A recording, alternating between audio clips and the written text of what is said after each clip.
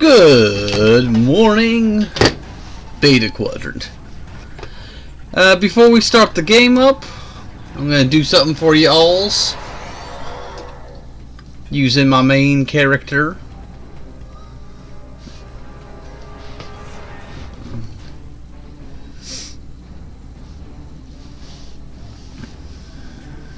Assuming I can actually get it to work.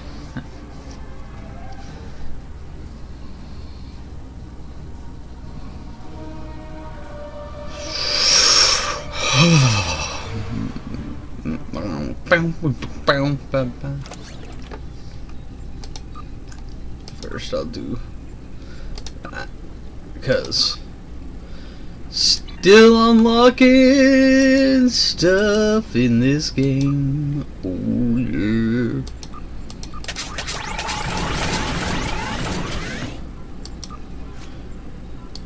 Gotta get my research set to task.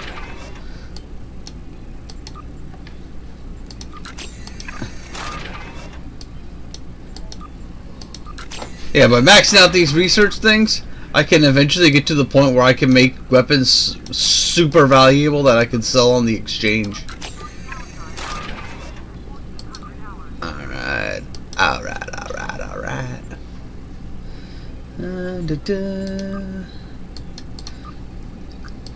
know it's taking a little while here, but like I said, I do have a plan for what I am going to attempt to do.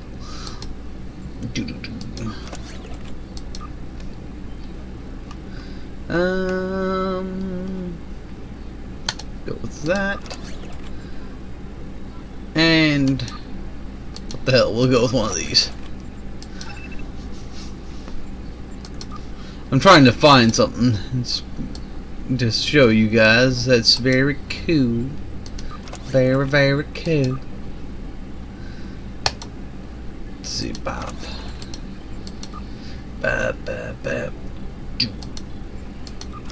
There we are. Shuttles, for filling in that last little bit of stuff you need to complete an area. To complete something. Oh yeah.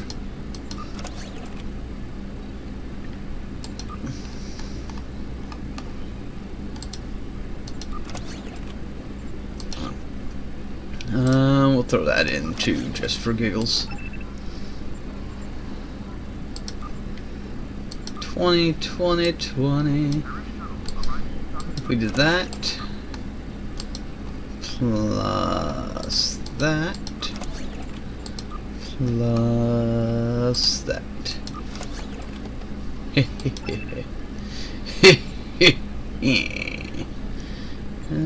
85A. We'll do this one. By itself, it'll take care of all of that. 45 in the center. Go with that. That. And we need 8 and 5, so boom.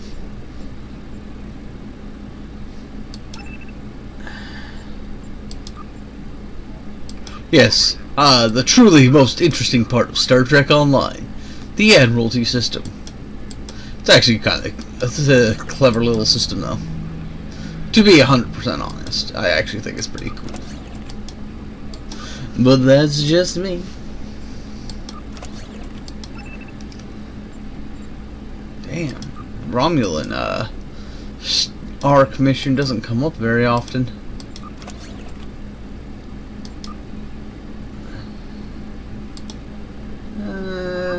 We'll go with that, which we can then do.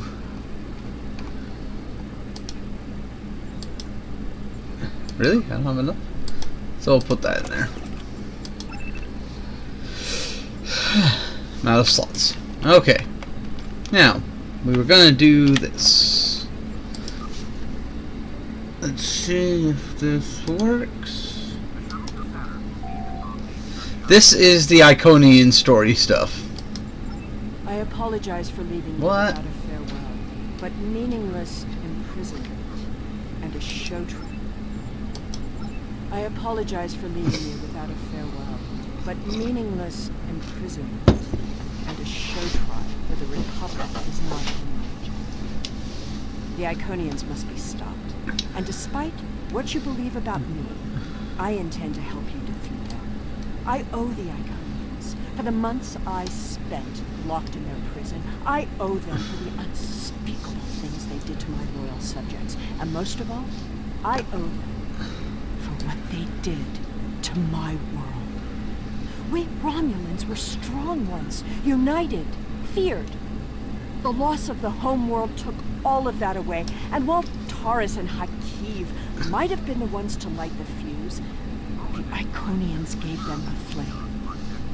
Now, we squabble amongst ourselves, and the Republic begs for scraps from the tables of the Federation and the Klingons. Romulans are refugees now. We are farmers. We are meaningless, seen as little more than the alien trash of the Quadrant. No more. Everything I have ever done has been for my people. I am Romulan. And I will be avenged. It's not really true. The Republic's actually fairly powerful. Did you think I'd forgotten you? Never. We are allies now, joined against a common foe. It surprises me too. You've done well enough building your forces so far. I hear you've even had a few small victories against the Iconians. It must be so, because the galaxy isn't burning yet. It won't be enough. Not even bringing in the fleets of the Delta Quadrant will be enough to stop the Heralds and their Iconian masters. That's where I come from. There are people who won't talk to you. Some of them are old enemies, and some of them simply have differing viewpoints on the state of things. But don't listen to me. It's an interesting position. I am everyone's enemy, but I am also a weapon that everyone wants to wield. I've always been an outsider caught between worlds. Sometimes it takes stepping outside of the boundaries to see how irrelevant those lines really are. I am, once again, an exile. When I was forced to leave Romulus more than 2 decades ago, I went deep into the Beta Quadrant, far beyond where your ships have ever gone. There, I found the tools I needed to rebuild my life and create an empire. Now I have passed through the Prophet's Gate in my quest to defeat the Iconians, and I am in a place where no one considers me a half-breed or a traitor. I am one alien among many. For most of my life, the greatest insult you could make would be to call me human. Now, in a place where no human has ever been, I often find myself wondering what she would think of this place, what she would think of me. But I don't have time for self-pity or regret. I seek those who could help us end this war. When I find them, I will tell them everything they need to know, if they will listen. Bureaucrats, the curse of the galaxy. I have been passed from person to person, from minor official to junior attaché. All of them are officious and polite. They smile as they tell me they're so sorry, but I just need to speak to someone else. Excuse me. When we fought this empire decades ago, I was impressed by the strength and ferocity of their warriors. Now I am in awe at the labyrinth that keeps you from seeing their leaders. I have been an empress. I have ruled from a golden throne and held countless lives in my hands. Now I beseech others for an audience. I'm sure the change in my circumstances amuses you. No. In my own way, I am striking back against the Iconians. I will succeed. The whole will shatter, and I will be there to see it. I don't have much time. I don't even know if you'll get this message. I'm making progress, but I have to move quickly. The heralds are here. I've seen the gateways. I've felt their breath on the back of my neck. They know what I'm doing and they're trying to find me. I may not see you again. And that was all of the Iconian story stuff. Let's see if I can get you the new Romulus story beats. Mainly because I don't know how long it's going to take before my character has all of those things that I've been streaming with. So I figured I'd give you a taste of all of that stuff today before we start the game proper.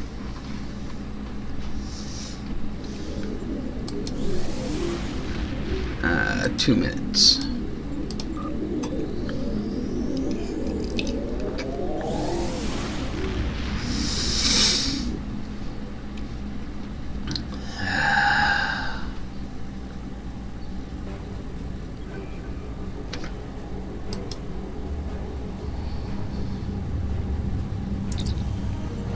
Yes, I just reversed into the Alpha Quadrant. Gotta love it.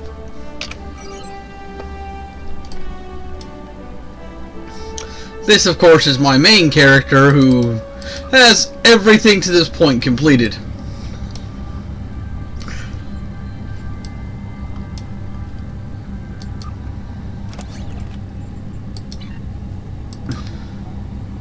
Let's see. Boom, boom, boom. Boom, boom, boom.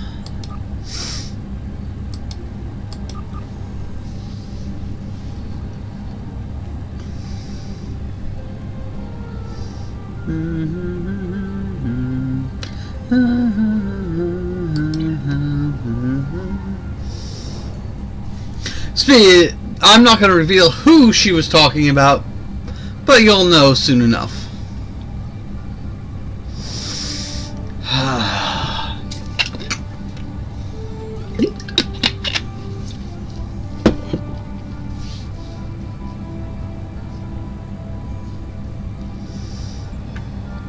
Unfortunately, there's no map for Planet Trill, so you can't land there. Now there's the system.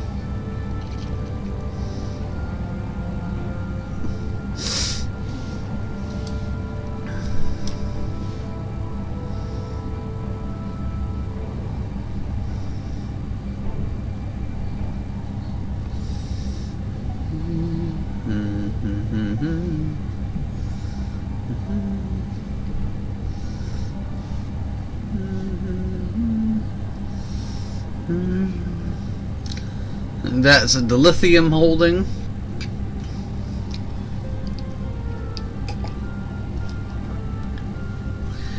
You use it to farm for dilithium. But this character is so backed up on dilithium, I haven't been doing anything to get her more. Because I can only refine 8,000 a day.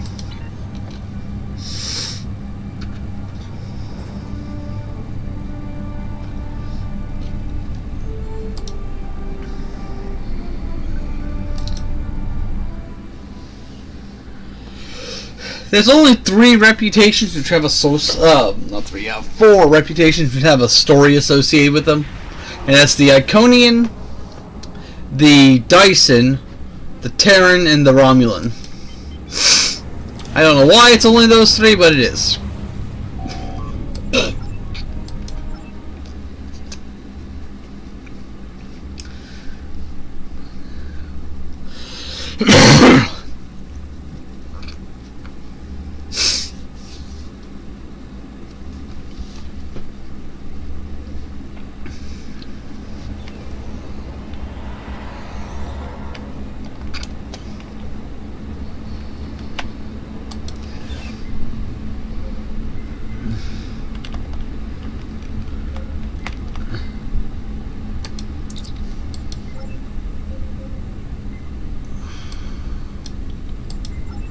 Oh, come on. Why aren't they working?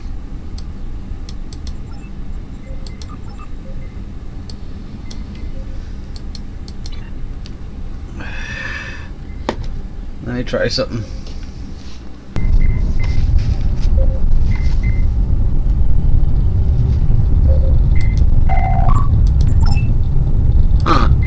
For some some reason the dialogue's not working. It only works the first time you play him.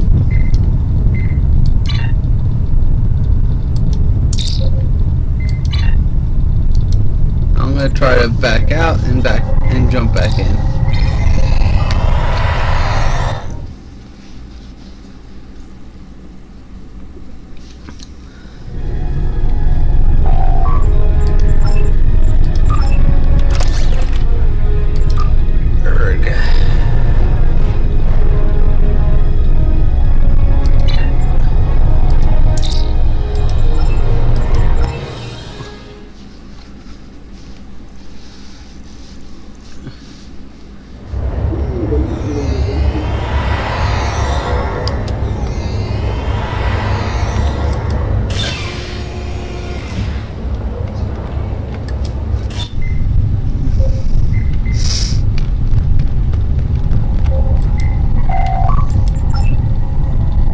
It's not working.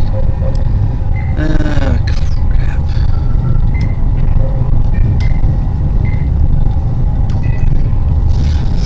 Personal log, Admiral Lita. So little time. When I was a captain serving on occupied Bajor, I had no choice but to rely on seduction and misdirection. All my years working for the Terran Rebellion and my Bajoran roots were still being thrown in my face. Captain Lita, nothing more than a figurehead to placate the Bajorans. Resented by my crew, dismissed by the Admiralty, then the armor of possibilities was returned, and it showed me a way. It showed me the way. All the possibilities are ahead of me. The orb showed me the Coast Emotion. Maybe the prophets were trying to warn me, but the Coast Emotion showed me a hint of power. The Paw Wraith burned away a weakness, burned away age, burned away mortality. The future will be mine, and if I could just grasp it.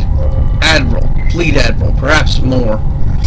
Now travelers from the future back in time give us weapons to destroy the Iconians. Travelers who have already know my plans and my fate. I don't trust them, but can I use them? Personal log, Admiral Lita. Our temporal visitors have given us quite a few gifts. At first, my engineers were pessimistic about understanding future technology. A few trips to the Agony booth have cured them of their misgivings. Our benefactors have come from our far future to ensure that their world comes to pass. For that to happen, we must defeat the Iconians, and our descendants have given us the weapons to do so. Of course, as Admiral in command of the fleet's flagship, I must insist on the first set of upgrades. Once the Enterprise has the power to dominate the fleet, I can give new weapons to my subordinates, but only to those who prove their loyalty.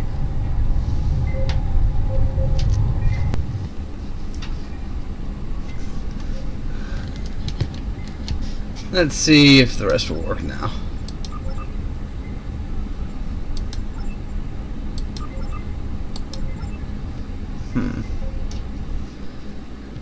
I hate doing this. What the heck is going on?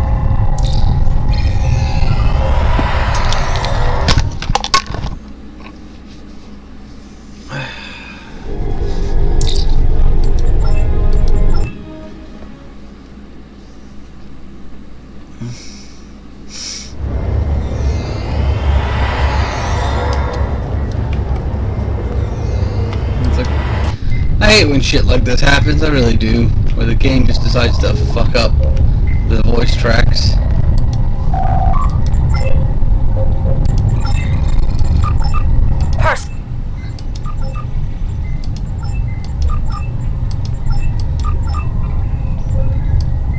For some reason only 2's voice track is working. Personal log, Admiral Lita. Nah, I don't feel like reading through all of them. Essentially, you find out that future tech was used by the Terran Empire to rebuild itself and essentially remove the instances of their loss. And that they won their version of the Iconian War by traveling back in time and just destroying Iconia.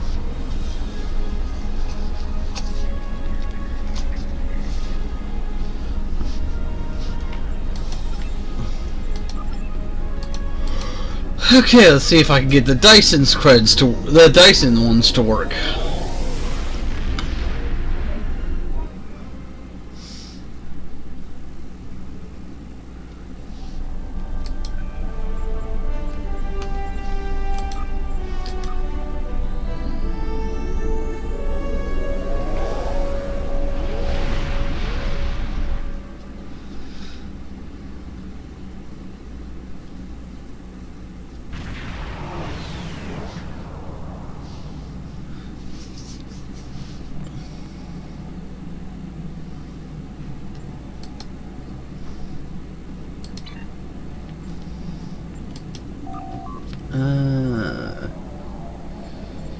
Travel to Allied space.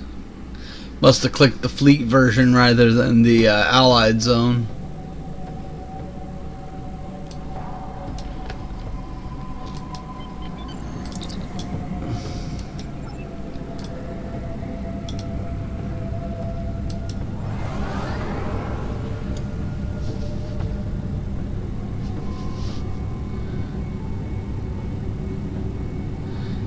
See if I can get the Dyson smart messages to work. Which, at the end of the Dyson story arc, you get this unique bridge officer. He's a Voth.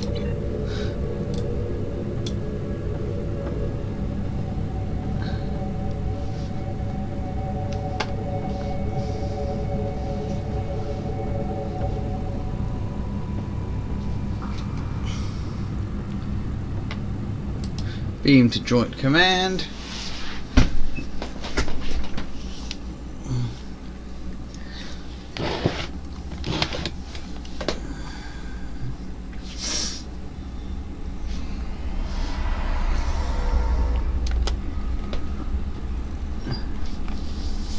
Then we'll exit out of here. We'll try to go to New Romulus and see if there's some way to play all the messages from that.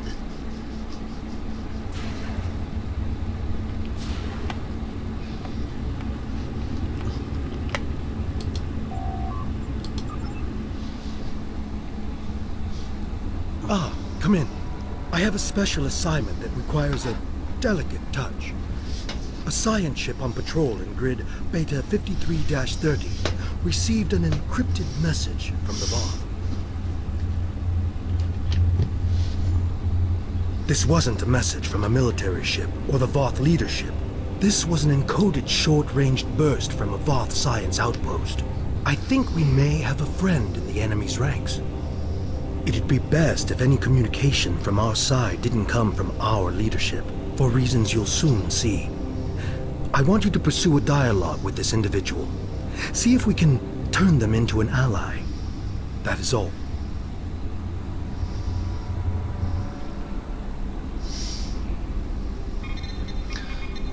Load file Col 1. I'm trying to contact any member of the mammalian occupying force who is willing to open negotiations.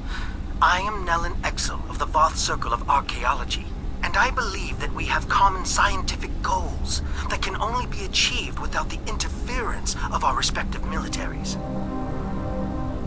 Working alongside the best minds of the Voth Circles of Science, I have been studying this celestial structure, its function and its original inhabitants.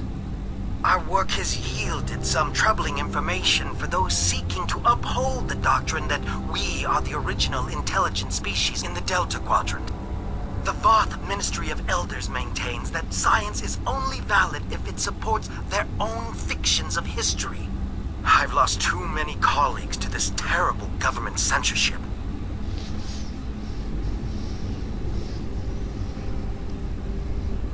What I've been able to discover on my own and away from government interruptions is that this sphere was created by a race under direct control of a species called the Iconians. Even ignoring the huge cache of records we found here, the mere existence of this sphere proves that there are powerful entities my government refuses to acknowledge, perhaps to our ultimate doom. I will not be so naive. Left high and dry by my own people, I am left with few options. There must be a sympathetic ear out there that realizes we have entered the nest of an enemy that neither of us are prepared to face alone.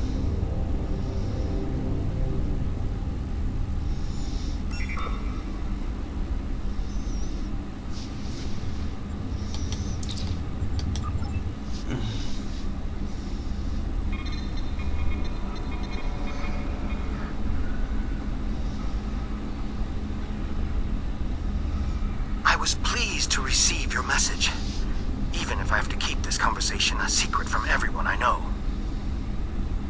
There are many topics that have been deemed controversial and off-limits. Inquisitors examine our work on a regular basis, but questions need to be asked if we are to maintain any sort of scientific credibility. Have you ever wondered at the fact that both our people were able to enter this sphere from opposite ends? That we could move through halls, through rooms, through entire buildings without finding another living thing? Until we encountered one another. The Ministry of Elders would have me publish papers claiming that this sphere was created by our ancestors. But why would they abandon this place? Why would anyone abandon this place? As far as I can tell, this place was commissioned but not built by a race called the Iconians. A war forced them to abandon their home in favor of this more strategic location. Imagine how many fleets of warships could fit inside here, fed by food grown on thousands of hectares of carefully constructed surfaces, powered by the entire energy of a star, and all waiting to ambush from the dark space of the night sky. The Voth are not warmongers. We have taught doctrine to weaker species, but weapons are usually not required. When the Voth have encountered opposition, we have resisted attempts by others to add us to their own ranks. Fights between evenly matched adversaries tend to be futile. A sphere might convince some that the odds have shifted in our favor. Which brings us back to my first question. Why did the original inhabitants of the sphere leave? Did they feel safe and pick a fight against a superior enemy and lose? Or were they forced to leave by some internal flaw in their fortress? We may all be doomed to the fate of those who lived here before if we aren't careful. End of file.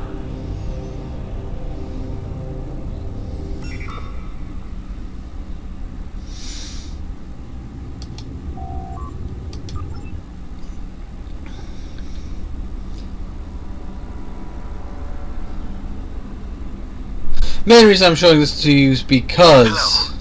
Thank you for continuing to remind me that there are other sane minds out there. My concerns about the dangers of the sphere's technology have fallen on deaf ears. In rebuttal, I'm fed propaganda about the sphere's Voth origins and how easy my job should be. But how easy can a job be if I'm constantly being interrupted by alarms and avoiding catastrophes? In my lab, the Ministry of Elders and their Inquisitor lackeys have installed accomplices who are willing to answer yes when I say no. Advancement is their only goal, not reason, not discovery, and certainly not safety. Unfortunately, they are rarely up to the tasks for which they volunteer.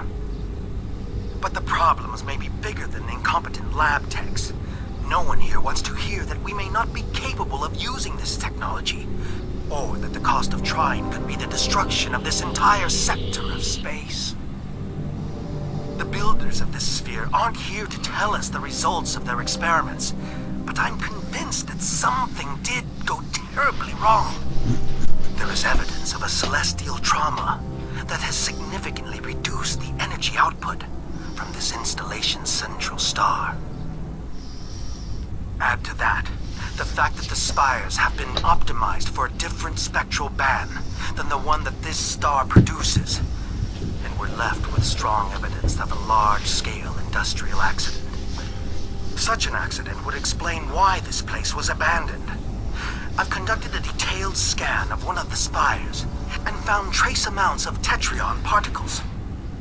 Any industrial accident large enough to leave these trace tetryon particles thousands of years afterwards would have permeated all organic life caught in the blast, with enough tetrionic energy to force any survivors to retreat to subspace. So, if the creators of this technology weren't savvy enough to prevent such a huge disaster, what chance do my people or yours have to do any better? I fear this technology. I fear it in not just the wrong hands, but in any hands. We need to work together to make sure no one tries to activate the sphere. Our lives may depend on it. End of file.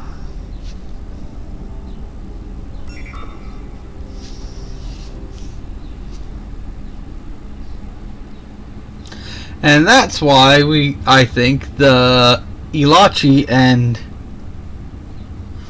Solanae are forced to spend most of their life in subspace, is because this accident made them have to be like that in order to survive.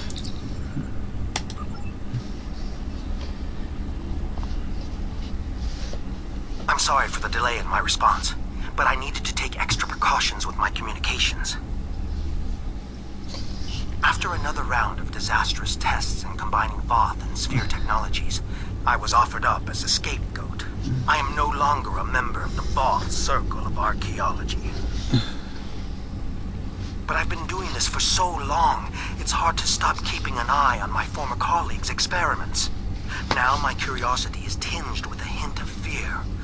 Their findings may be corrupted. When it was discovered that the Omega particles generated by this structure were sent to collection sites in the outer shell, the first thought was to blindly jumpstart this process, rather than to methodically determine its purpose. I'm afraid our leaders are so entranced by the perceived benefits of this advanced technology, they are willing to forego common-sense safety measures. Luckily, there are a few of us left who make safe and sane actions our primary objective. And luckier still, there are enough of your ships and soldiers causing problems inside our defensive lines that my actions are blamed on you. I'm not alone in this opinion. Our superiors are pushing hard to unlock this technology. There's a perceived lack of progress, and they are trying to make up for lost time. I'm sure you understand gravity as it applies to physics, but it also has a social component. When our leadership feels pressure, it is quickly felt by those below them. First by the military, then by the citizenry. The Voth have never taken kindly to dissenters.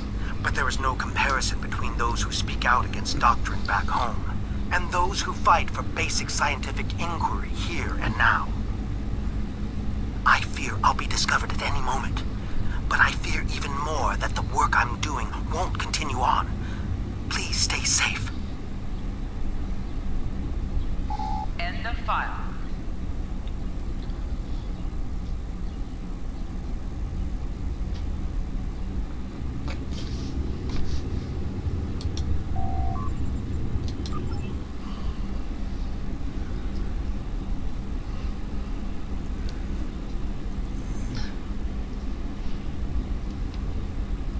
We've intercepted new Voth military communications.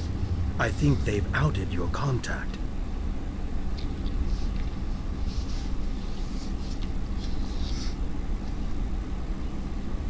One file received at 0530 hours today.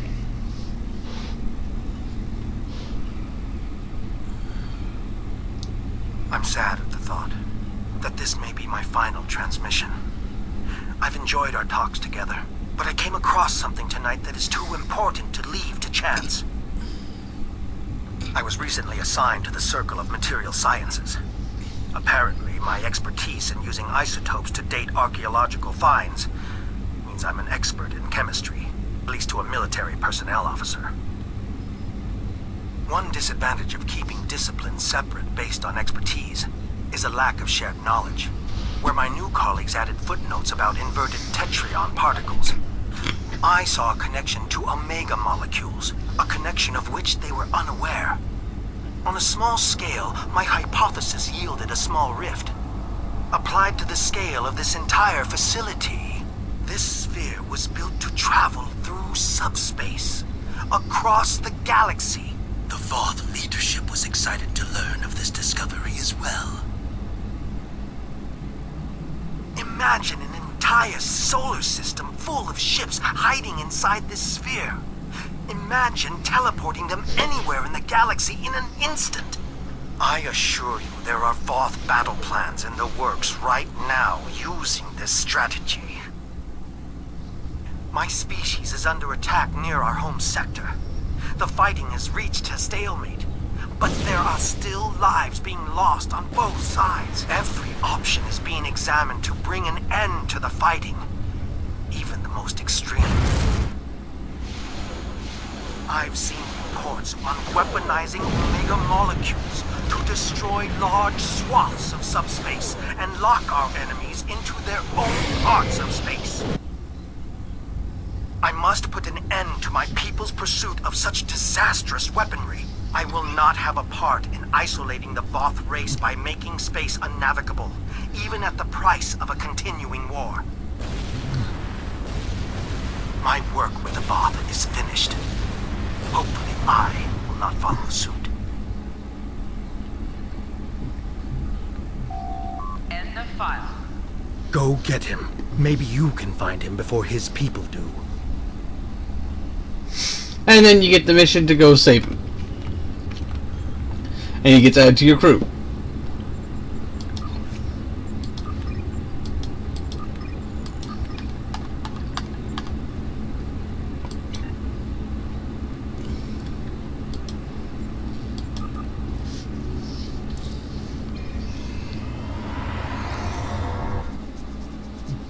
Yeah, that's the main reason I'm not really doing duty officer stuff with this character. I'm just trying to burn off her excess dilithium first. I'm gonna have to switch to just the speakers. The headphones aren't sitting right anymore.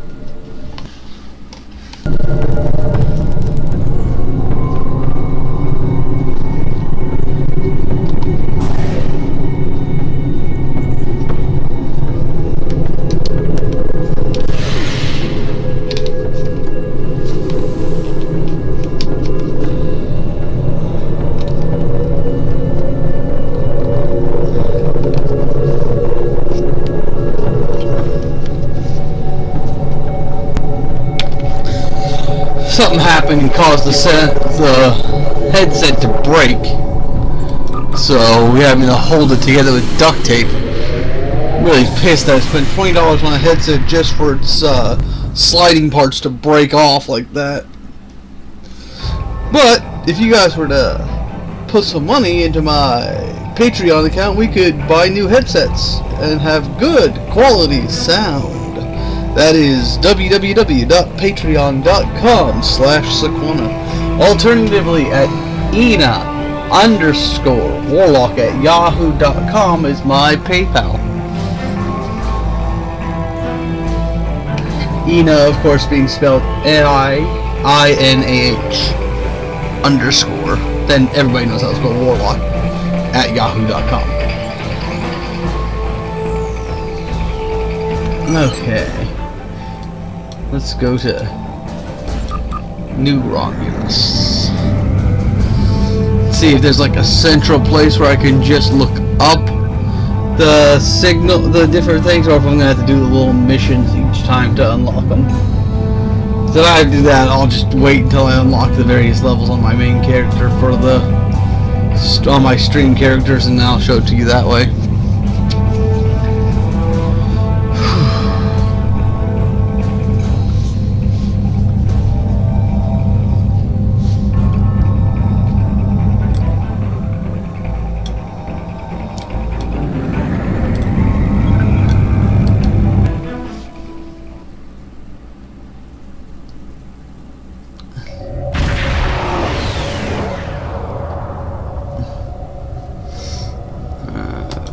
Beam to embassy.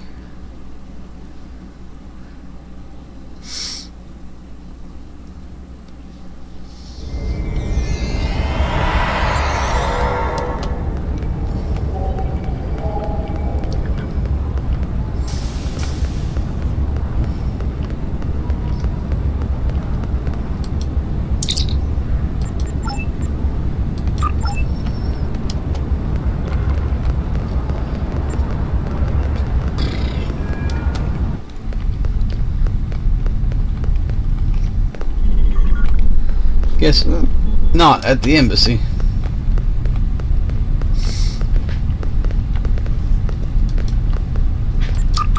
Let's try.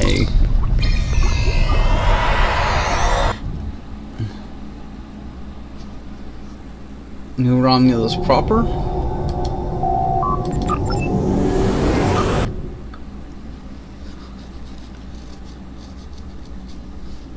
See if there's like a console that has recordings for all of the missions.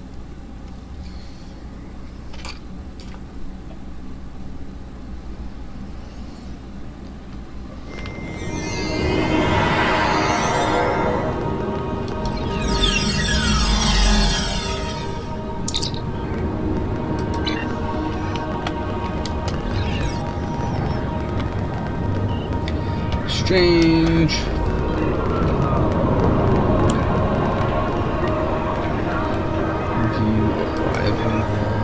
We have the strength now. With I've that, already done that. You guys have already seen that. Maybe over here.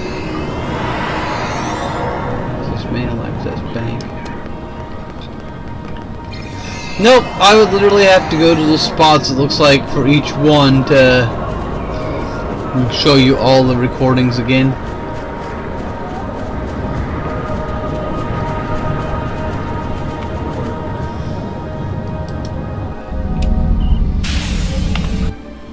Yep. Okay, I can't show you all the Romulan ones real quick. So I'll have to just show you them as I unlock them in my character. So now to proper character missions. But you've seen the first one. That one I know for sure, and I'm pretty sure I showed you the second one already.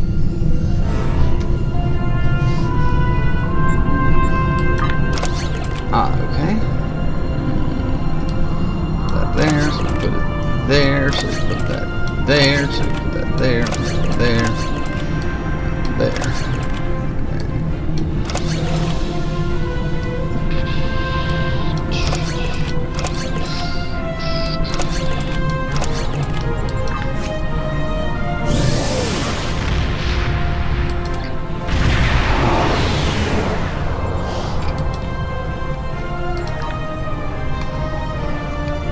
Okay.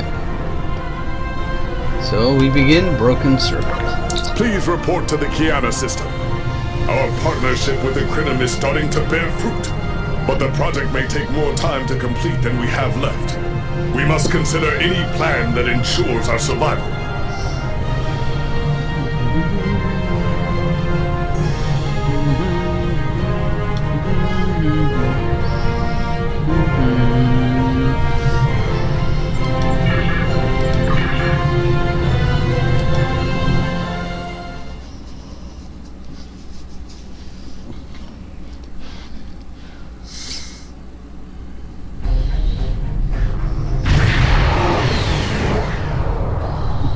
You are cleared for docking.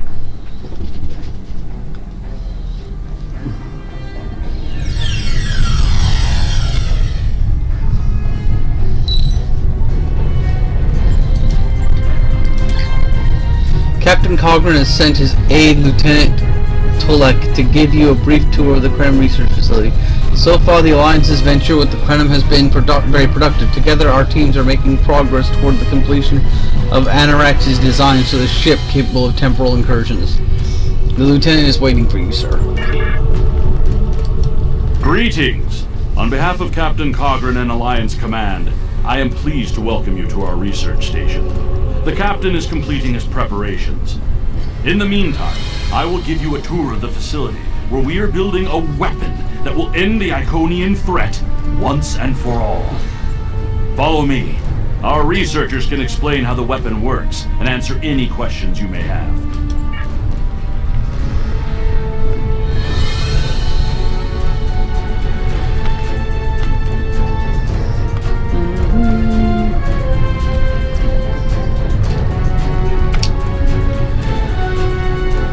And here, we have the development area. How much do you know about the Krenim, 7 of 9? The Borg have extensive records on the Krenim. They're a species of great interest to the collective. I'm not sure I like the idea of the Borg studying us like a bug in a petri dish. I'm not sure I like the idea of the Borg studying anyone. And what about the Iconians? The collective spent a great deal of resources pursuing Iconian technology. They believed the species to be extinct. They were incorrect. So much for the Borg knowing everything. The Iconians' technology is far beyond even the capabilities of the Borg. Fine, but what about shielding the ship that's using the weapon? We haven't solved the paradox problem yet. This is not my first experience with alternate timelines. It would be possible to develop a form of temporal shielding to protect this vessel from alterations in the timeline. I'm going to turn down the music so the dialogue is easier to hear.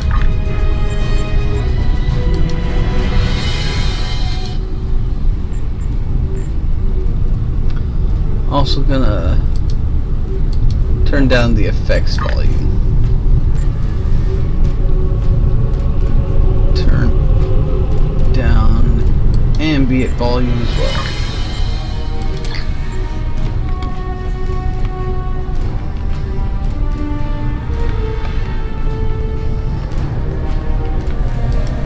Welcome to our facility. I'm working with one of the teams here to develop the time ship and choose a target. What we do is different from time travel. Anorex's designs are actually for a weapon that can remove elements from the time stream completely, and then time reshapes itself to account for that absence.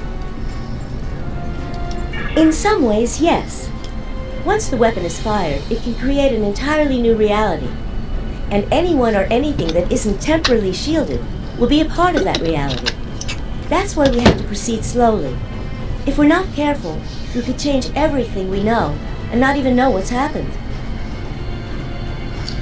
That could be as dangerous to us as the Iconians. But think of the possibilities. We could reverse the effects of wars, stop threats like the Iconians, even turn back time and eliminate the Borg. This is a weapon, but it's one that can make a better galaxy. Yeah, because eliminating a species who's had as big an effect as the Borg from the timeline is just such a smart thing to do. That couldn't possibly backfire.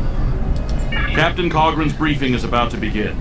Follow me to the conference room. That's why I thought that the whole idea of the time ship was a silly one. It's like, why not just do standard time travel? But, you know, they figured, hey, we've been doing this whole thing with Voyager stuff. Let's keep going with it.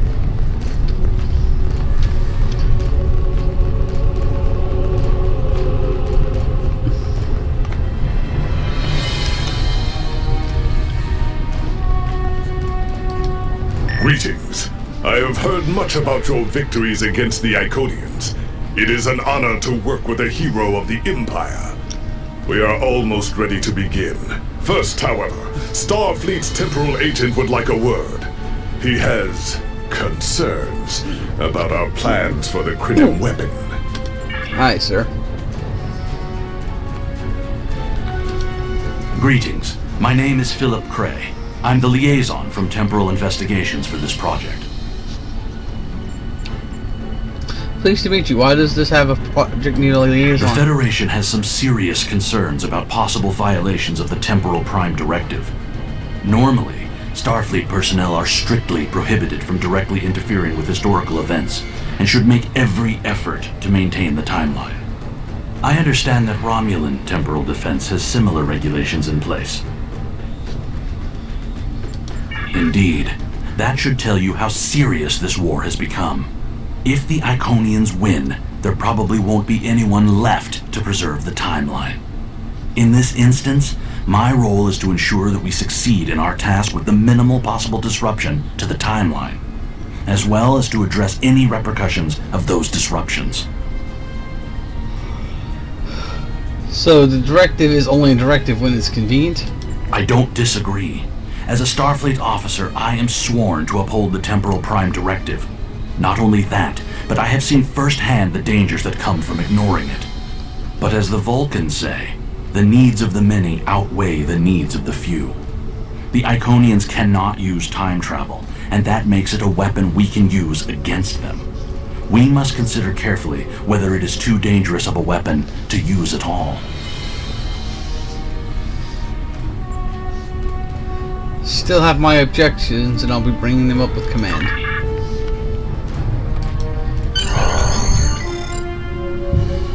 The war is not going as well as we might wish. Our fleet are protecting key worlds, but dozens of other targets have fallen to Herald attacks. Civilian casualties are rising. We need to act. This facility is building a device to turn the tide in our favor. Captain Nog, what is the status of the weapon?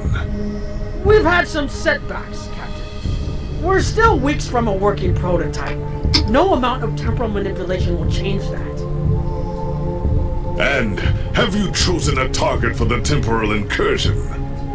We're still running simulations. We've configured the holodecks to help us evaluate the possible changes that occur after removing an element from the time stream. Some of these scenarios show promise, but none are exactly what you want. Very well. We cannot afford to wait another day. We are losing this war. We need to strike now. A direct engagement is our only option. We will put all our resources into a full attack on the Iconians. Every ship we can muster will be a part of one massive strike against the Herald Sphere. Captain Paris is already moving into position with the Vanguard. Ships here will report to the Herald Sphere as soon as possible. There will be more warriors in Stovokor tonight. But first, we will make the Iconians bleed. Okay, beam up.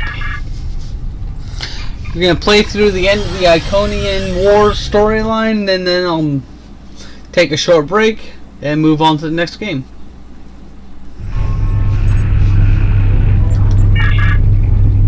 I probably should have read that. Orders coming in from Captain Cogger now. The battle has commenced. Captain Paris is preparing to engage the enemy. The Granada will rendezvous with the task force waiting at the Kiana system and then report that with them to the Herald Sphere to reinforce the ships already there. Join the task force preparing for battle.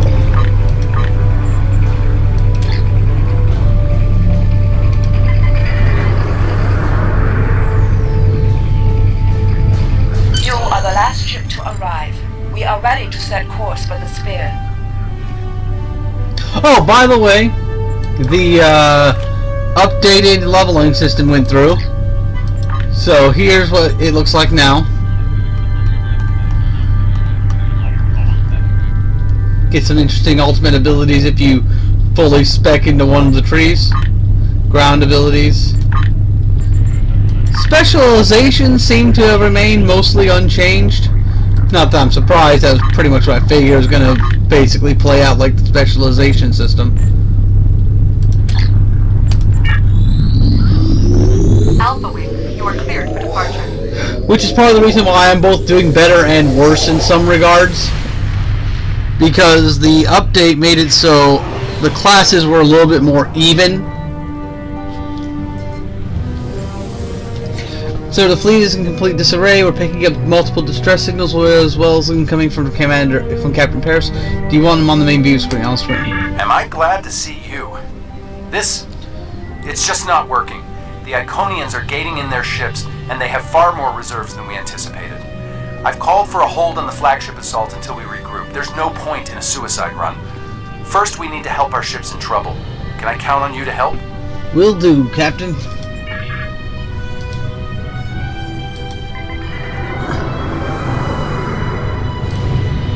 This is Carnavex from the USS Keller. We are losing warp containment and are in need of immediate assistance.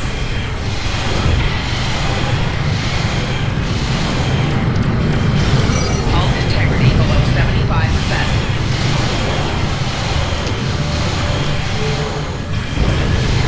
Yeah!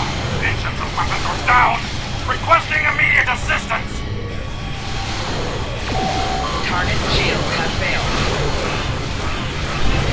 Give them enough distractions that I can get to our allies in time.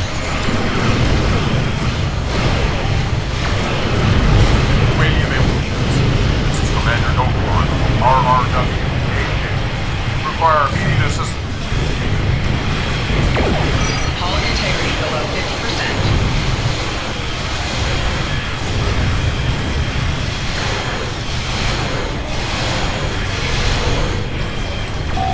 Rear shield failing.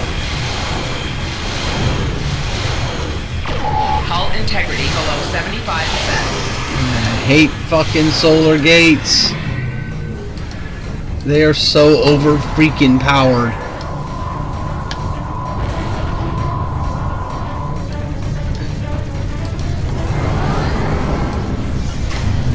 Warning, ship is under attack.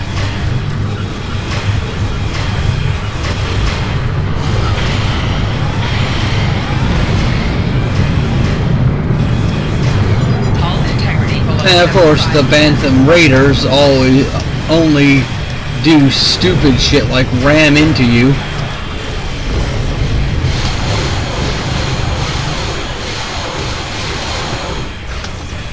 It's like their main attack is to ram into your ship.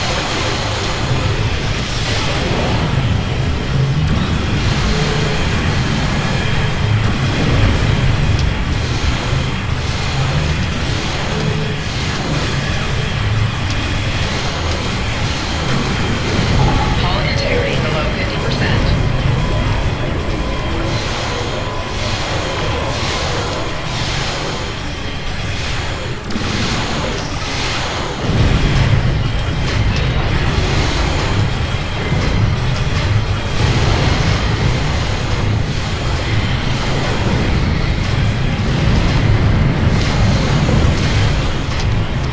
Hull integrity below 50%.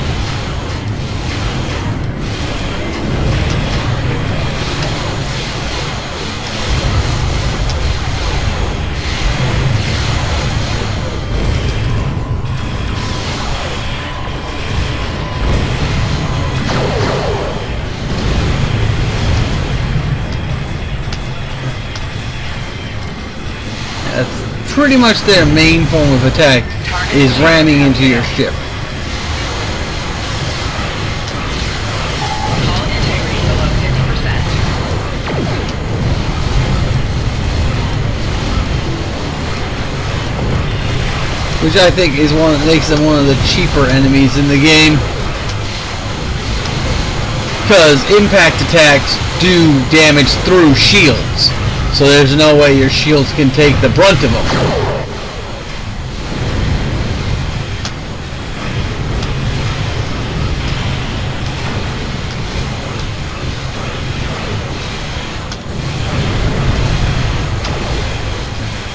Four shields failing.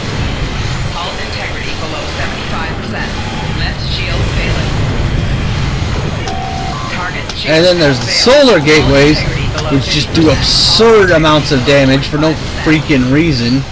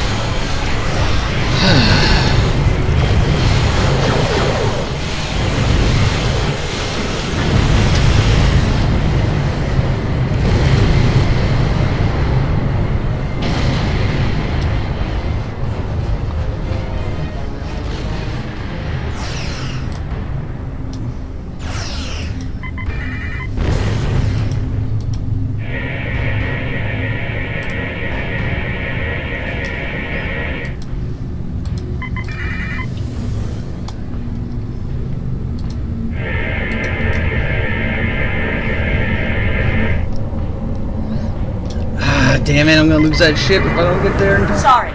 We have to retreat and make repairs. Fuck! I hate this freaking thing. Because they expect you to save these 3 ships, and then they put it on a fucking time limit.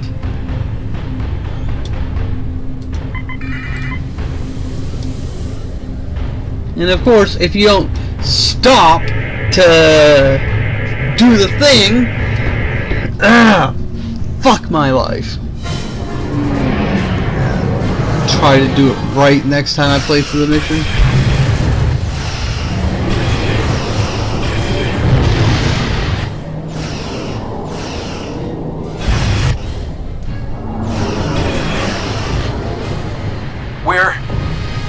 We're falling back. I cannot do that, Captain. A Klingon does not run from battle. Farewell, Captain. Today is a good day to die.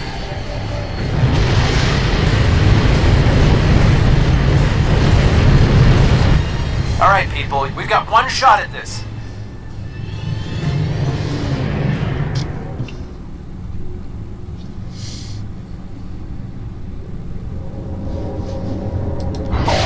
Warning, ship is under attack.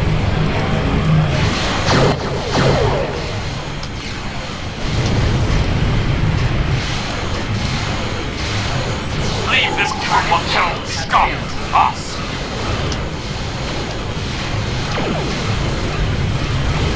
We can also assist in this fight. Yeah, basically, if you manage to save all 3 ships, which is quite hard, it's doable, but it is hard, you can get them as backup in that part.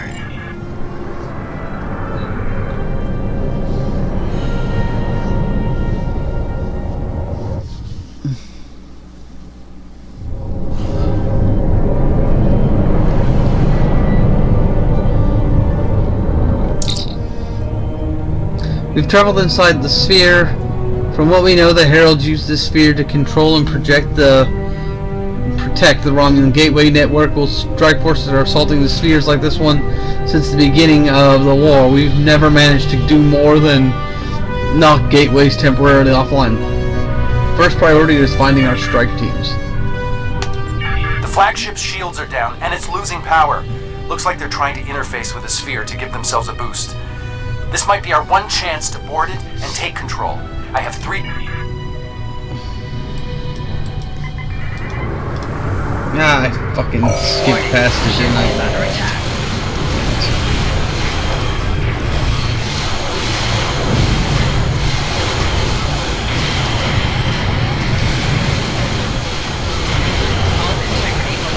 You see that? That's from them deciding to ram my ship rather than fight with energy weapons.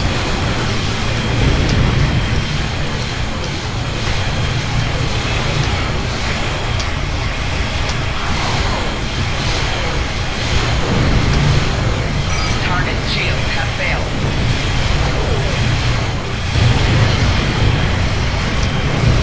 I call it a BS tactic because it is, because kinetic damage has an unfair advantage in space combat, or in combat in general.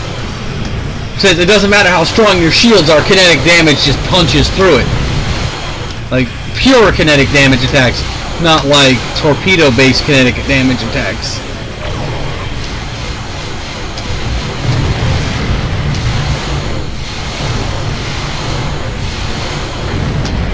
Target's shields have failed.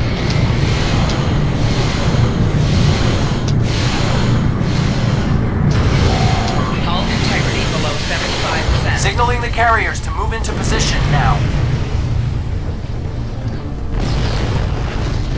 Herald reinforcements inbound. We need to deal with them.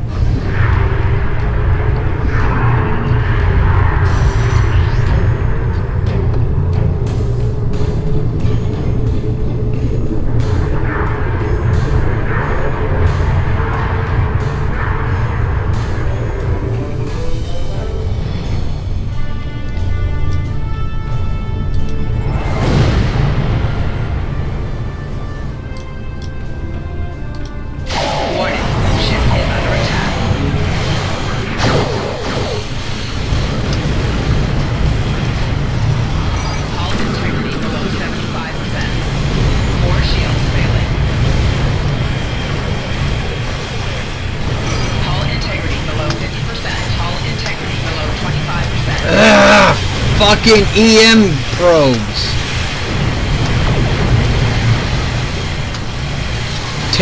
Just shut off all of my abilities.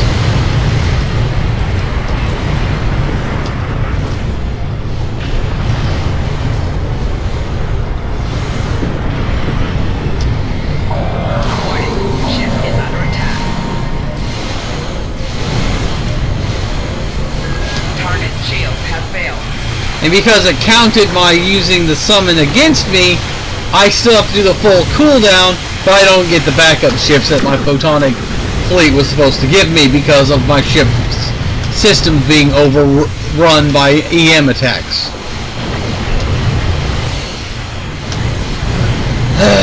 The Iconians are literally the most annoying enemy I have ever fought in this game.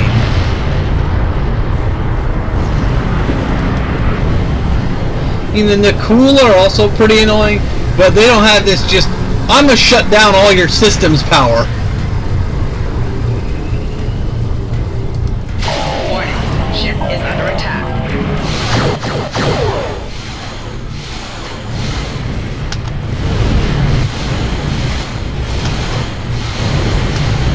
Hull integrity below 75%.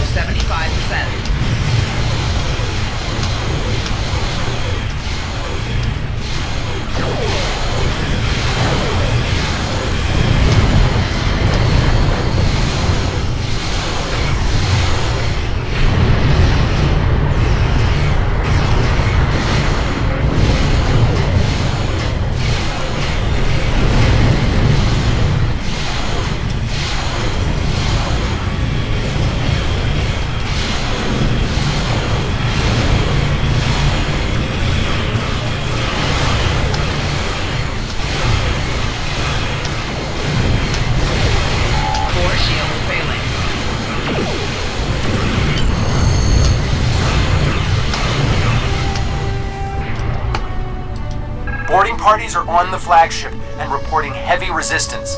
I'll stay here and keep any reinforcements off your back. You need to transport to the flagship and help our teams there.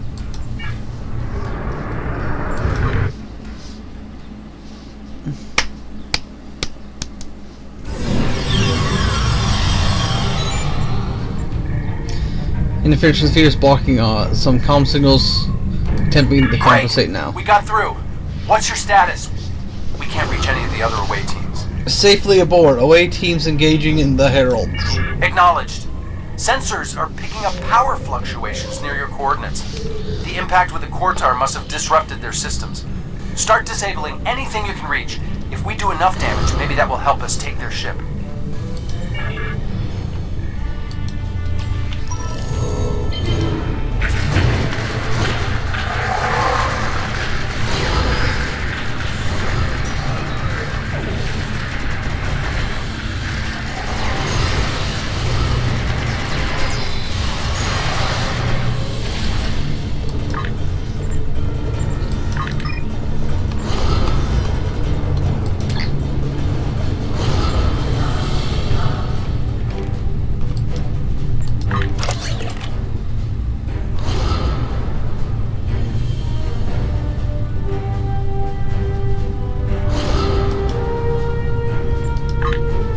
Try out this weapon for a little while. Away teams are attacking power junctions, but they are encountering heavy resistance. It would be an honor to join your team, sir. Follow me. At least it's not like before where we had all those, well, I couldn't see the map. Away teams reporting in, sir. Heavy resistance and heavy casualties. Detecting life signs and weapon discharges dead ahead.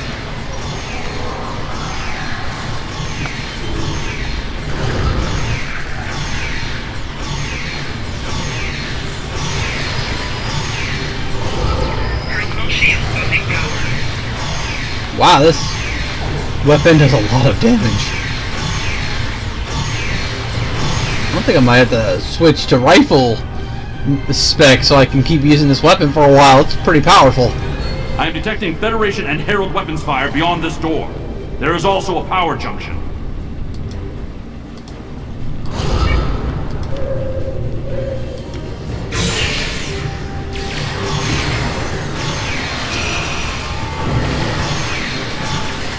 And the beam looks pretty cool. It's like all rainbowy and shit.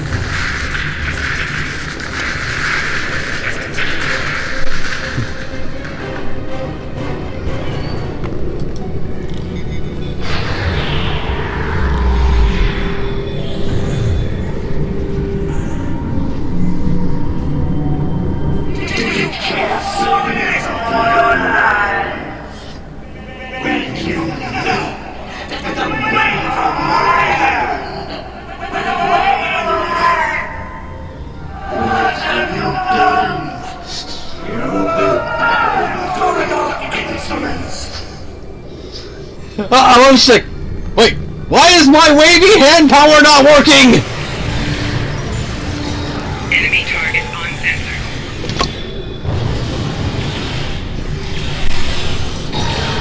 Oh, Tomara, we fucked your shit up pretty bad. Matara, I mean.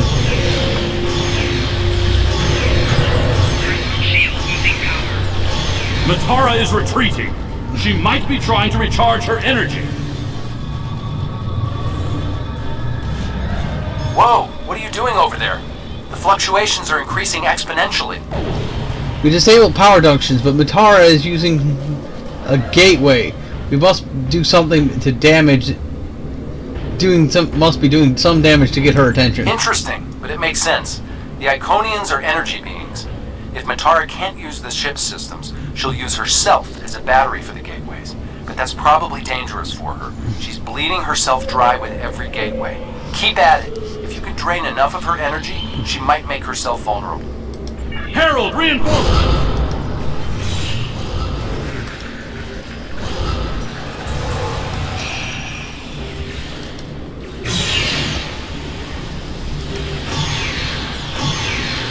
We need to disable the other junction, sir.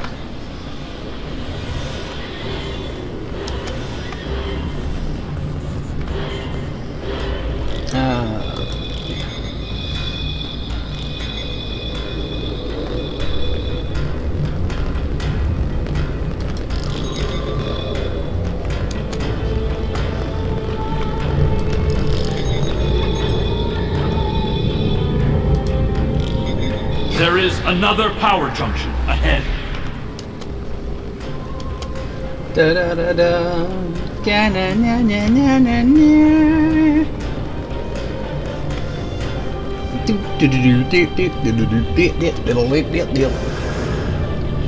Though I might switch to the anti-Borg weapon if I find that useful later on.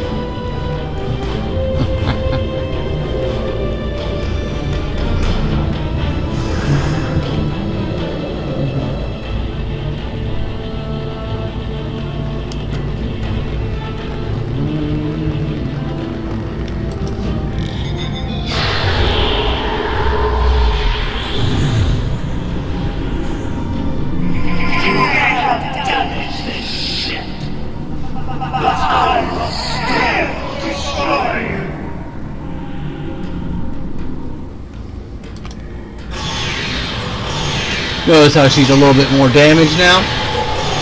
The demon is weakening. Keep disabling the power junctions. It's working!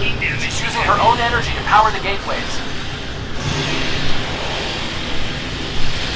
Suck all of my bonus cold damage, you whore!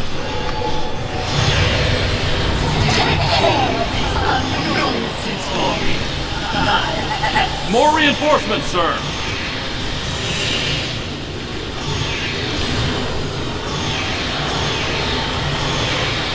The area is secure, and the other interface is just over there.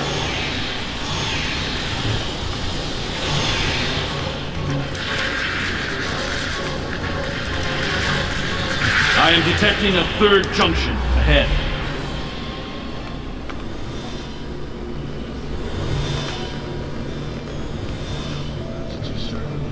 What? I started a little earlier because I wanted to show people something, but it didn't work out quite as well.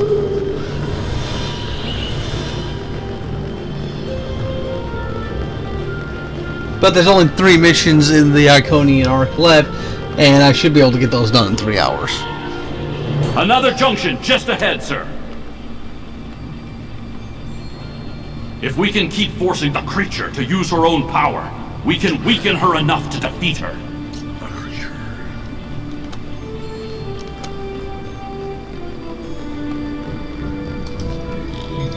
I am detecting strong energy signatures ahead. I believe it to be some kind of command center. You think you're the hero? You're not. You're weak, pathetic, and I'm the strong. You know how many times I've heard that fucking speech from game bosses, bitch? I mean, seriously, come up with some better material. You're supposed to be a 200,000-year-old demigod. You'd think you'd have better game than that.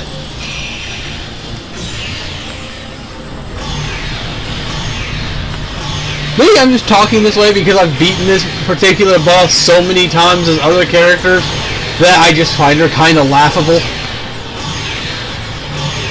I see what you're trying to do.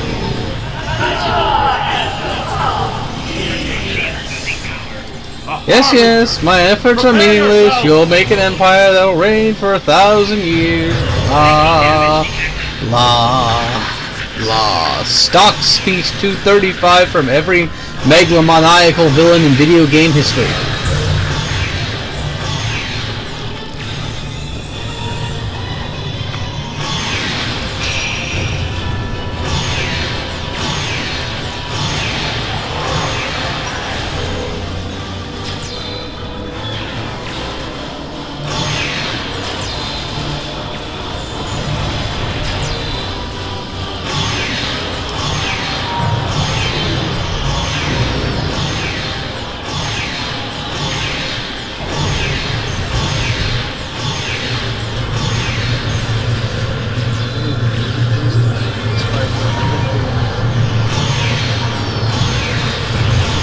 Well, the game doesn't know that I've beaten this mission dozens of times. Before we continue.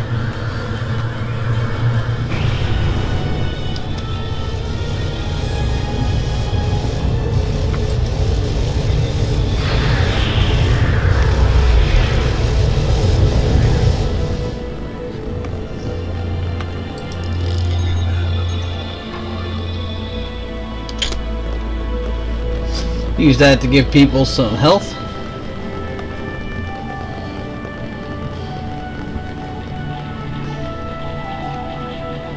The area ahead contains 4 interface junctions. 4, you say? And let me guess, in this final fight, I'm gonna have to trigger all 4 for it to complete, right?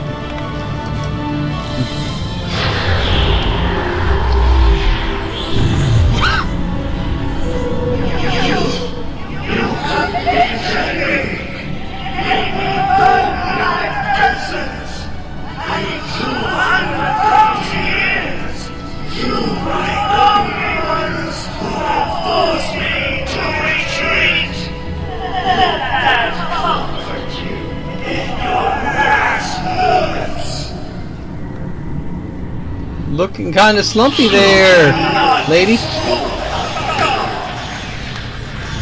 You're not a god. You just think you are because you're an energy being. You're not even unique! There's like hundreds of energy being species in Star Trek. Did you not watch the original series, lady? Being an energy being is just like being an X every other Tuesday.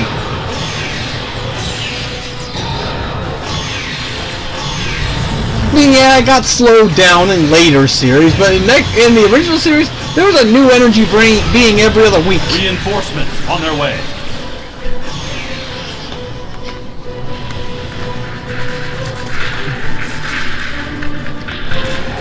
You're only special because you got tits, lady.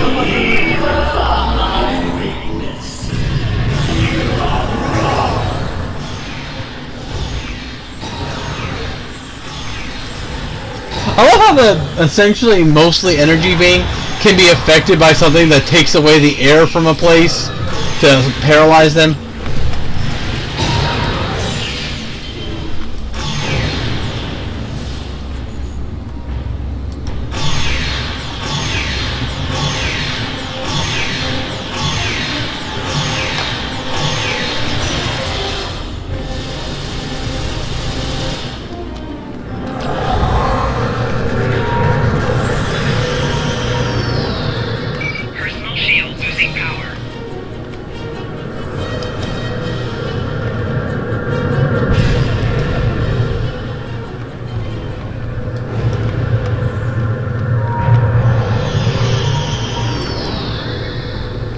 Really? You glitched yourself off the edge of the map?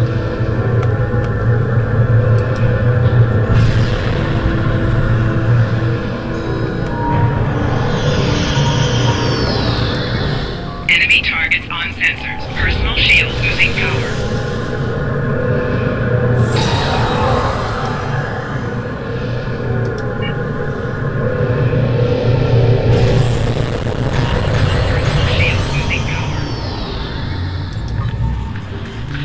I don't think I've ever had them glitch off of the stage like that. More reinforcements. Watch your back.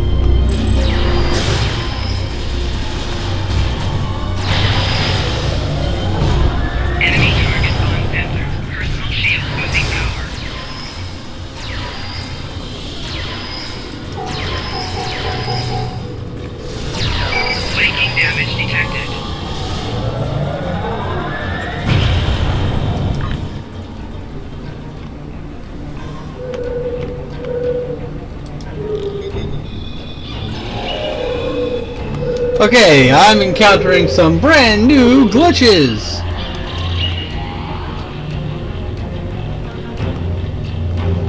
That basically make it impossible for me to complete this mission. Good to know. I think I'm going to have to reload. Because the enemies decided to glitch off the combat area, making it impossible to hit them, because game design.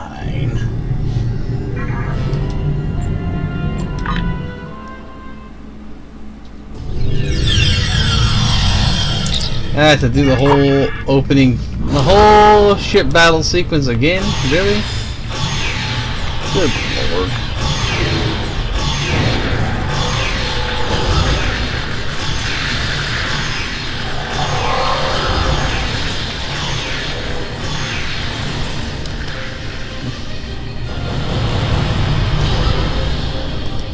Away teams are attacking. Okay, I'm not mad, it's just... it's somewhat annoying that I have to literally restart the whole ground encounter because the game decided to break by having enemies spawn outside of combat areas.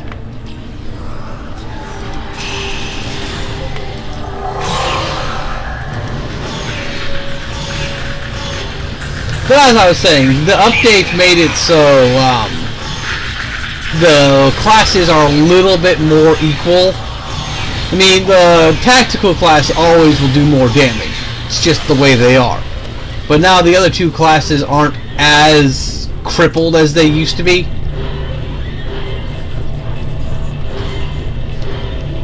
In the old system. I am detecting Federation and Herald weapons fire beyond this door. There is also a power junction.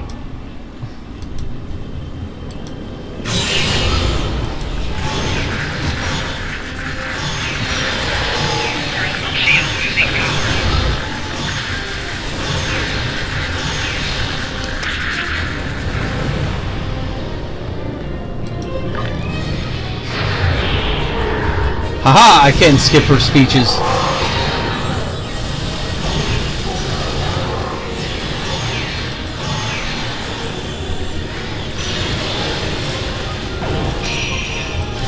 Star Trek and the energy bangs in the original series. They were popular in the original series because they were cheap to produce. Matara is Because you'd be like, hey, why can't we see this, people? Energy! Whoa, what are you doing? Interesting. Herald, reinforcement!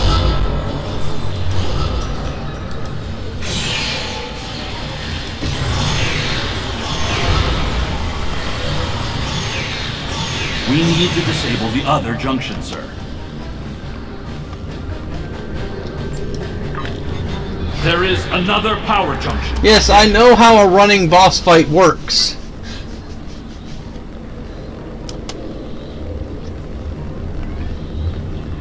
Hello, Socks Cat. Can't really pay attention to you, little girl. Kinda busy.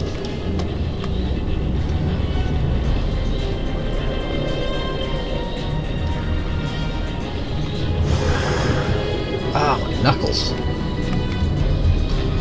Man, I wish this game had controller support. It'd make the ground combat so much easier. Don't know if that could make the space combat work, but we'll have to see.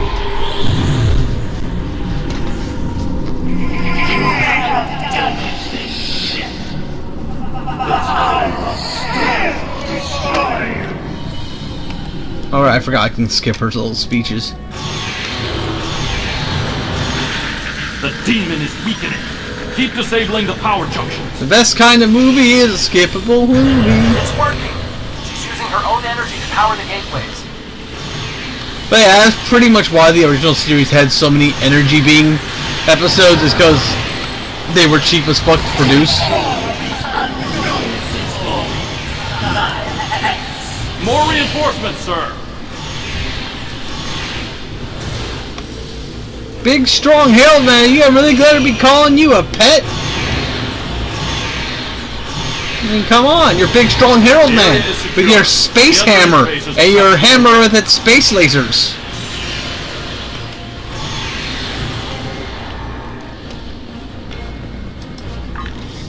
I am detecting a third junction ahead. A third one, you say? Da da da da da da da. So yeah, I know I'm totally disrespecting the boss, but like I said, on other characters I've beaten it so many times, it's just another junction just laughable. ahead, sir. Characters which I don't have anymore because I wanted to clear out some space. I had so many characters, and I was like, I don't think I'll ever get through all the reputation with all these characters, so I'm just gonna keep my stuff focused on 6. I am detecting strong energy signatures ahead. I believe it to be some kind of command center.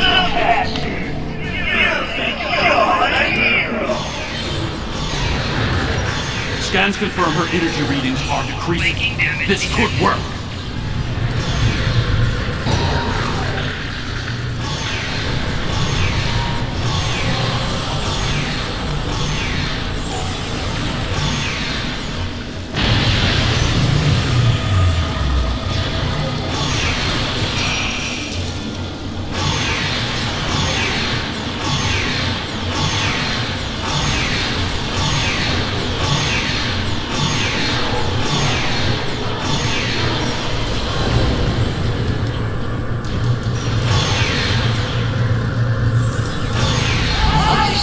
What you are trying to do. That's all. Harbinger! Prepare yourself!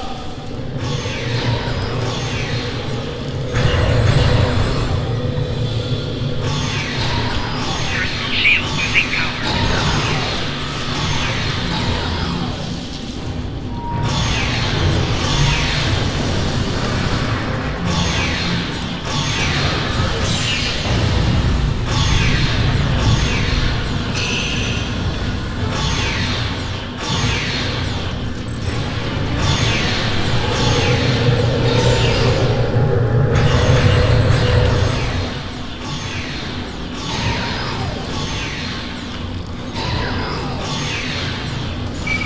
Shield losing power.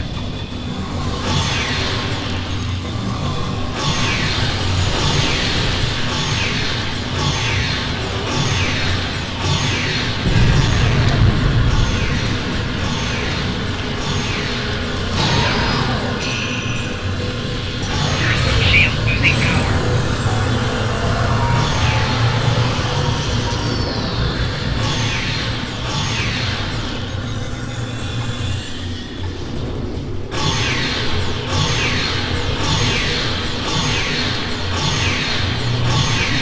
We must disable the other interface before we continue.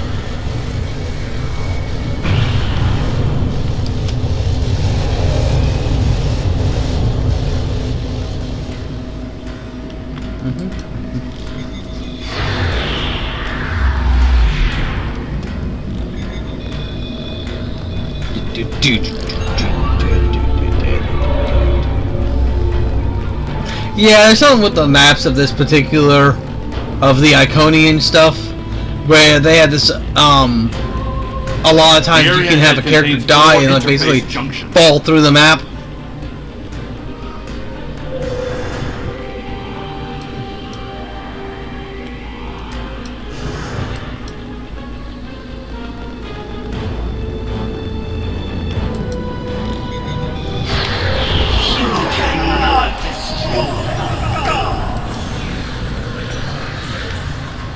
Personal shield losing power. Making damage detected. Solar gateways are bad enough in space, but on the on planet side, they're even more annoying. Personal shield losing power.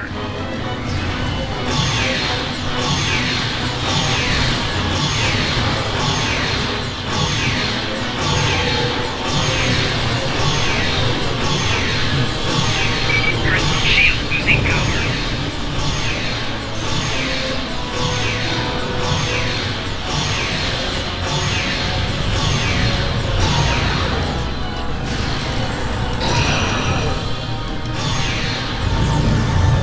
Personal shield losing power.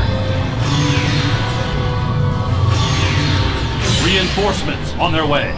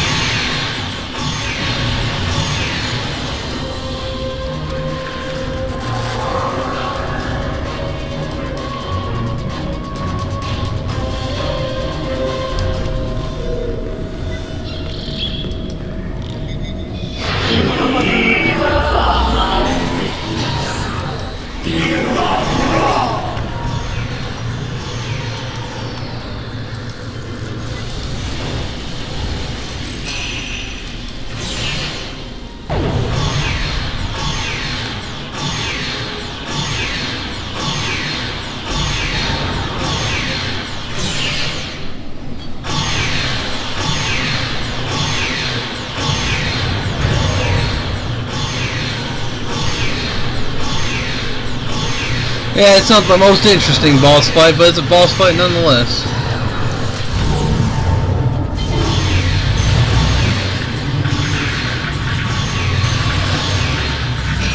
More reinforcements. Watch your back.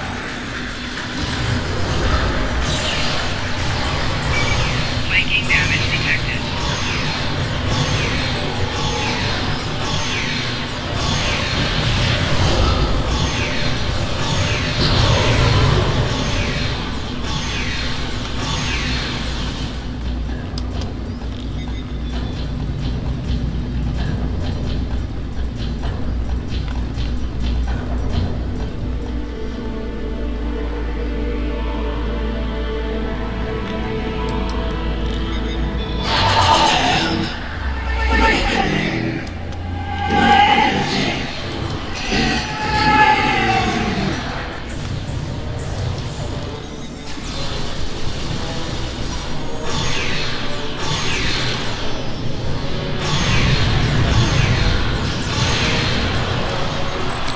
Put this bubble over her.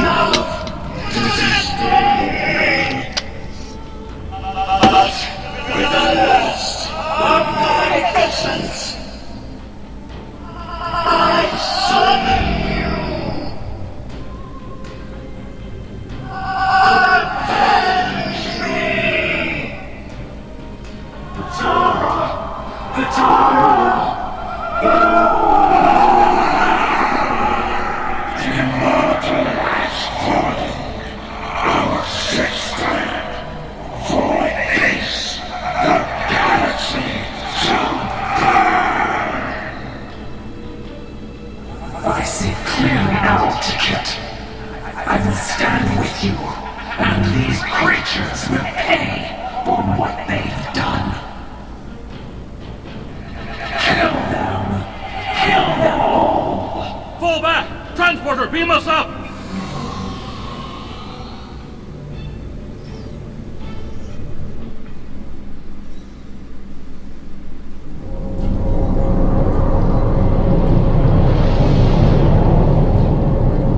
Back. Count yourself among a fortunate few. What's the situation on the flagship?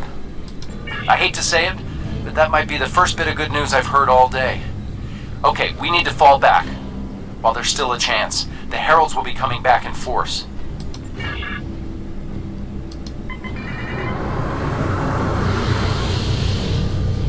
So many ships.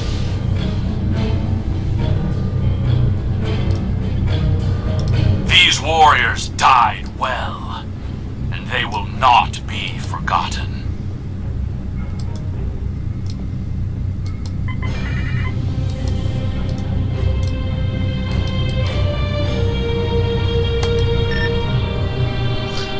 Gateways are opening at the edge of the system. Alliance Command is ordering all available ships to fall back.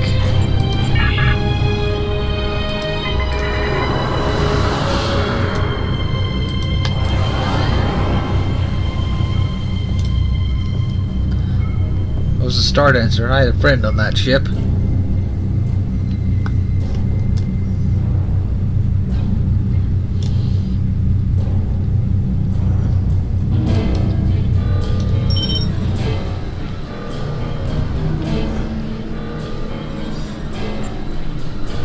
We've recovered all we can, but there are a few survivors. All these ships, all these people. Course laid in for the Kiana system.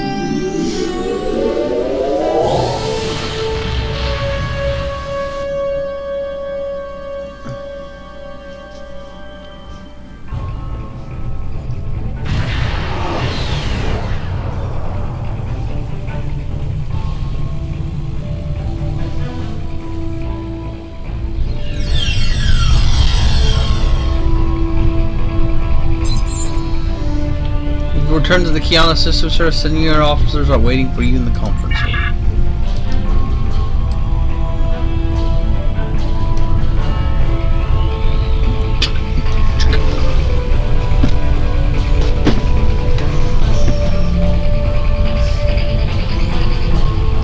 This will also be a fun rifle. We'll try that one out on the next mission. So speaking of which, is this considered a social area? No, this is a mission area. All right.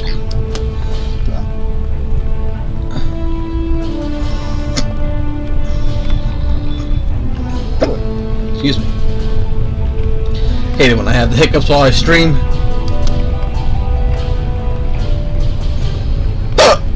Excuse me. Be right back.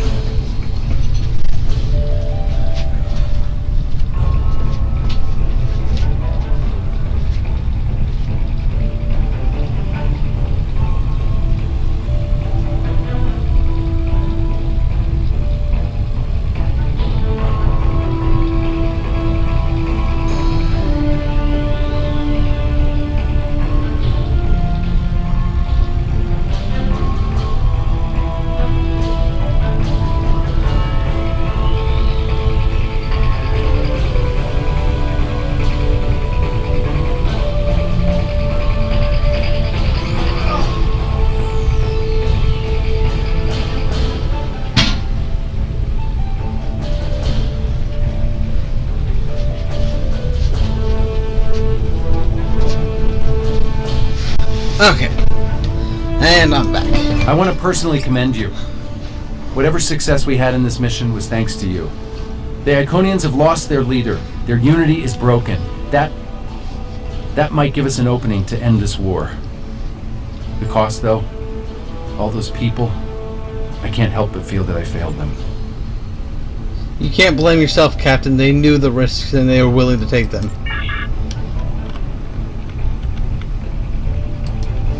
I don't think we have a choice now.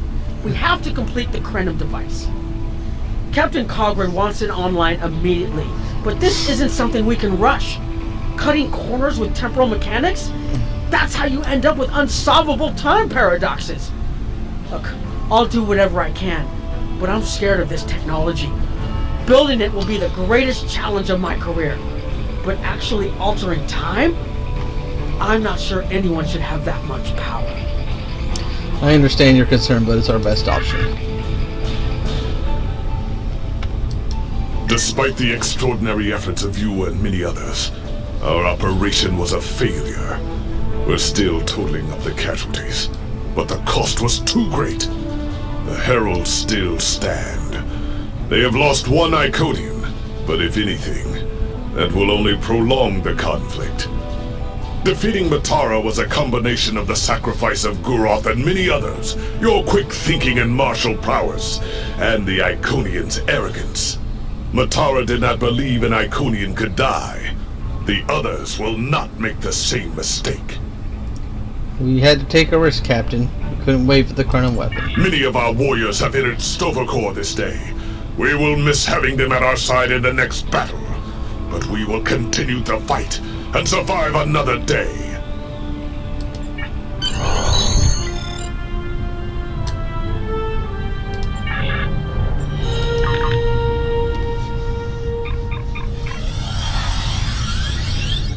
Okay. Time for the next mission. Our losses were great today, and we will mourn for every hero who died defending their galaxy. I am a warrior. I believe in honorable combat, correct tactics, and looking my enemy in the eye. Although you did manage to destroy Matara and break the unity of the Iconians, I now see that we cannot use traditional combat to defeat them. Captain Nog and his team will continue their work on the weapon. It may be our only option.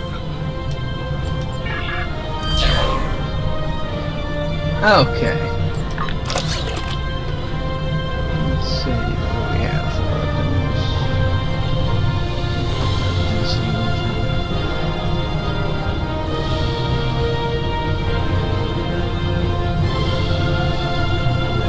Might be fun to try that out. So that's what we'll do. We'll try it out.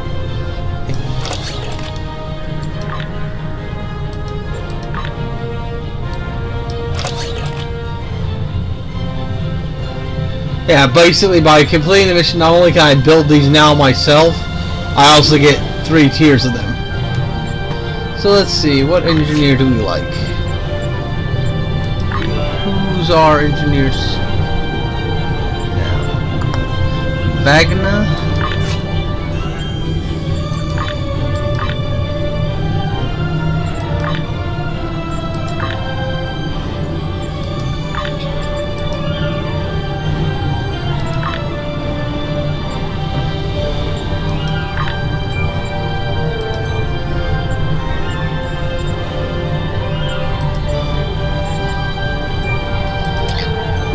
Before we go on to Butterfly,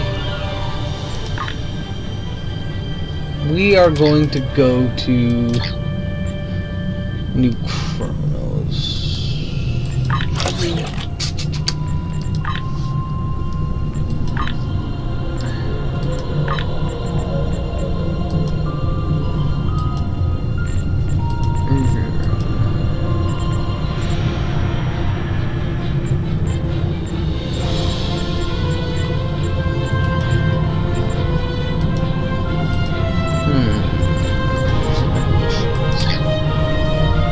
I have to decide who I want to give the bonus to.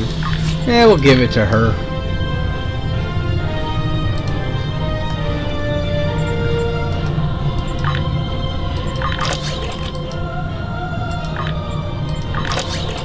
But yeah, now when I go into here, no, not there, here, I go to R&D, officer training. See, now I can just make those. I just gotta get the materials for it.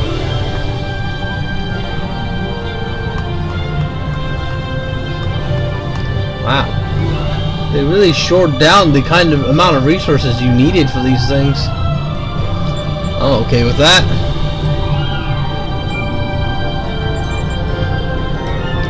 However, you still have to, you have a good amount of resources for those. So, to build that, I would need 1, 2, 3. Can't do 3. Alright. Next mission. Alright. We wanted to play with my traits a bit. Traits. Instead of assault training, we are gonna go with rifle.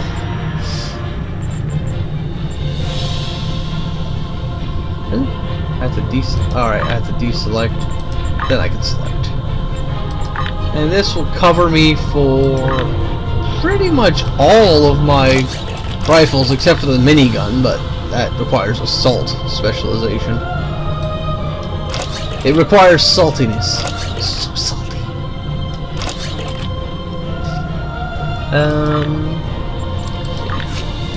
Any of my characters benefit from the assault weapon?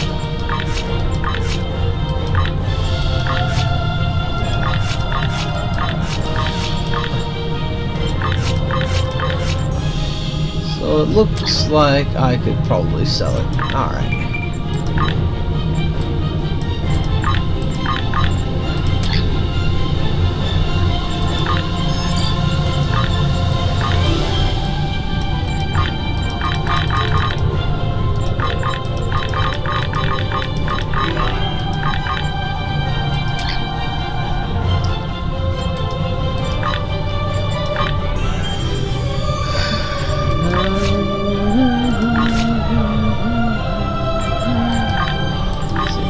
Who do I have available ship-wise? Excuse that.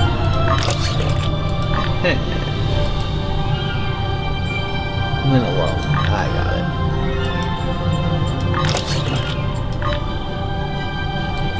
And we grab that.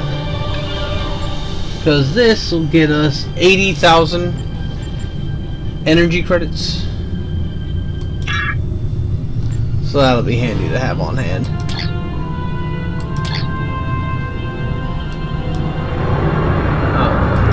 Right. Missions. Episodes. Butterfly. The research teams in the Kiana system require your assistance. They have been running thousands of temporal incursion simulations of how to use the Krenim weapon. But I need an officer with field experience to evaluate the project and its feasibility. You will participate in a focus test of the most promising options. A blade cuts both ways. We must be sure that what this weapon can do to the Iconians does not cause greater harm to us. Okay.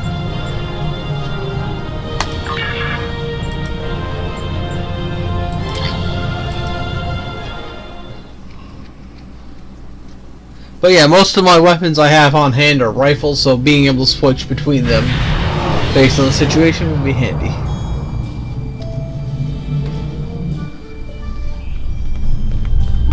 Welcome! We have been working with the Krenim to build both this facility and a weapon similar to the one developed by Anorax in the 22nd century. Captain Nog is running point for the Alliance, but teams from all across the Alpha and Beta quadrants are involved with the research. It's fascinating work, but there's a lot to do yet. How can I help? Captain Nog might be able to explain more. He's waiting for you. It's good to see you again, Adrona. How have you been sleeping? It's good to see you too. For a few weeks, I was helping the Alliance research new ways to deactivate Iconian gateways. We were making progress, but it wasn't fast enough to stop the advance of the Heralds. After Captain Nog made contact with the Krenim, I asked to transfer here. Now I'm working with interdimensional resonance harmonics to help recreate Anorax's work. Yes, I have. I guess the Solanae aren't visiting me at night anymore. Or maybe it's the 14-hour days trying to wrap my brain around complex temporal equations that are wearing me out. Either way, my sleep is greatly improved. Thank you for asking. I just hope this isn't a bigger mistake than opening the gateway on New Romulus. Welcome! We have been working with the Captain Nog might be able... Well, I thought you might like to see that little thing. She was one of the people who were with us at the... I think it was... surface tensions? No.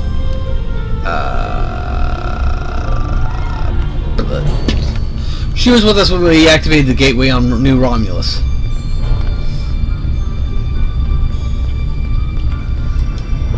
I wish I was seeing you under better circumstances. We've managed to make a prototype of the Krenim weapon in Anorax's records, but we have not attempted to use it yet. Time isn't something you mess around with, so we have been conducting simulations here of possible incursions, as well as developing new ways to protect and store data on various timelines.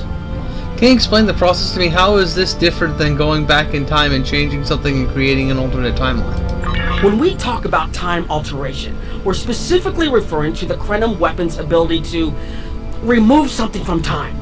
Anything, from a single molecule to an entire civilization.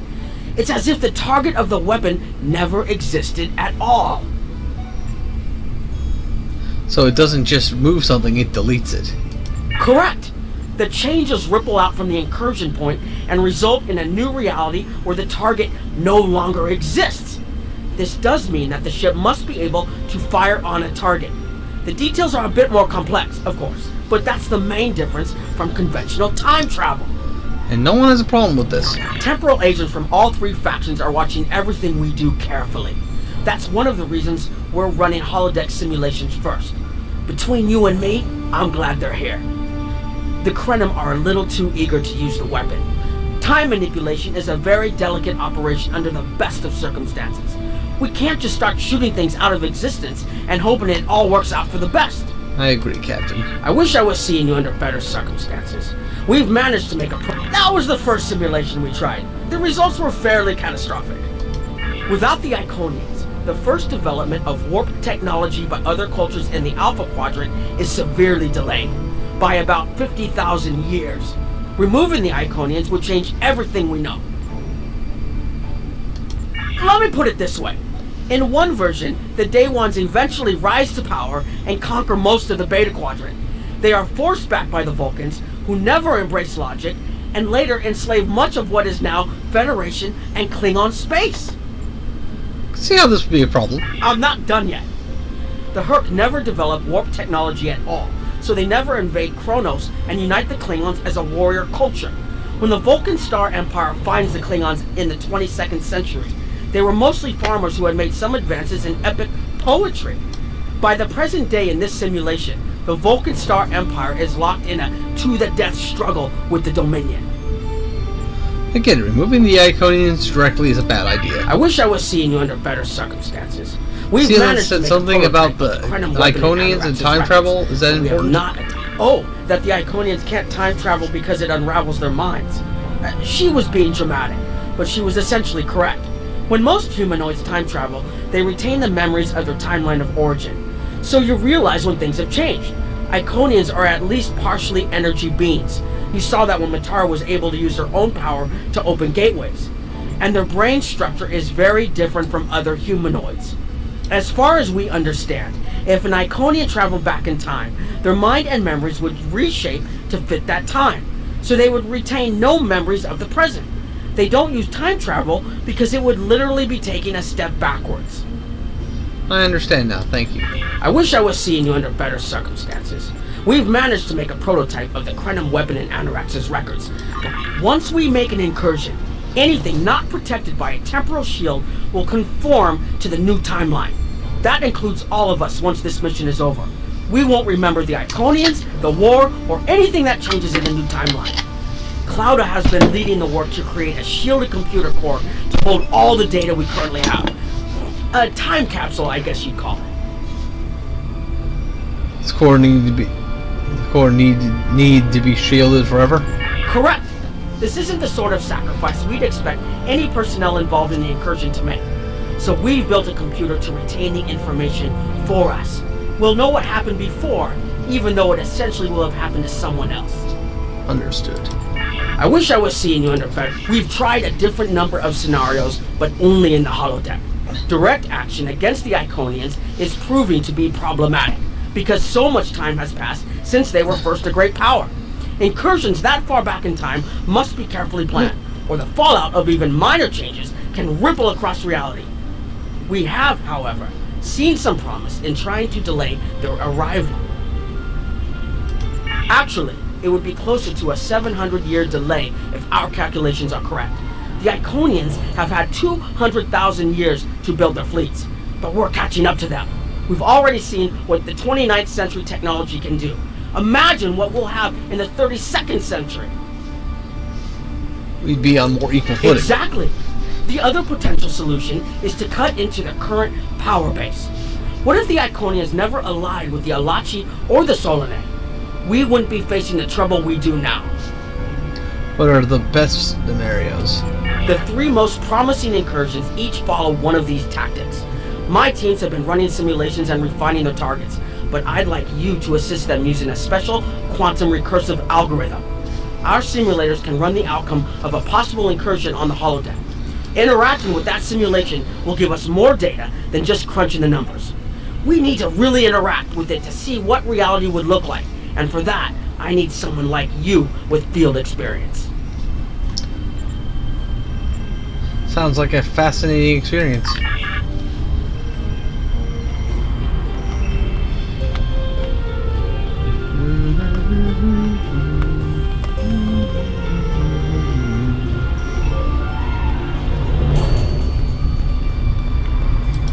Hello. Please allow me to explain what we're doing here. We've determined that if we remove a specific series of stars from the Beta Quadrant in the distant past, a rogue planet will enter the Iconia system and cause massive geological damage at about the same time the planet was bombarded by the Iconians' enemies. The technological buildup of the orbital bombardment that destroyed the Iconian civilization will still happen, but the Iconians themselves will have to deal with a natural disaster, not a war. And you think this is better than a war? Maybe the survivors of a natural disaster, if there are any, won't be so vengeful, and none of the stars we will remove have planets with the possibility of developing life. The overall effect on the galaxy is minimal. It's a painful path, but it could be the one that leads to peace. I don't know if I like the idea of removing entire stars. The number of stars we will have to remove is a concern, which is why we're trying this in a simulation first. But as Captain Nog said, these simulations aren't perfect, so we have devised a holodeck program that will expand and extrapolate on possible effects of the temporal incursion. I'm getting a lot of weight to the holodeck. It's the best option we have available to us. The holodeck's algorithms have been updated to change and adapt to the data created by the simulated timeline alteration. This is not your average holo novel. Very well, what do you need me to do? Once we run the program, you'll be able to interact with our best approximation of the new timeline. Interaction with the holodeck components will allow the program to generate a more in-depth solution and give us a better idea of what to expect. We have set this simulation on a Federation starship patrolling the Sol system, and you are the captain. If all goes as planned, we expect that almost everything in the system should be close to current reality. Understood. Run the program. Wonder if they fixed the glitch in the one mission.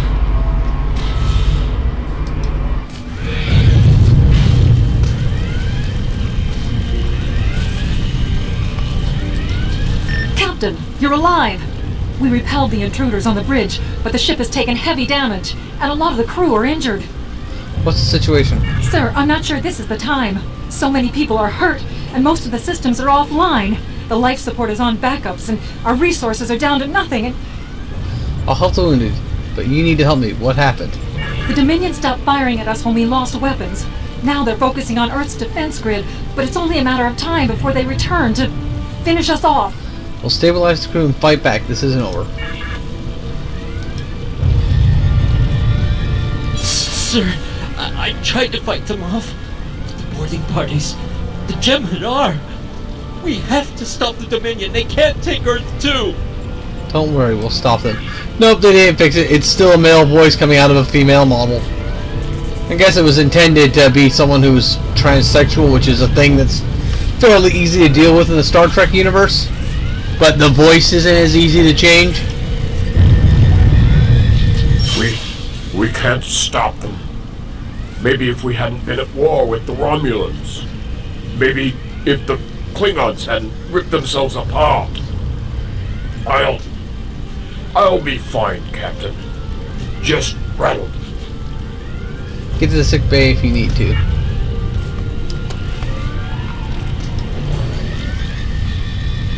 I never expected they would get so far into our defenses.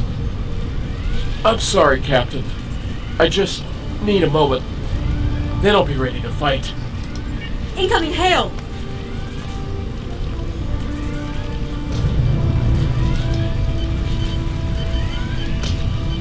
USS Ajax. Sensors show your ship is completely defenseless, and I would prefer not to delay our arrival at Earth to deal with such a minor annoyance. Surrender now, and I will guarantee the safety of your crew. We will never surrender.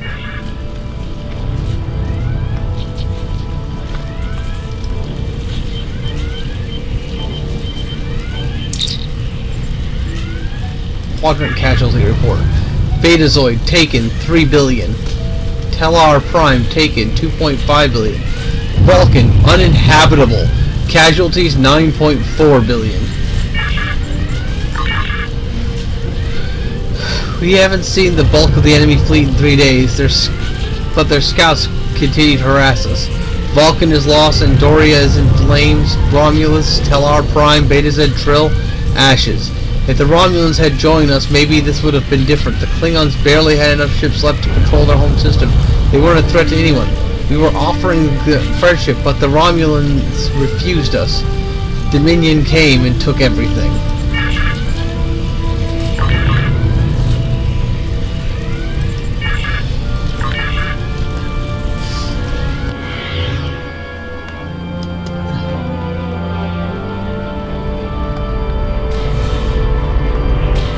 Well, that ended up poorly.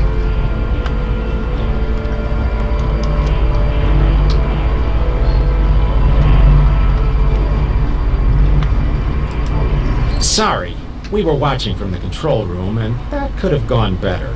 Even with all that, the simulation data on whether the Iconians were entirely eliminated from that timeline is inconclusive. We were able to record your interactions, and we've been able to piece together what happened from those. What did you find? From what we can piece together, the Klingon Empire was never unified by its conflicts against outsiders, and the great houses turned on one another instead. The Romulans took the chaos as an opportunity to attack. The Federation stepped in to help the Klingons, and the war between the three factions basically ripped the quadrant apart. The Dominion then conquered all three weakened powers. Agreed. My team will continue working on other possible incursion scenarios. Perhaps we can weaken their power base.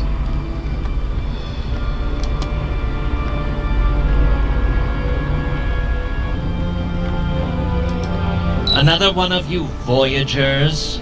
I don't know how you can help, but very well. My team is working on scenarios that reduce the Iconian power base. We're attempting to do so by fixing a mistake that Janeway allowed to happen decades ago.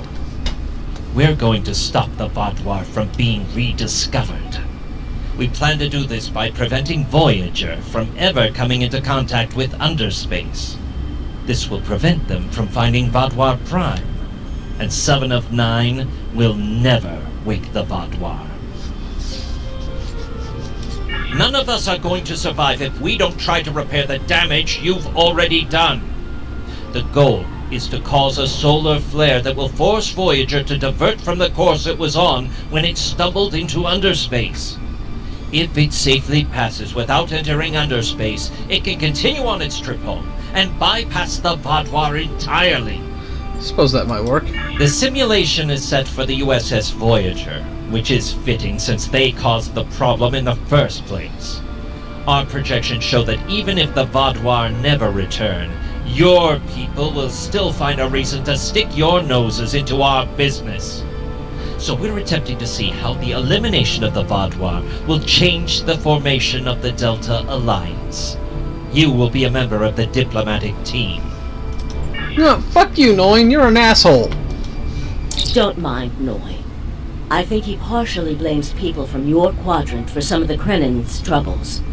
After all, if Voyager hadn't restored the Vaadwaur, they would have never been in a position to ally with the Iconians. But there is no reason to dwell on past hurts. We're trying to fix what we can here, and then learn to accept the rest. Noi funnels that passion to help his people into his work. Perhaps it will change everything. We'll all need to work together to defeat the Iconians. It is a pleasure to meet you. Both Captain Nog and Seven speak highly of you. Excuse me, I'm not sure if I've seen anyone from your species before. My name is Claudia, and I am a Tutarian. We're from a region of the Delta Quadrant Voyager never visited, so we haven't had much contact with species from the Alpha and Beta Quadrants until now. However, my world has had close ties with the Krenim for several years. Now that they are actively pursuing temporal technology, I chose to join them and lend whatever assistance I can. I miss my home, but I've made a new one here. Meeting Noi has opened me up to a world beyond my own. It is a pleasure to meet you. Both Captain Nog and Seven speak highly of you. Don't mind Noi. I think he partially blames people from your quadrant for some of the Krennin's troubles. It is a pleasure to meet you. Both Captain Nog and Seven speak highly of you. I was on Kiana Prime with Noi when we received word of the Vaadwaur attacks. We had only hours to get the temporal equipment running and remove the population from the time stream. Since then, the focus of my work has been developing more stable data storage.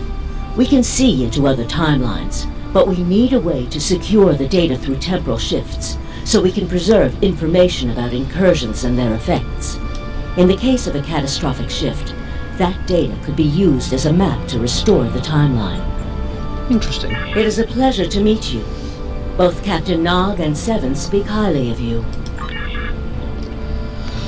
Let's run this simulation.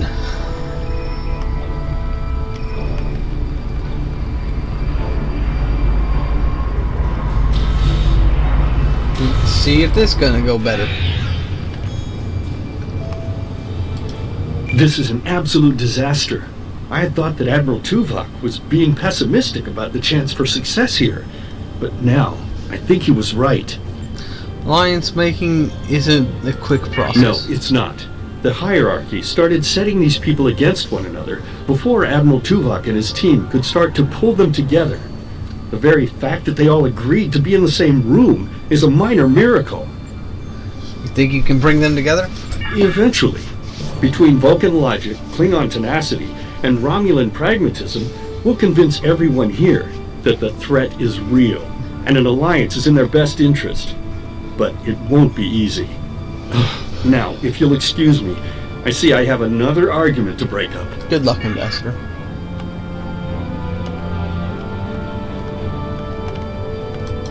We've always tried to be good neighbors and treat other races with respect, but this is really too much.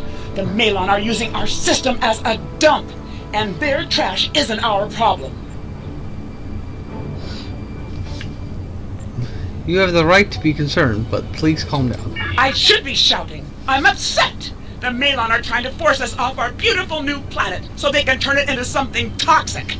How would you like it if someone treated your ship like a garbage scow? Maybe you're right. I'd be angry too. We've always tried to be good neighbors and treat other races with respect. The Malon claim the hierarchy are harassing them, but they're targeting our ships too. So I don't know what to believe. But there are rumors, traitor talk, you know how it is. But I've heard it a lot lately. They say the hierarchy are capturing people and selling them to another race for experiments or as food.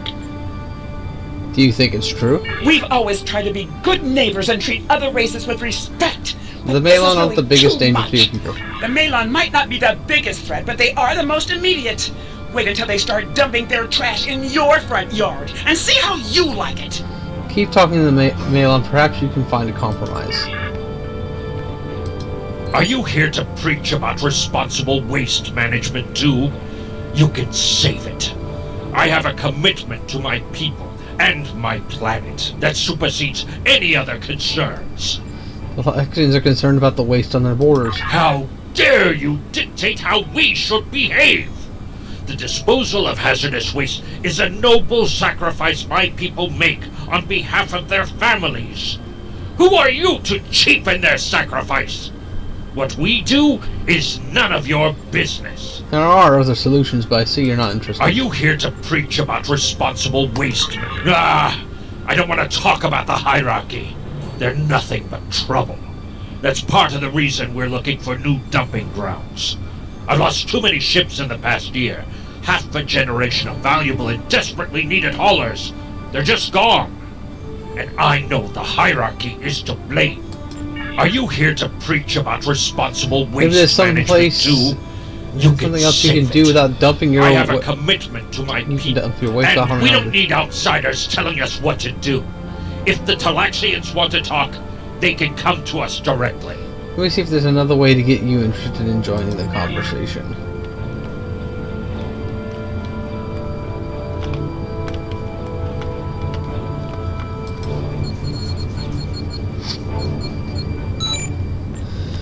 The Malon have resisted attempts to accept less hazardous waste management practices and continue dumping waste throughout the quadrant.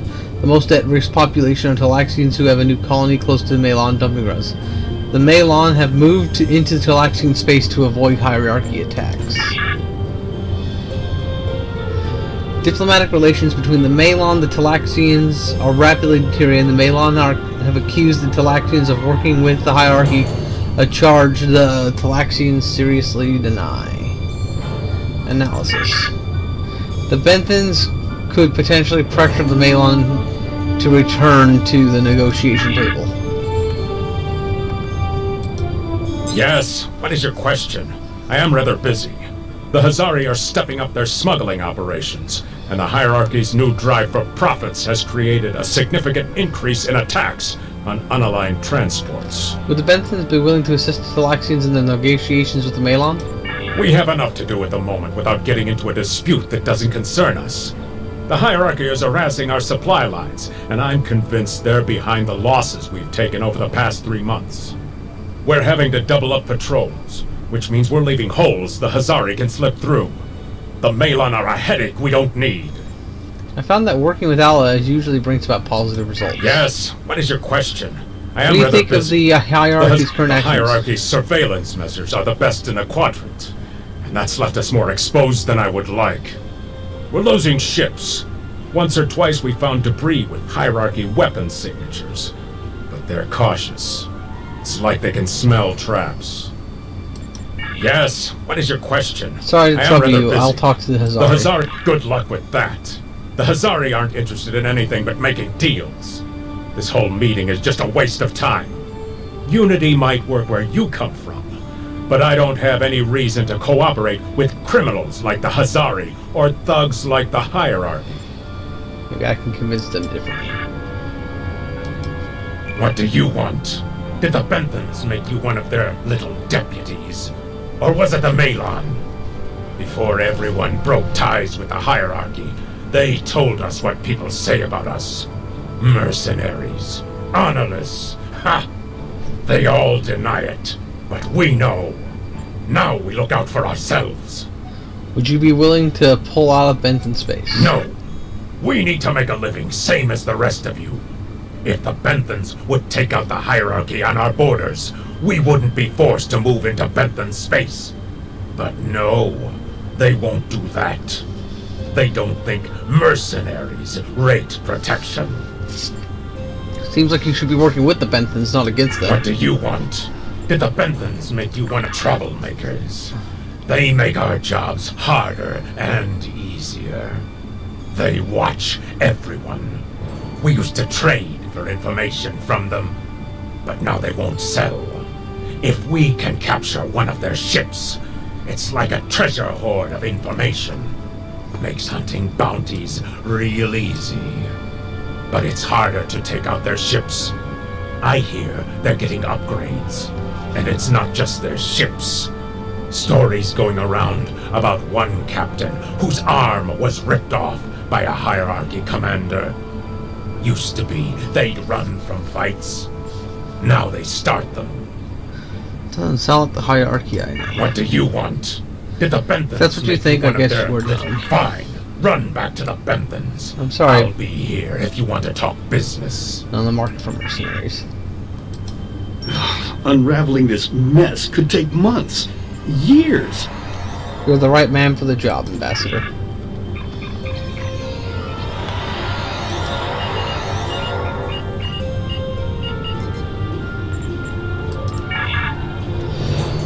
The number of planets the Hierarchy has taken has increased. Outright has increased by 20% over the past 6 months. A push for higher profits has prompted a steady growth in Hierarchy territory. The abductions in the area near Hierarchy space have increased 77.2%. However, this data has not been confirmed by outside sources because few Delta Quadrant species are willing to share information with the Federation. Further investigations are needed. Ship's log. Our allies in the Kiana system have been invaded by Hierarchy forces. The Kiana colony is a small farming community with no strategic value, so the attack simply doesn't make sense. According to one survivor we managed to find, the Hierarchy are working with the Alachi. The Alachi took captives to an unknown location. Long-range sensors are detecting both Herald and Iconian readings. While they do not appear to be active in the conflict with the Alliance forces, you're seeing more than ships than normal. They are both Herald and Iconian signals in the Hierarchy space. It appears the Heralds may be using the area as a staging ground for a coordinated attack with the Hierarchy on high-value targets throughout the Delta Quadrant. Cross-checking Voyager's logs shows that this similar situation in the Beta and Alpha Quadrants.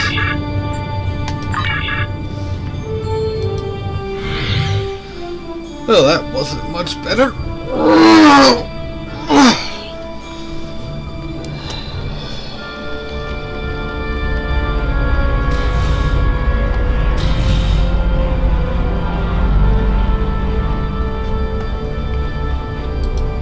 Damn, that was useless.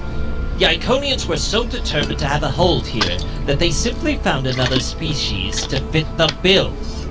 Maybe if you had been a better negotiator, you would have been able to unite those representatives against the Hierarchy. Then at least we would have had a chance. And maybe we wouldn't. This scenario isn't as catastrophic as trying to remove the Iconians, but it's not exactly ideal either. We'll have to try something else. Yes, this isn't going to You work. must excuse my husband's harsh demeanor. This has been a very trying time for the Krenim. Thank you for helping us get this far. We'll keep... Trust my wife to be the voice of reason. Perhaps I was too hard on you, I just want to be able to fix all of this. We can't turn back time, but we can change it. Please, speak to Gamma Team. Captain Nog thinks very highly of their plan. Thank you, I'll speak to Gamma Team.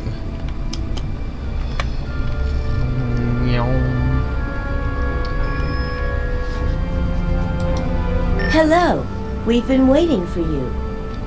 Our team is focusing on delaying tactics. What if Iconia had never been discovered? In 2365, Captain Donald Varley of the USS Yamato found a star chart on Denias 3 that revealed the location of Iconia. I want to redirect a meteor to impact the archaeological site on Denias 3 before Captain Varley begins his excavations. Iconia will remain a myth, and we will not attract the Iconians' attention as early as we did. But that's just a delay. Another gateway was found a few years later. True, but if you compare the changes in Iconian technology over the past 200,000 years with what the rest of us have done in the past 2 centuries, it's obvious that the Iconian culture has stagnated while we have advanced rapidly. Additionally, there are other factors in play that could trigger the alliances and sharing of technology that have come about because of the Iconian threat. It's a risk, but it's one that could pay off. I see why you're trying this on the holodeck first. The program is set for Romulan space. Because the Hobus supernova was caused by direct Iconian interference, we expect Romulus to be intact in this new reality. As such, the Romulan Star Empire should once again be a major power in the quadrant. Your role will be as an officer on a Romulan warbird. Wait, this change might restore Romulus? Yes. To call it a huge change would be an understatement. Please be aware that nothing will be done unless your government agrees that this is the best possible solution. There is already a team here working on the possible restoration of Romulus, and Commander Jirak has been authorized to speak for the Republic if needed. The fact that our data shows delaying the Iconian arrival will also save Romulus is an interesting coincidence, but it does not mean we will accept the solution without looking at other options. The program is set for... Alright. Do-do-do.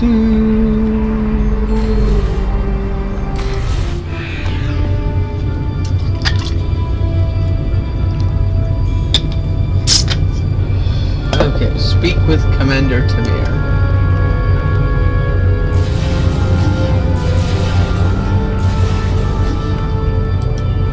Sub-Commander. I'd like to test out some new security passcodes.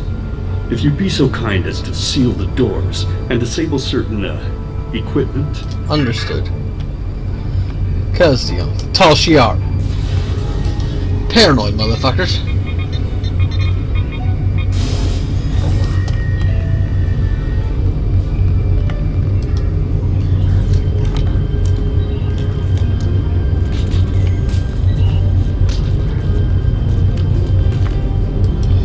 Thank you for playing along, Sub-Commander. The Tal Shiar can't hear us now. I need to talk to you about Datan and the Separatists. They've been located near the Dewa system. What we do next could change our future. Only thing I know about the Separatists is what I've heard from the official channels. What do you know? Datan has been inspired by Spock's teaching. He and many others have left the homeworld and are gathered together in a flotilla somewhere near Tal Dewa. Datan and his allies have been making overtures of peace to both the Federation and the Klingons. Because of this, they have enough support that even the Tal Shiar won't take direct action against them. The Borg are at our borders. The Empire can't fight the Collective and the Separatists at the same time. So what does this mean for us? Thank you for playing along, Sub-Commander. The Tal Shiar can't hear us now. You're not asking if we should attack them. If I was, I wouldn't have needed you to lock the door. I intend to put Lieutenant Salan in the brig, and then take this ship and crew to join the Separatists. Are you with me? If we do this, we'll be traitors to the Empire. I know. I have tried to work within the system, but the system is broken and corrupt. Datan and his people are building something better. You and I both know it. The crew knows it. We will take this warbird to Datan, and we will finally be free. We have to do what is best for our people.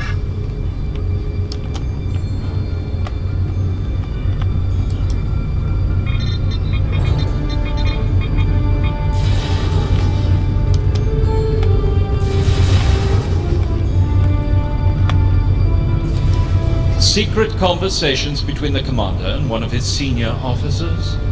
Very suspicious. Loyal citizens of the Romulan Star Empire have no need for locked doors. Have to ask you to accompany the security team with... Sir, I'm going to have to ask you to accompany the security team to the brig.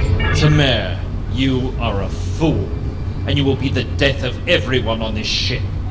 Datan and his people are terrorists. If you join them, you will share their fate. You're under arrest. Please comply and you will not be harmed.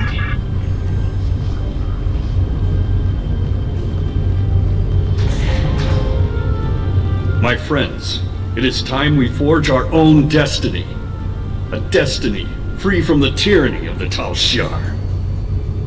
If we leave, we will have a better, brighter future than what they would allow us. I know this is a step into the unknown, but it is a step we will take together. Throw off your chains. We will join our brothers and sisters in freedom. Woo! Woo! Woo! This is actually a rather long mission, but I should still be able to finish it in time. I wanted to let you know that I am with you and Commander Tamer. Some of my family has left Romulus to join Datan. I'll be proud to join them. Set course for the Dewa system.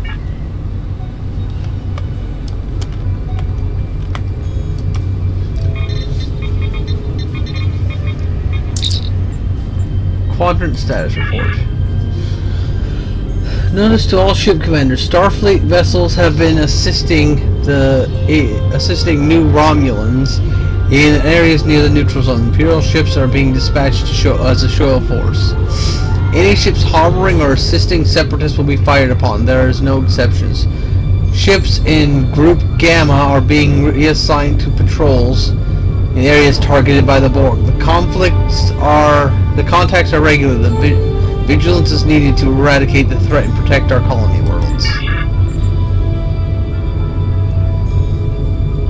Note to all hands: the seminar, Trader Artemis, historical executions of traitors to the Star Empire, to be moved to 2100 hours. Attendance mandatory for all officers not on duty at the time. Commander's personal log. Triple encryption protocol Zeta 6. Gaius is becoming suspicious. I've been speaking with members of the senior staff that most are in favor of the run to the flotilla and joining Datan. I remain cautious. They are doing the right thing, but the Borg are nipping at our heels. Every ship the fleet loses might be one needed to protect Romulus in his hour of need.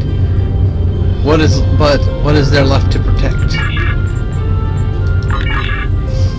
Long-range sensors show no Herald or Iconian signatures. There are no references to the Heralds in the ship's databases. The only references to the Iconians are historical files. Most refer to the Iconians as a myth. There are heightened levels of Borg activity throughout the Beta Quadrant. Multiple colony worlds have been assimilated. The Romulan fleets are on high alert, but have not been able to make major inroads against the collective.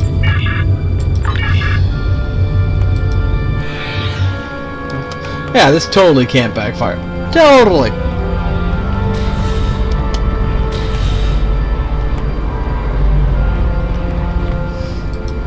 That is the most promising simulation yet. It appears there was some merit to our hypothesis that the Iconians advanced their plans due to early contact. It's not perfect by any means. The readings do indicate higher levels of Borg activity, but it should be an acceptable risk. It's a major alteration to the timeline. We should be cautious. The data in this simulation does show higher Borg activity than we're currently seeing, but there are no signs of Herald, Iconian, or Solanae presence at all. And while the Romulan Star Empire is restored to their former power, there is a democratic Romulan group opposing the Tal Shiar. And more importantly, Romulus is intact. This is the result many of our Romulan researchers have been trying to bring about. But this isn't our reality. We're significantly altering everything we know. The political calculus of the Quadrant will change. But the data supports what you saw on the holodeck. No Iconians. We have solid projections. The only suggestion I have now is that you consider it in conjunction with Captain Nog and the Republic representatives here. I'll discuss it with them, but I'm not making any promises. This last test has the most promising results I've seen, and saving the Romulan homeworld is an added bonus. We're not going to have a lot of shots at this. I've been looking at Anorex's work, and I think it's too easy to get into a temporal loop where you try again and again for a specific result, and time starts fighting back. I'm inclined to say this is our best chance. But this will have a huge impact on the reality we know, especially your people, Commander Jirok.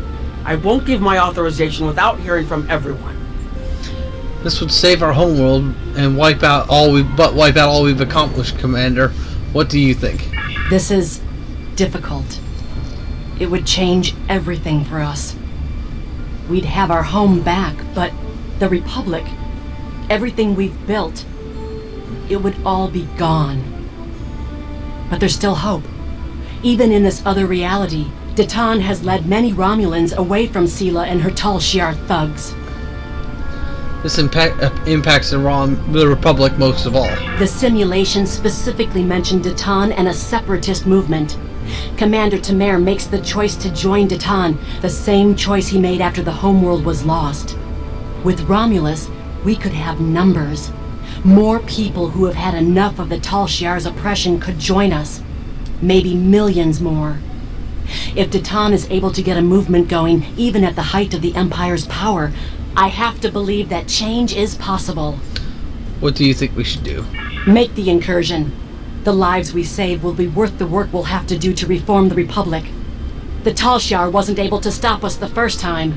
They won't stop us again. I agree, Commander. We'll have to take this risk. So, we've been informed that the Lisette and the Caranum vessel will be traveling with us to the site of the temporal incursion. The Caranum vessel has weapons on board, but the Lisette will provide additional security and manpower if needed. Understood. Anything else? All three vessels will be temporarily shielded to protect us from changes to the timeline. As long as that shielding holds, we will be able to observe the changes and even interact with them, but we will not be part of the new timeline. Captain Nog says temporal shield generators can be damaged, so we'll need to be careful. We can beam you up to the Granada as soon as you are ready. Prepare for immediate departure.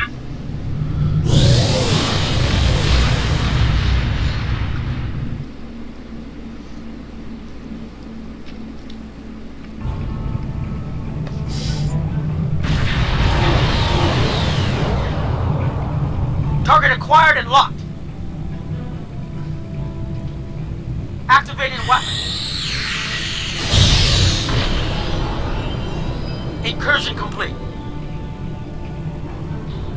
It will be good to see the world of my birth again. But... Elements? Is that Romulus? It's been completely assimilated.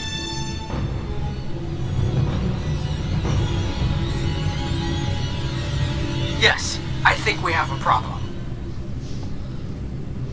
Dun dun dun! We expected to see some Borg activity, but this can't be right. What happened? I agree that this is unexpected, Commander, but we knew there would be anomalies. We need more information. Let's find out where the simulation might have gone wrong. Stay on the edge of the system. Jirok and I will move into sensor sleep. The last thing we need is the Borg assimilating the Krenim weapon. The whole system can't be assimilated, can it? That is a lot of Borg.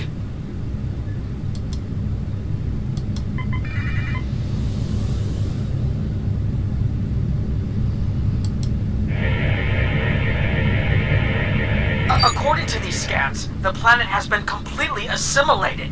I'm not detecting any non-Borg life signs. This is bad. Really, really bad. We need to fix this. Borg ships decloaking! Red alert! Great, the Borg have cloaks now. Shields up. Warning, ship is under First the attack. Klingons, now the Borg. Does everyone steal cloaking technology from us? The Klingons didn't steal it. You gave it away. Target's shield has failed. 4 shields failing. For warships.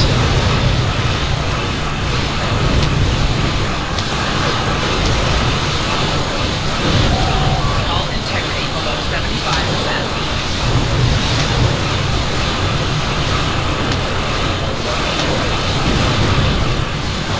Target's shield has failed. 4 shields failing. Hull integrity below 50%. Borg reinforcements on an Hull intercept integrity course. below 75%.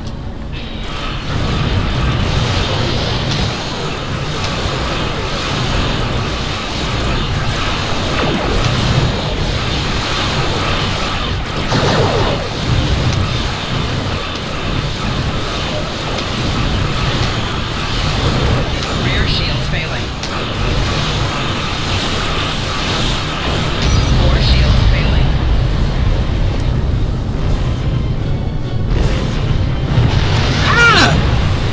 Fuck. Got caught in the detonation.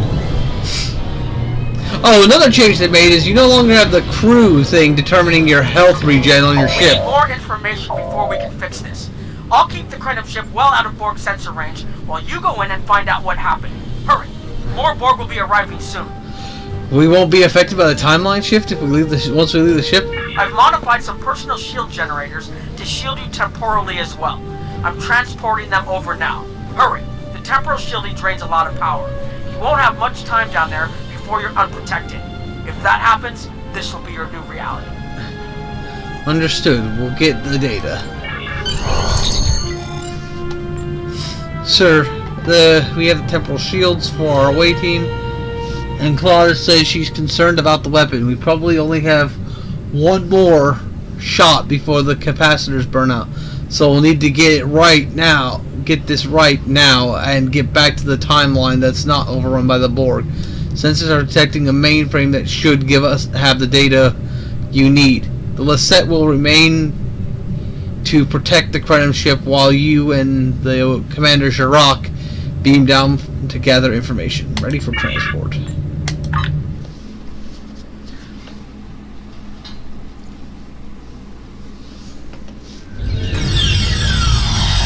We need more data to plot a possible solution.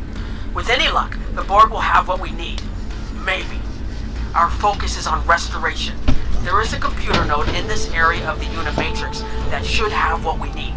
Find the node and download all the data you can from the point where we made our incursion. That should help us find out how to fix this. I'm going to join you. I know this place. Or at least I knew this place. Before we lost the homeworld, it was a Talshar complex. Most of the secrets of our empire were stored here. I thought I was getting my home back, but now the Borg have taken it all away. This is like losing Romulus all over again. I'll do what I can to help, Commander. The controls ahead of us will unlock the bulkheads.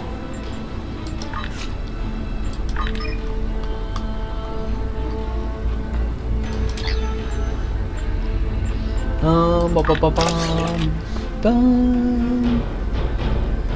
go with the anti-Borg weapon.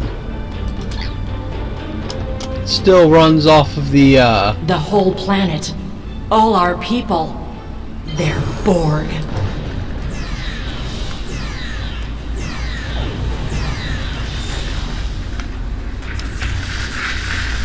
Anti-Borg weapon will help us in this area since we're fighting Borg again. Yay!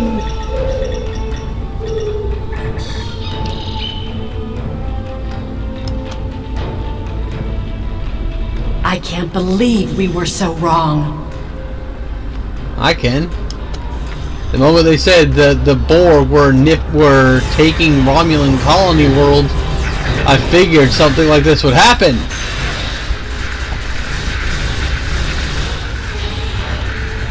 That's why we should have just done traditional time travel. Cover me! I'll override the door controls. The funny thing about the anti-Borg weapon is they don't have the rotating frequency built into them. Even though they really should if they're designed to be an anti-Borg weapon.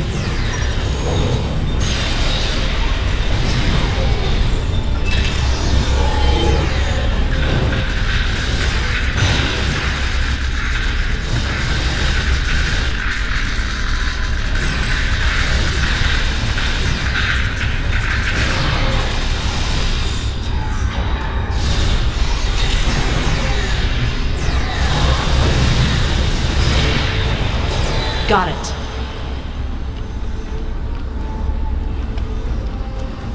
We have to find a way to make this right.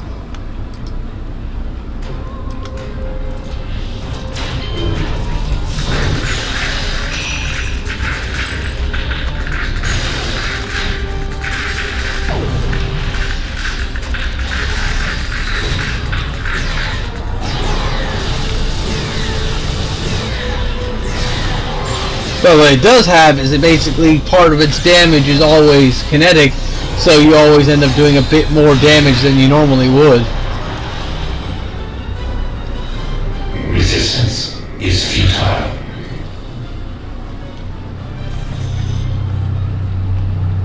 There. That's the access node console we need.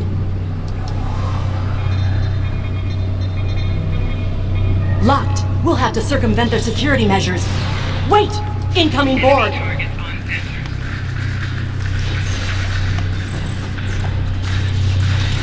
Oh yeah, tactical drones are something we got introduced to in Voyager, I believe, and they're essentially drones built more for frontline combat.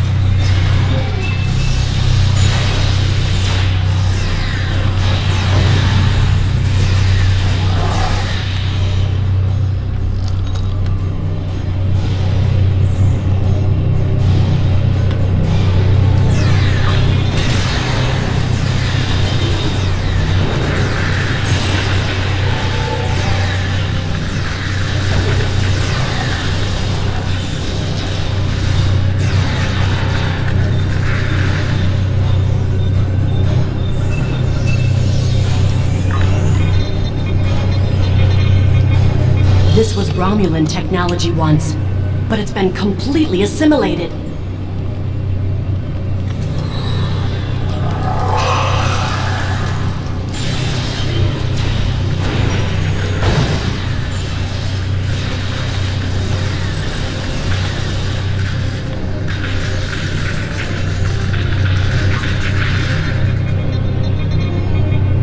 You will be assimilated. Pretty sure that's Slavic from earlier in the campaign.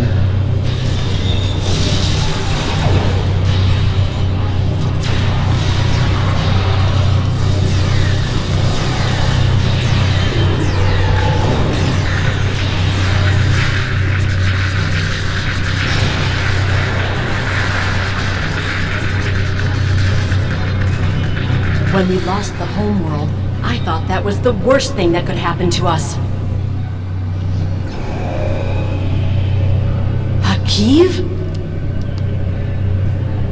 You will become one with the Borg. Resistance is futile.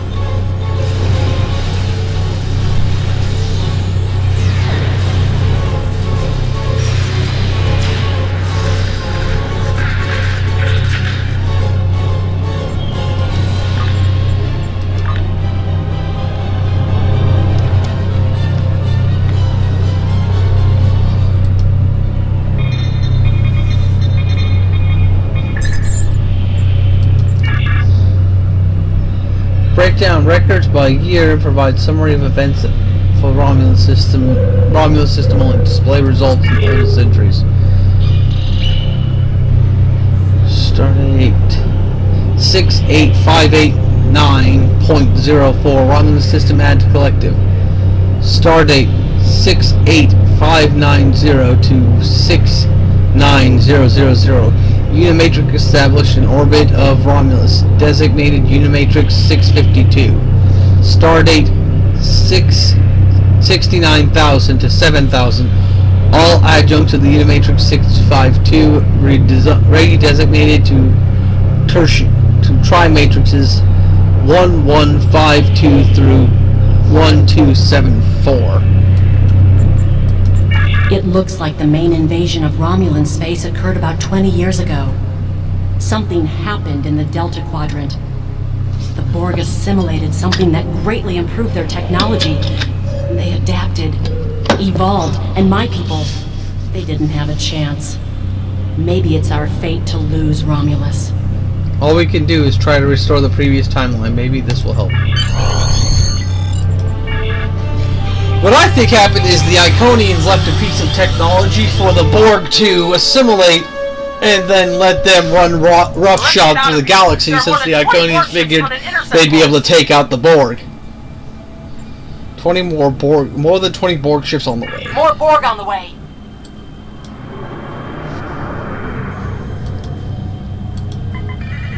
Borg decloaking. Warning. Ship is under attack. About 20 years ago would have been 2390.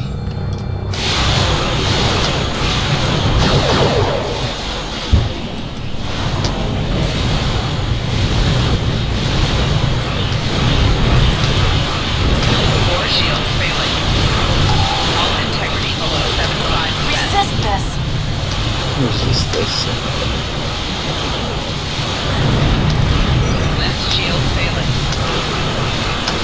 Rear shield failing. Hull integrity below 25%. Target shield has failed.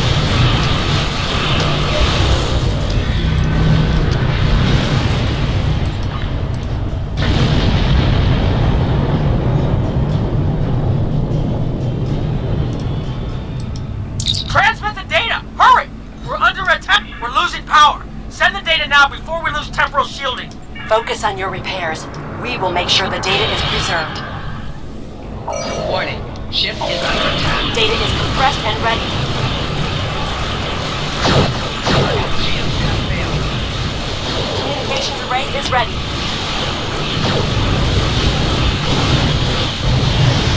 Secure channel confirmed.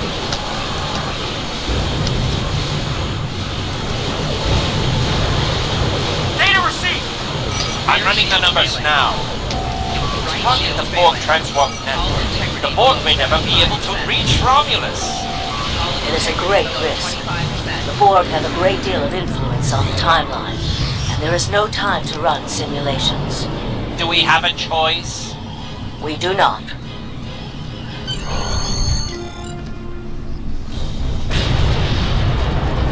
Targeting the transwarp network. Firing the weapon! Now!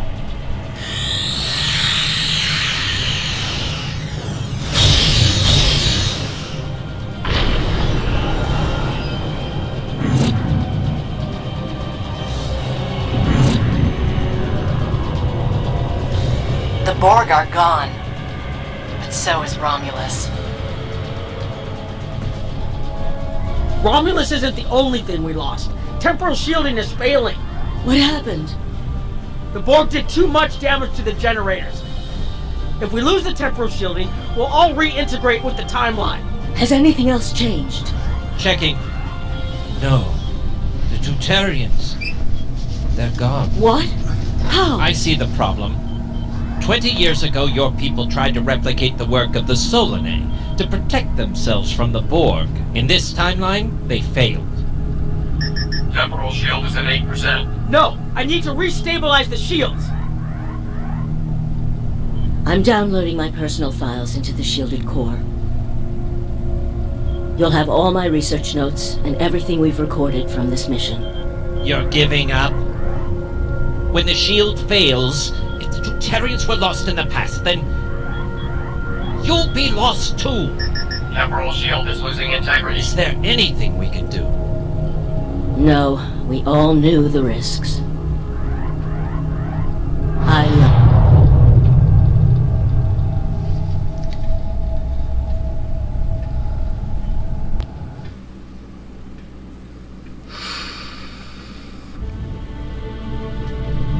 Well, shit just went pear-shaped.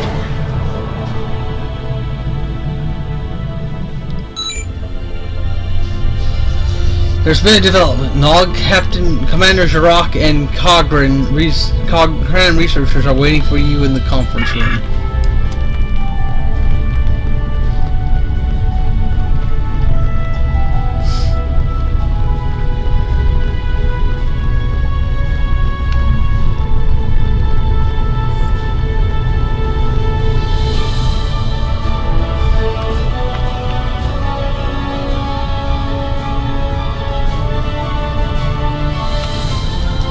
We found a temporally shielded computer core, and it shows 2 uses of the Krenim weapon. But as far as I know, the Iconians are still out there. We changed the timeline, but we didn't fix our most important problem. What was in the core? We haven't dug that far into the data yet, and it will take some in-depth investigation to catalog all of the changes. Noi is going to lead the group taking care of that. I will say it is odd to find personal logs I don't remember making. I imagine that would be strange. Very. But from what we've already seen, it appears the reason the weapon was fired twice was because we had to try to correct a change we made. Technology like this seems so simple, but even the smallest change can make more trouble than it solves. We have to be more cautious. Far more cautious than we've already been, I suppose. The next mistake might not be fixable. Time alteration might not be the answer. There are some problems that can't be solved with a weapon. But time travel... Look, whatever happens, it was good working with you. I hope we have the chance to do so in the future. It's good working with you too, Captain. I have a lot of information to analyze. The shielded core appears to have made it through the process intact, and will give us a wealth of data on the timeline and how the changes have affected it. Clearly, you made a mistake somewhere. I still feel this is the best technology available to us, but we will need minds sufficient to the task to operate it. Goodbye, Noi. Fuck you! You're not really that better. I was conducting another simulation, and all of a sudden I got an emergency call telling me to stop everything. I will be looking at whatever data we managed to save to try and determine what went wrong. Maybe we can try again after we know more. Help you find something. We can't afford another incident like that. It has been good to have you here. But we will have to consider if time alteration is really the best course of action. Of all the records we have of time travel, few have as drastic a result as this. Perhaps Ah, crap.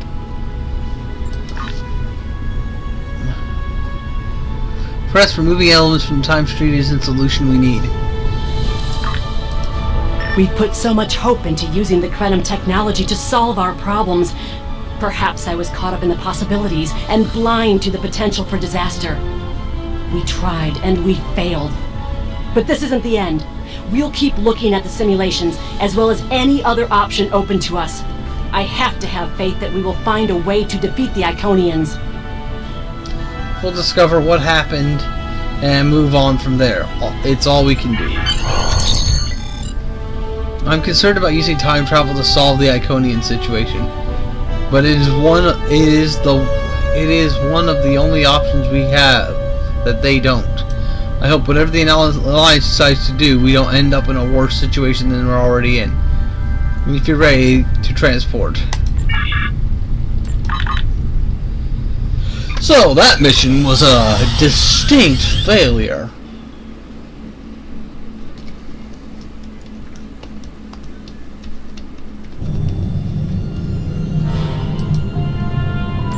Captain Nog tells me that the initial test of the Krenim weapon was less than promising.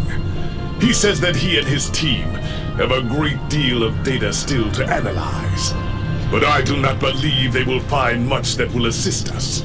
Removing elements from the time stream is reckless, and while our options are limited, we should not destroy ourselves in a fruitless effort to destroy the Iconians. It is time to consider all of our alternatives. Congratulations, Admiral.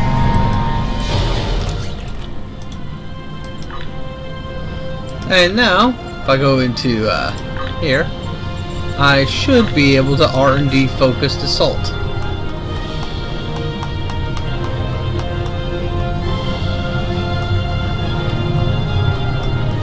Yep. Yeah, anything you get that's from something like that is something you'll be able to R&D. Like some reward you get from a mission that unlocks an ability like that, you are gonna likely be able to R&D at some point.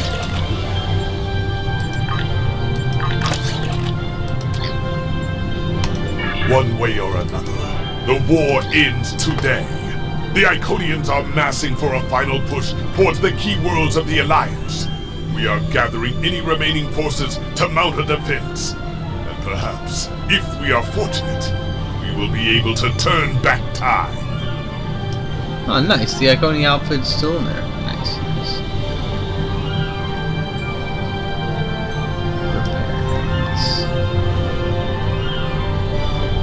Accept. Alright, we had to use that weapon to fight the boar. We'll switch to this weapon so we can try it out. Begin midnight.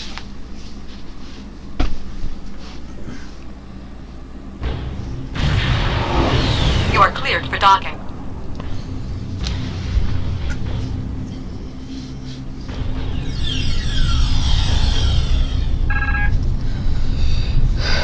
Cram temporal facing technology makes this one of the safest rally points of what remains of the Alliance fleet. I hope I'm not speaking out of line, but I'm looking forward to paying back the Iconians for all the ships and friends that are missing from this muster. Miss them too. But right now we need to check in with some of the other captains and see about our orders. The High Command is still intact, and Kronos remains unconquered. Even so, this war cannot be won if we lose Earth. The Bortesque will fight until she can fight no more, as will I. If this is to be our end, then I will meet it with blade in hand and blood in my teeth. I can ask for no greater honor than to fight beside an ally who has shown this courage time and again. Kapla.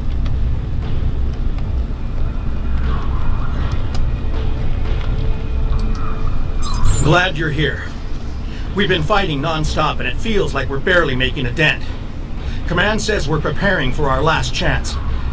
I hope they have an ace up their sleeve, because I can't see a way to defeat the Iconians in a straight military battle.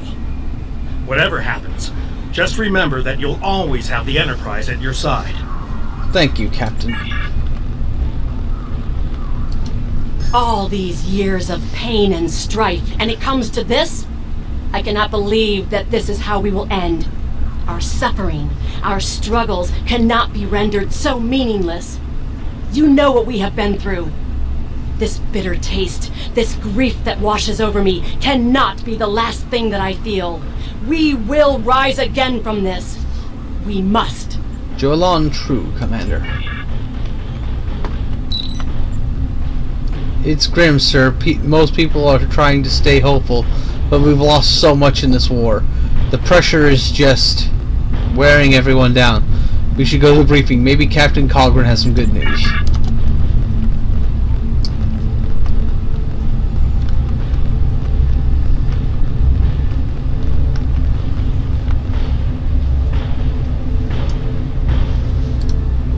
We have defeated one Iconian, but the cost to do so was too high.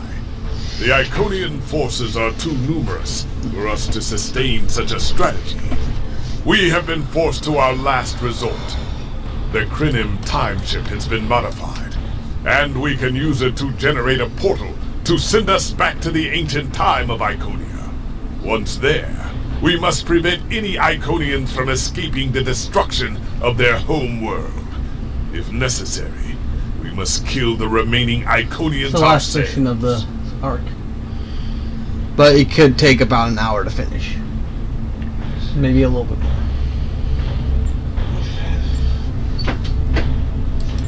We presumably failed the temporal incursion, changing things in the past while remaining in a bubble of temporally shielded current time. This allows the timeline to unfold as it will, almost randomly. My team and I have been working on an alternative method that will actually send someone back in time to the past, where they can directly affect the timeline and help to guide it along the desired path. We've been running some basic scenarios that leave us quite hopeful that we can aid in the original attacks on ancient Iconia, to ensure there are no survivors for us to deal with in the present.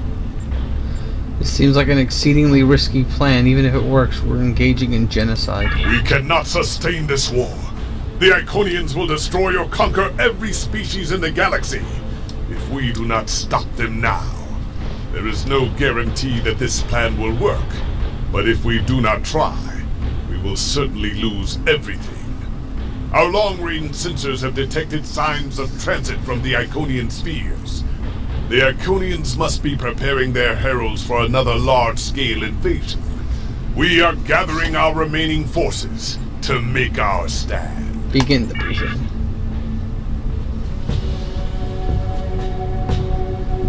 The Iconians have picked our next battlefield, and it is the Sol system. If Earth falls, we have lost this war. We have one move left to us, and it is to move this war to a battlefield of our own design. We will attack the Iconians in the past. We've identified that the Iconians were forced from their homeworld in an attack 200,000 years ago. We will take part in that attack and ensure there are no survivors to fight us in the present. Noy's team is busy reconfiguring the time ship. There are no guarantees, even with time travel on our side. We must hold out long enough for a ship to pass through a temporal portal. That means fighting this fight and every other until this technology is complete. Captain, this goes against everything we stand for. Everything we've been fighting for. You talk of honor and duty and freedom. All of these will just be words if we fail. We can try to live up to these ideals when we survive.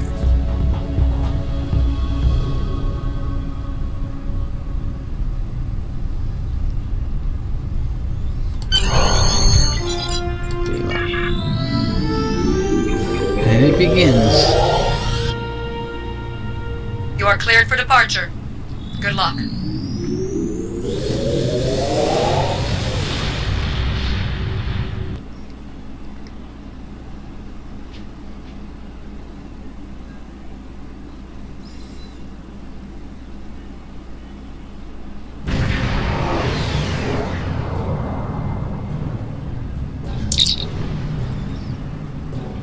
Iconians have begun their attack with incoming hail from Captain Cogran.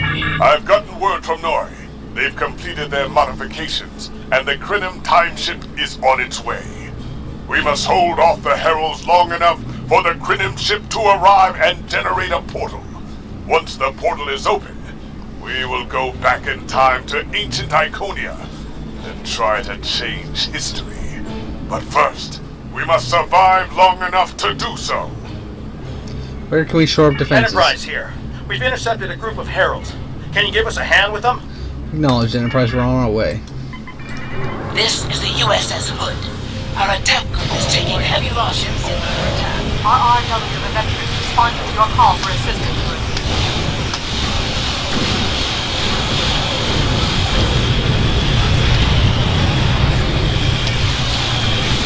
Hull integrity below 75%. Hull integrity below 25%.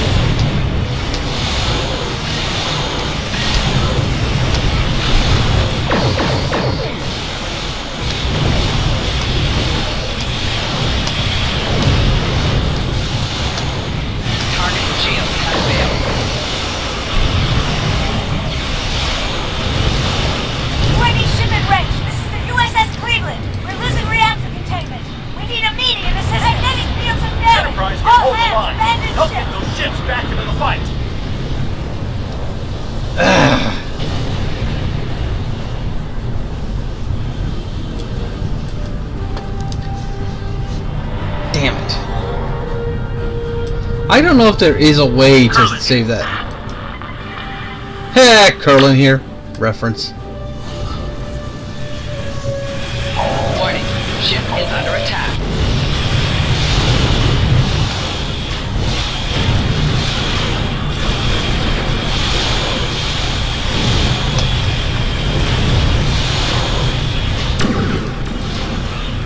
Jupiter Station is reporting Herald ships are moving in some kind of massive infrastructure, requesting immediate assistance. Miss Loretta's changing course to Jupiter Station.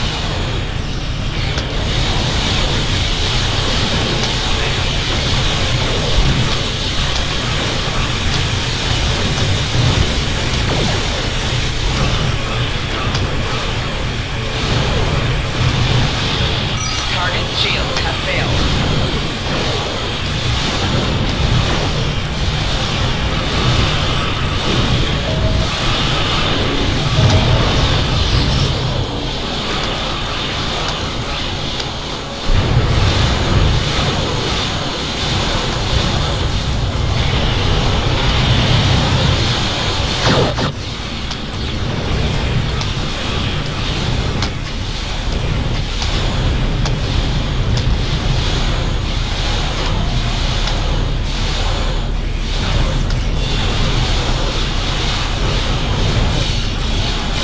Target shields have failed.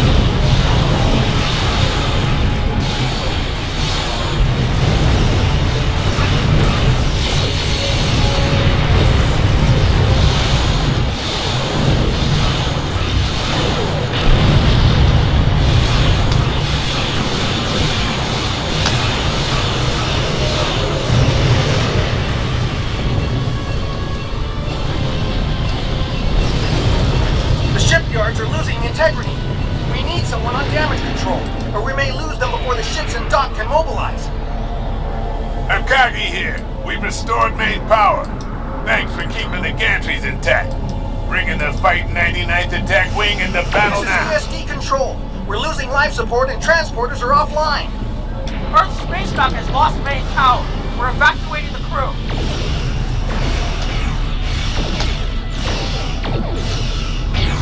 Warning.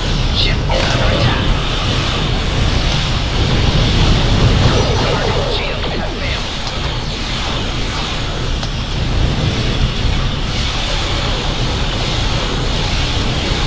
Chimera, all non-essential personnel are away.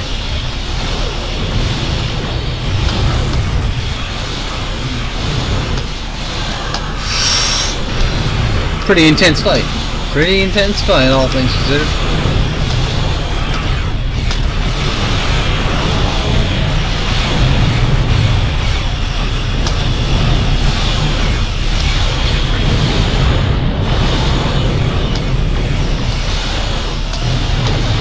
Target shields have failed.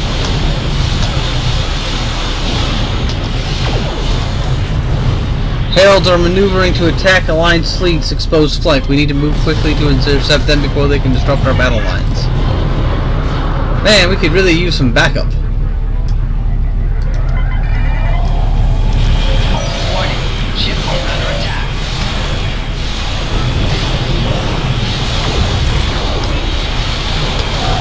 Target shields have failed.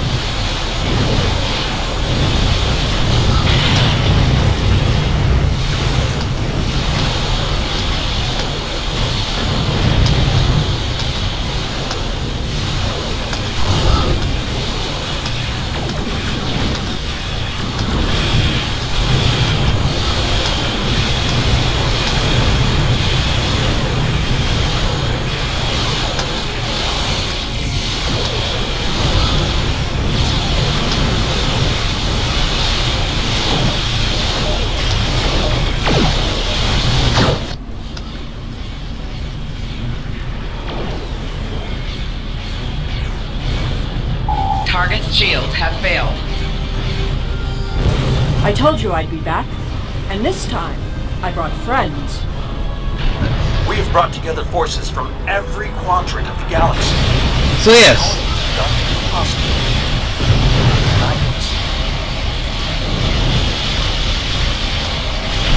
Sela brought in the Dominion to back us up. Target's shields have failed.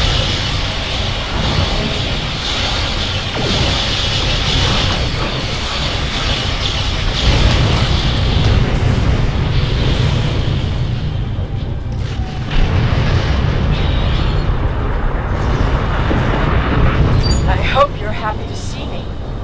It doesn't look like things have been going too well so far. I left because I needed to find allies for this war, ones who you couldn't or wouldn't talk to. The Dominion understands the Iconian threat, and they are quite eager to protect their stake in this galaxy. Your timing is, as always, impeccable. The Herald ships are regrouping. We should use this respite to our advantage. Form up at the KIS Anorax. We must protect it long enough for it to activate a time portal. Once the portal is stabilized, we can use it to go back to Iconia's past, and hopefully undo this war before it starts. That's our only option? Our situation is desperate. If we fail here, Earth will fall, and Kronos won't have much hope of standing without it. This is our last chance then. I'll see you in the past. I'm arriving with the time ship. We must protect it until the portal is stable. Target's shields have failed.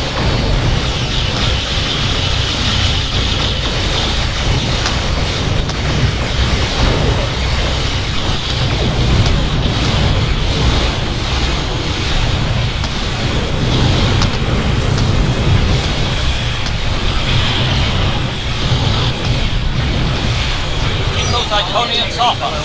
Temporal coordinates have been identified. Hull integrity below 25%. Rear shield failing.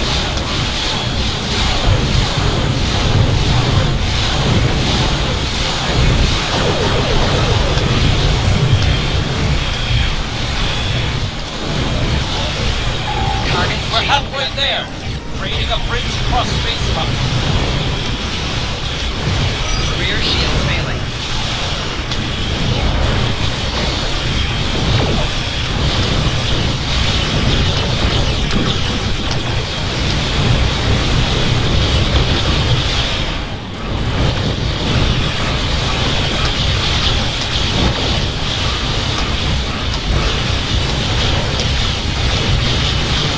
Just a little bit longer.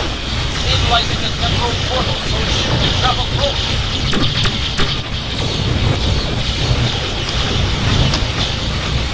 Target shields have failed. Hull integrity below 50%.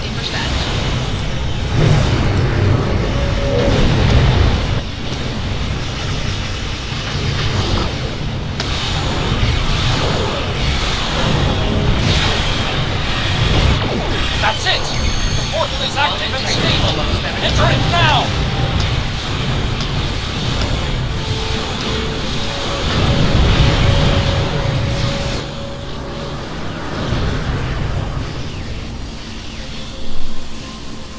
Energizing temporal emitters.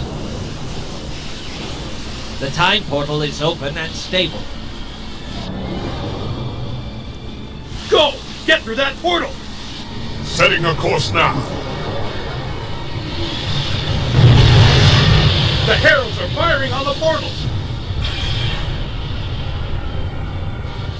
The portal is destabilizing! Hurry!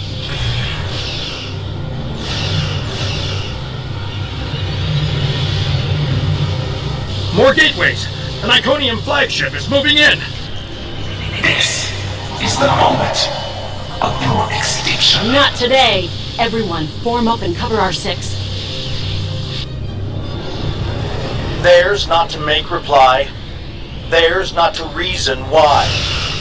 Theirs but to do and die. Into the Valley of Death rode the 600.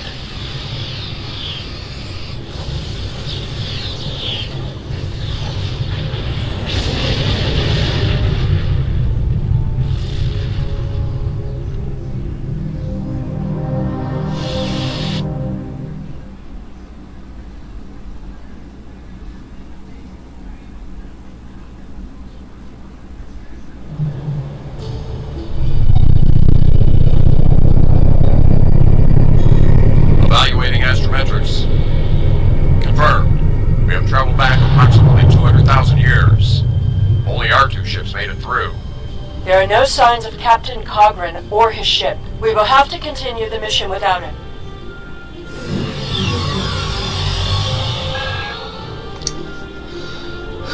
We've done some preliminary scans of our temporal location. Noyan has put us exactly when we need to be. On Iconia about 2 hours ahead of the time we have for the attack on this world. Perfect. This will give us a moment to get our bearings and figure out how best to prevent the Iconians from escaping their doom. There are only 12 Iconians that we've encountered, so trying to deal with just those 12 will be a much easier task than trying to take on this whole world. Let's see what we can learn about these people in the time we have. Greetings of the whole to you, strangers, and welcome to Iconia. My name is Matararen, and I am a herald of Matara. Before I can allow you to pass, I must scan you to ensure that your technology is of a sufficient level for you to be allowed access to our city. This will only take a moment. By all means. Your technology is sufficient, but your chronoton particles are substantially out of phase. Lead the way. Remember why we are here. Every Iconian must die in the bombardment, and their technology cannot be taken. If even one Iconian escapes, this could all be for nothing. Don't worry, I remember. I recommend we begin by infiltrating their government building. We need access to their data and the gateway controls. Agreed. We can't allow any of their technology to escape. You've seen the ruins of a once mighty empire. This is Iconia at the height of its power.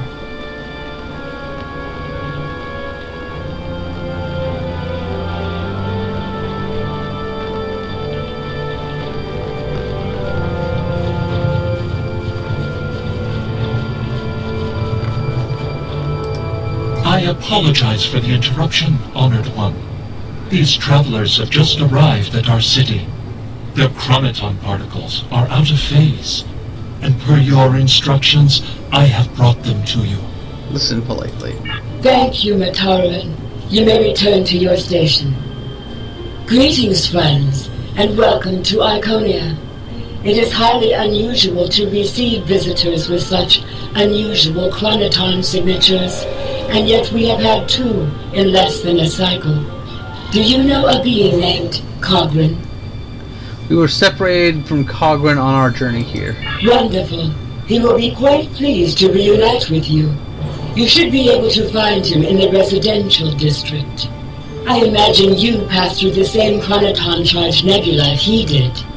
That would account for the anomalous readings. Ah yes, we did pass through the nebula. Is there anything else we need to know? Since you are explorers like Cogran, I suggest you speak to Lemiran. She is the keeper of our world heart, a repository of all knowledge and a genetic record of the worlds we have visited.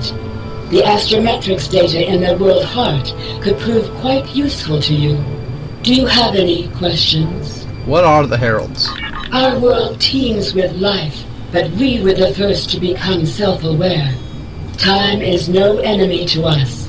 An Iconian can live thousands of years. But our numbers have always been few, and as the years passed, we understood that would not change. Needing servants and companions, we found a local population that could be molded and shaped to suit our purposes. At first, we used them as beasts of burden, or for tasks that were too difficult or dangerous to do ourselves. I imagine your own species has similar creatures. Over the years, machines and technology began to replace many of those functions. And as technology advanced, what we needed from the heralds changed as well. Ultimately, we needed beings who could think for themselves. Our genetic reshapers transformed the heralds from beasts to companions. Now we have achieved a kind of symbiosis.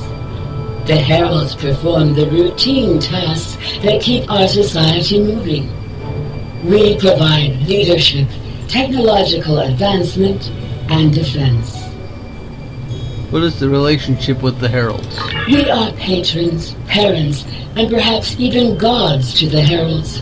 In turn, they are our hands, our eyes, and our pets. Each herald is created to fulfill a specific function for his master. For example, it is my duty to interact with visitors to our world, but I cannot always be there to greet them. Mataran stands in my stead, examining those who seek our gifts and bringing any special guests, like yourself, to me. How are the heralds made?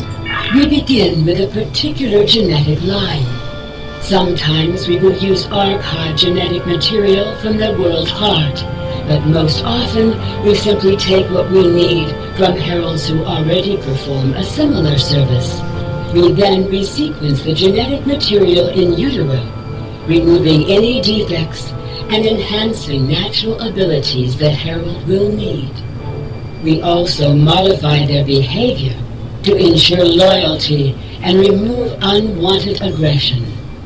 Once they are born, we begin an intensive training process. Heralds mature very quickly, so by the time their training is complete, they are fully grown and ready to serve. That's all for now. Greetings, travelers. Are you explorers, or do you come seeking our wisdom and guidance? Either way, I apologize. I am rather occupied at the moment. Please, return later. I should have time to speak to you then. What can you tell me about the World Heart? The World Heart is the repository of all our knowledge. It contains the genetic information of every species on Iconia and all of our colony worlds. With it, we can colonize and repopulate an entire world, shaping it to resemble our home in just a few short years. It also holds a record of our culture, history, literature, and philosophy. This is why we call it the World Heart. It is, in a very real way, the center of our civilization. Thank you. The changes we see in the Iconians are too great to be simple evolution. The Iconians shape themselves and the Heralds into weapons. Genetic engineering that is both efficient and terrible.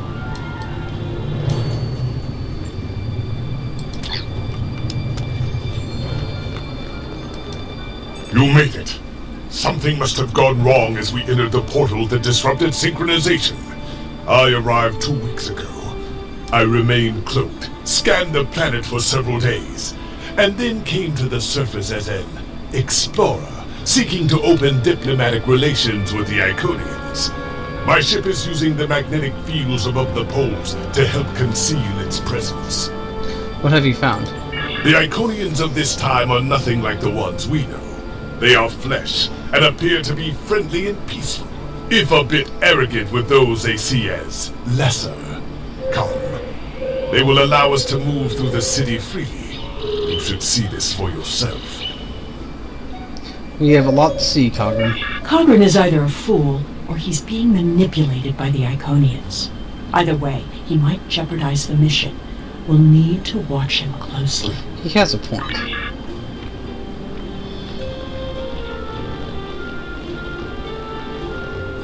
Someone's calling for help. An injured herald. This could be a chance to learn about their physiology. Perhaps even find a weakness.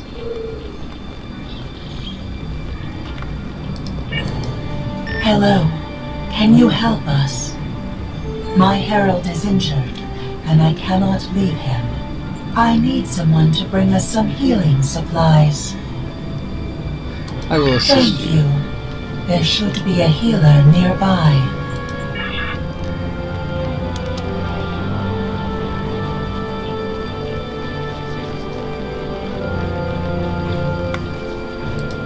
Do you require assistance, visitor? Are you a healer? We are in need of medical assistance. Certainly. However, I do not detect any injuries or maladies in your physical form. What do you require? It's not for me. It's for one of Vitar's heralds is injured. Oh, Of course. It is our duty and privilege to care for our heralds. I will follow you to the patient. We'll see who the lesser race is. I have spent days among these people. They are very proud and very strong.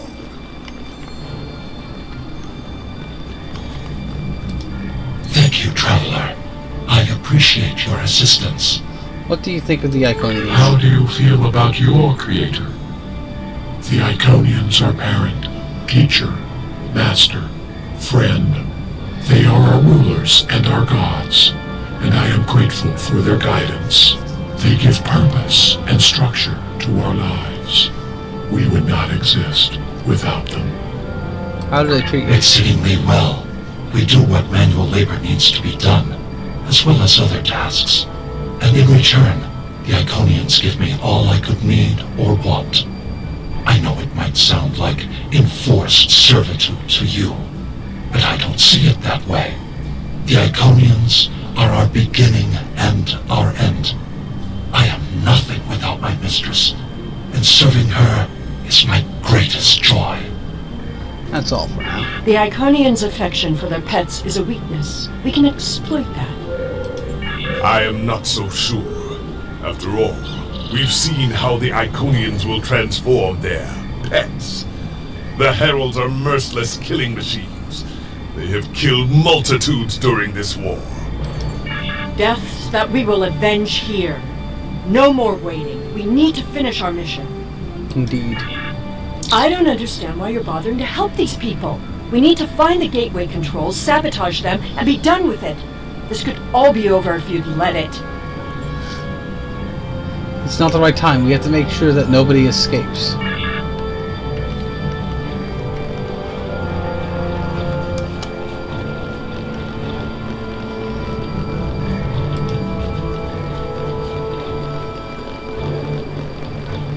Clearly the Iconians have a highly developed sense of the estate. That's fine, but what we need is to know more about their technology. And we're going to a park. When you have technology as advanced as the Iconians, wonders can be found anywhere you look. We should talk to that officer over there.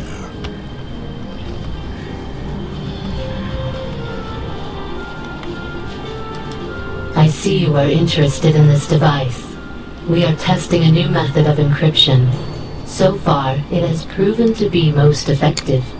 To access the console, we must solve a series of problems that we believe only an Iconian could answer. Unfortunately, I fear the console is stuck in a testing phase, which is why I am protecting it. It may be a waste of time. You appear intelligent enough, but I doubt you or any of our other visitors could solve even the easiest of problems in the algorithm.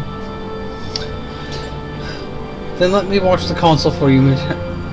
Loren says she needs your help right away. I am not supposed to leave this area unwatched, but all of my heralds are performing other duties. And if Elmiran sent you, very well. Thank you, Traveler. I will not be long. We shouldn't keep her waiting, Bertrand.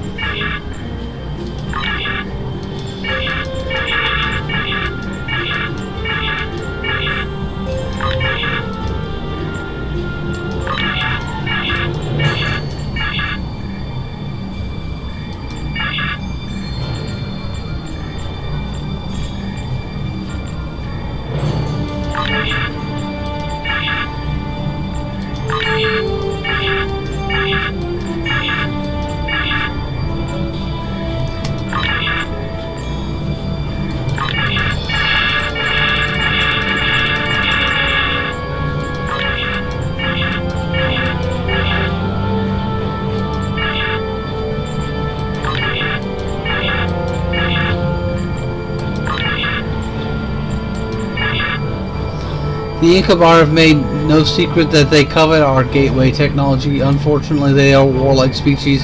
Soon after they developed an rudimentary warp drive, they used it to attack and enslave several inhabited worlds. The Ecobar have made several attempts to covertly access our consoles and steal our technology. Although officially we are not at war, we should be extremely cautious with the Ecobar. Access to the gateways is strictly off limits for the Ecobar, and a herald will have to be assigned to monitor all movements of the Ecobar representatives near the gateway access points. Download data. Now, the Denasians have made repeated requests for medical technology. Our analysis of their biomedical ethics, however, indicates that their primitive level of development, they may have a 84% chance of doing themselves harm with genetic engineering, and a 74.2% chance of using it for biological warfare. Although, thus far, their dealings with us have been honorable, a plague on their world has increased their demands for our gene manipulators.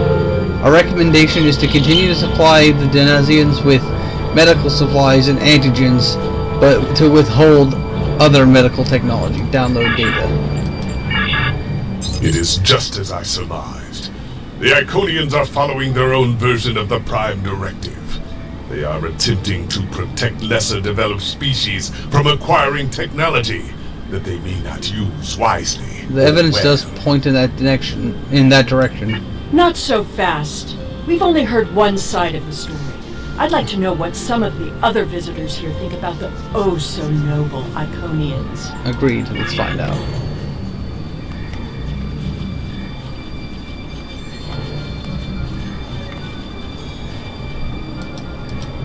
We will gladly give you the medicines you require, but our genetic engineering technology is off limits.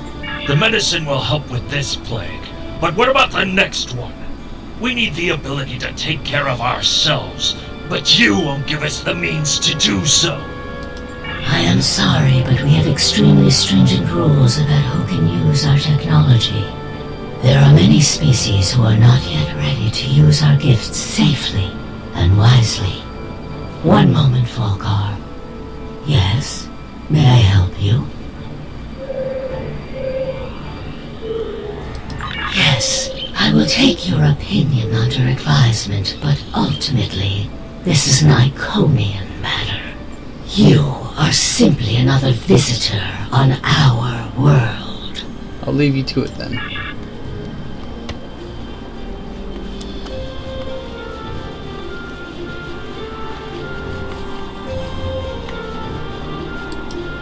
We haven't made much headway trying to reverse engineer the gateways, but just imagine what we could do with it.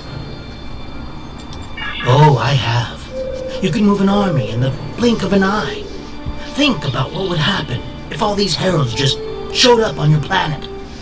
Oh, they'd take over in a day. I'm still trying to acquire some of their data. Have you had any luck yet? Can you listen? Nothing yet. Despite all their openness and hospitality, the Iconians have everything on lockdown.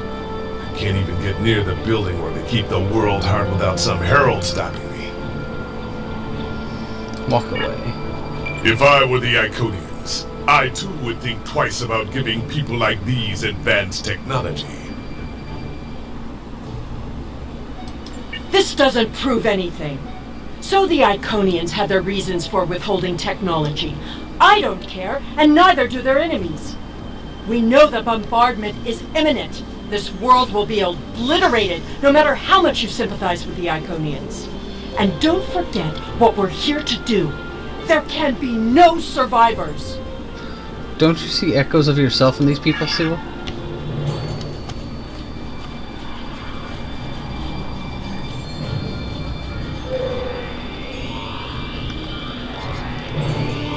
We're detecting an armada of ships on long-range sensors, multiple configurations. Avoid detection at all Tell costs. your ships to drop into orbit above the polar region. My ship is cloaked there. Granada, go take up polar orbit above the planet.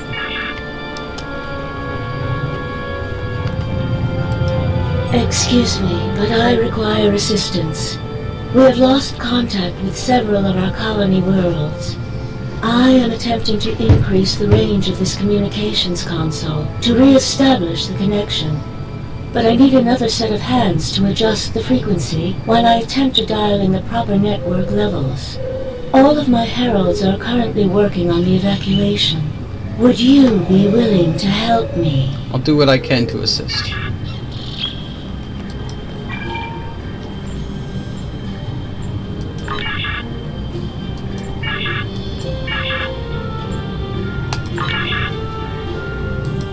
Curious. Our communications should be reaching the colonies, but I am not receiving any response to my messages. Something terrible must have happened. We were not concerned about the lesser races. Not at first. They were like children who wanted things they could not understand. It was our duty to protect them, to guide them. In time, when they were ready, we would have shared all of our gifts. What will you do now? I do not know. If the colony worlds have fallen, then I am sorry. Please excuse me. I must speak to our leaders. Best of luck to you. We already know the evacuation did not save them. But the gateway on New Romulus remained active for a time. Then we must cut off that path, now, before anyone escapes.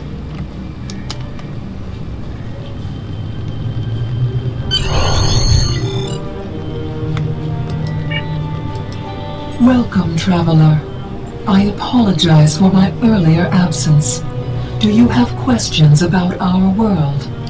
Who's attacking you? We have had contact with many worlds in our journeys, but we have found no people equal to our own. Some of the others resent the blessings our people enjoy. They seek to take that which we will not give. Why did you deny them access? Our policy is not to share our technology with species who are not sufficiently advanced to use our gifts wisely.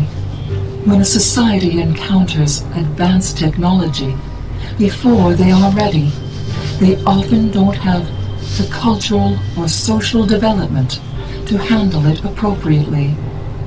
This leads to war, genocide, and many other ills.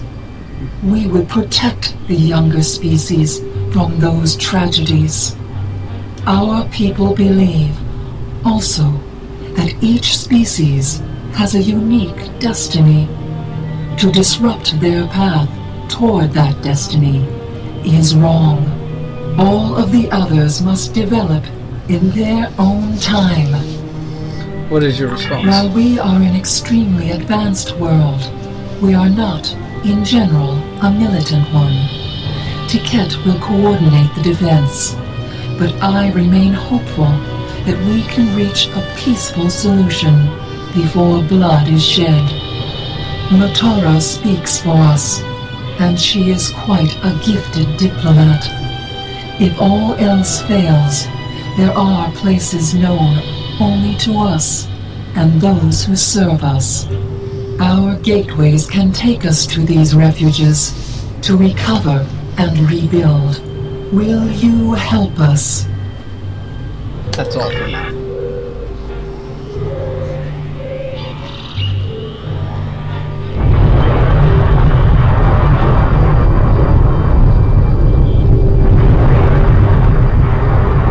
The attack is beginning. I thought we'd have more time. We must retrieve the world heart and escape. Will you help us?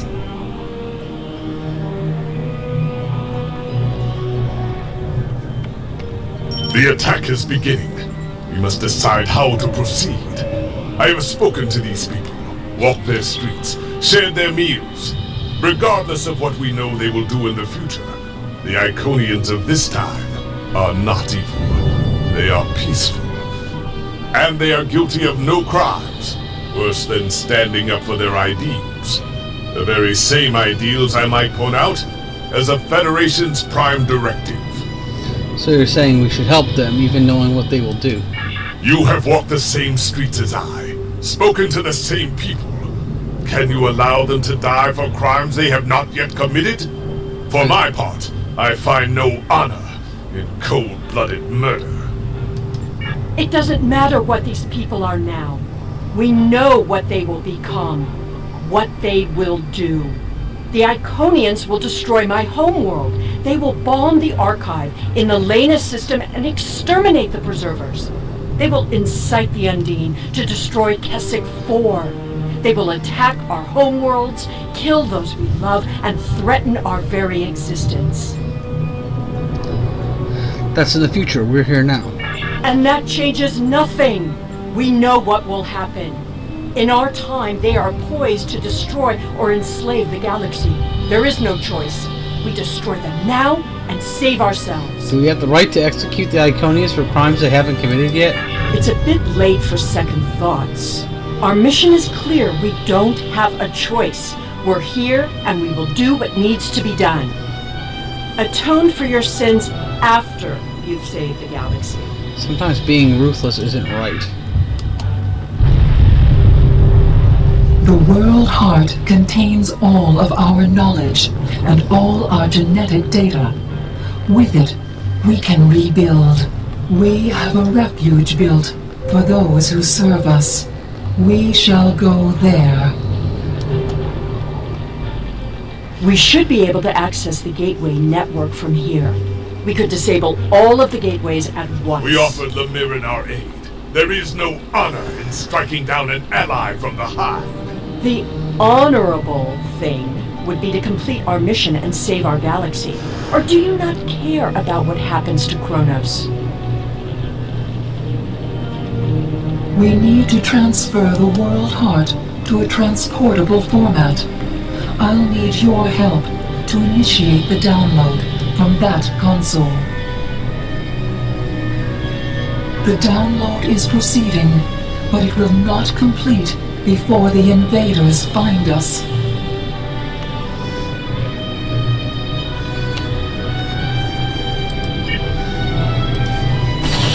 Enemy targets on sensor.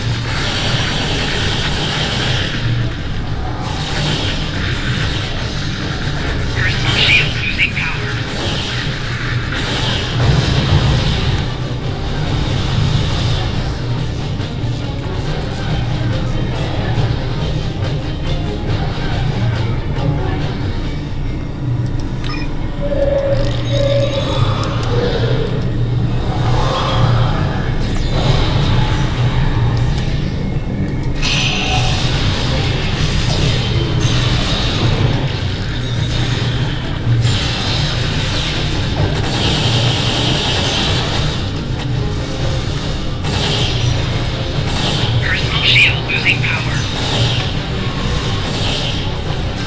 Now we need to release the magnetic interlocks holding the core. I need you at the other console.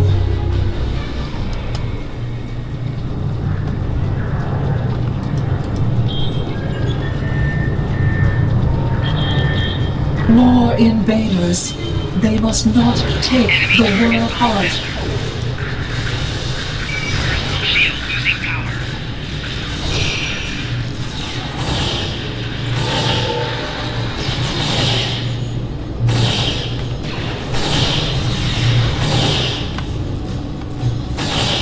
We need to erase the mainframe memory banks. I will require your assistance.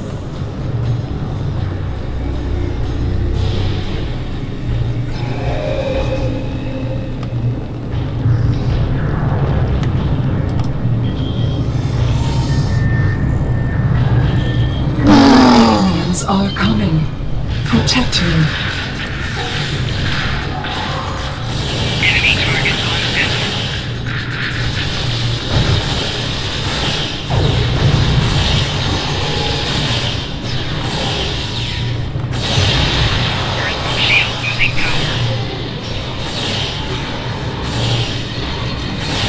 Mainframe memory erased.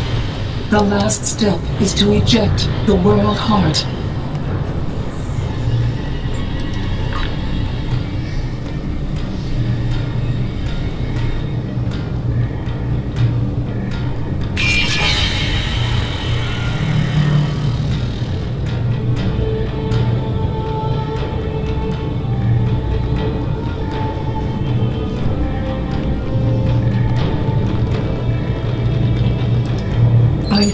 that was just the beginning of the violence.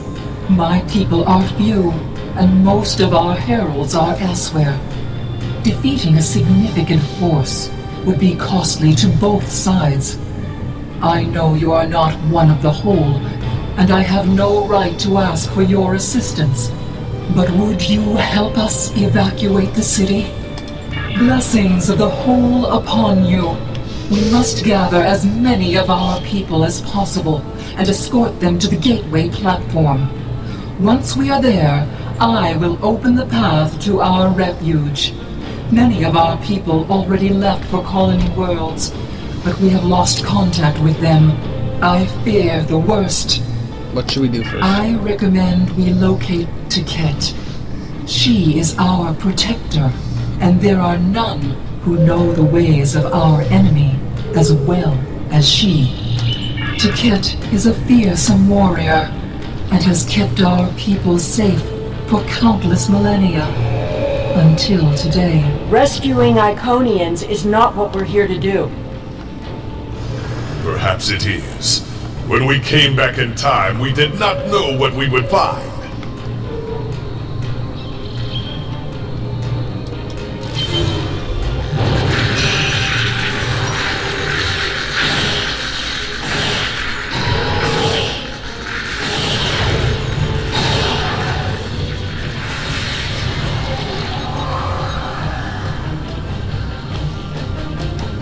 I appreciate your efforts, stranger, but I cannot come with you. I will defend Iconia until my final breath. There's no honor in throwing your life away. Honor? Why should I care about honor when Iconian blood is being spilled on sacred ground? What honor have our enemies shown? They attack a peaceful world. Honor is meaningless. She who has lost honor has nothing, can lose nothing more. I appreciate your efforts, stranger, but I cannot come with you. I will defend Iconia until my final breath. My people are weak. They have neglected the ways of battle in favor of science and art. They are philosophers. I do not wish for them to die, but they could have chosen the path of strength. I will die to defend them. I do not know if I can save them. Your people are stronger than you give them credit for. I appreciate your efforts, stranger, but I cannot come with you. Your words have merit. If we go to the refuge, we can rebuild. There, we can plan our vengeance. No one will ever threaten us again. She is a fool. She would let her people die so she could avenge them. Vengeance is a powerful weapon.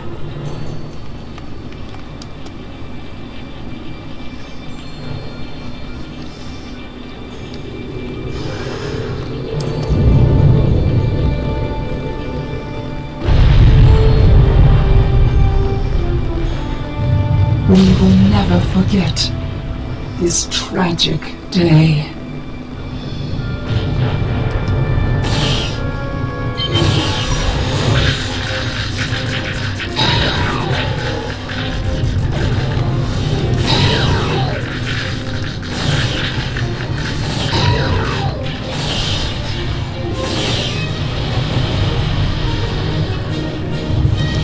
Thank you.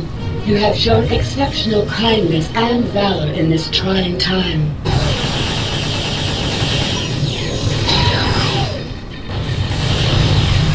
Flanking damage detected.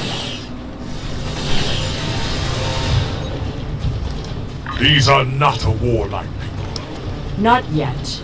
That will change. Bloodshed affects everyone differently. My people became warriors when an alien species threatened our home. And the Iconians will become conquerors.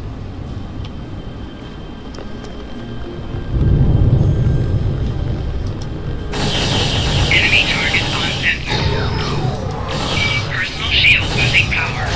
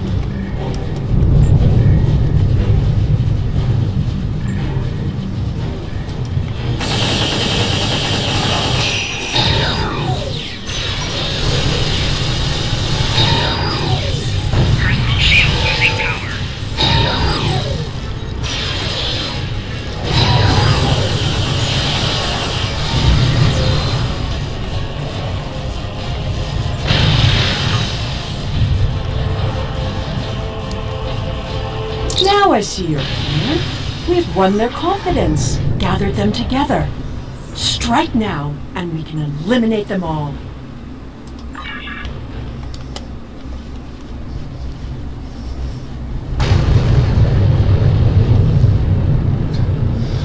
Once we get through, we will need to destroy the navigation plotter so we cannot be intercepted. Targets on sensors.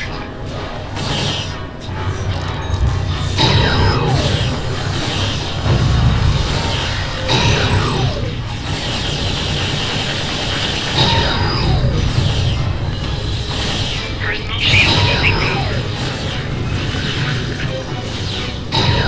The gateway is damaged.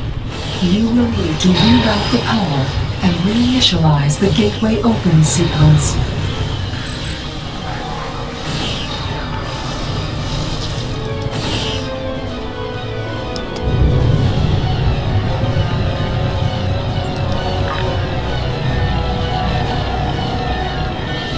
Didn't the others save the Iconians? Where are they? Enemy targets. They may already be here.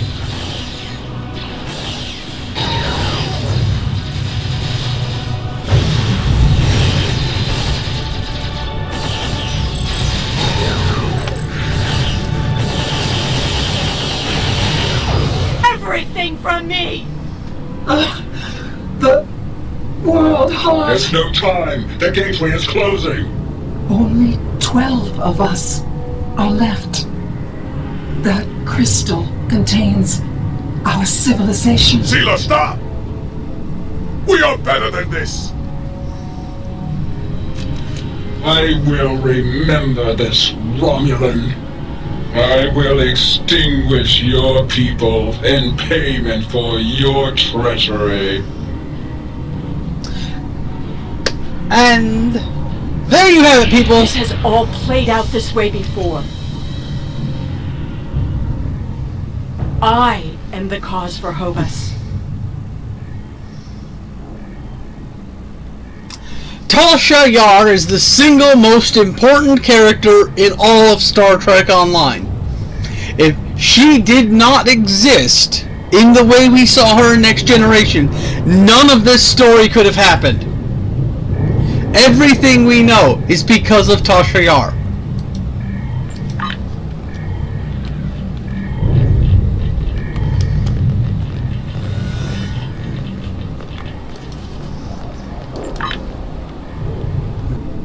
We are better than this.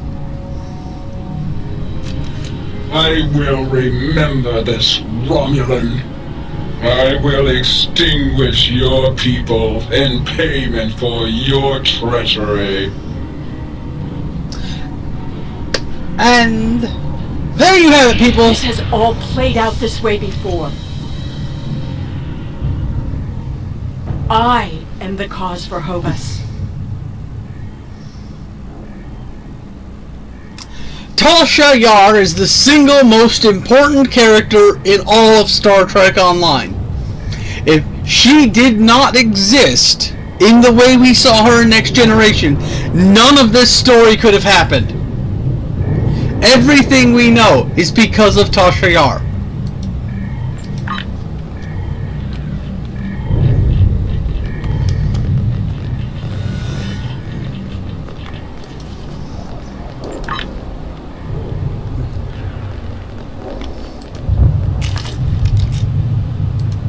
I know what you were going to say, but I did what I had to do for my people. I should have acted sooner. If I had, perhaps Romulus would have been restored. Can't you see it was your act that caused the destruction of Romulus?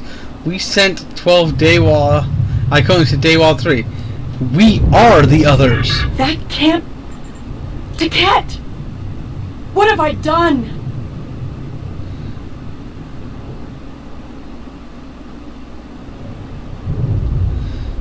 Did you have a choice? Predestination paradox theory would say this event had to happen. It's the only reason you're here. The Iconians have fled to Daewal 3, and the Gateway's console has been destroyed, so no one can follow them. Our fate may not have changed from our actions here, but we have done what honor demanded. We are not murderers, whatever our future may hold. We will face it with our eyes open and our heads held high. We must return to our own time and see what effect our actions had.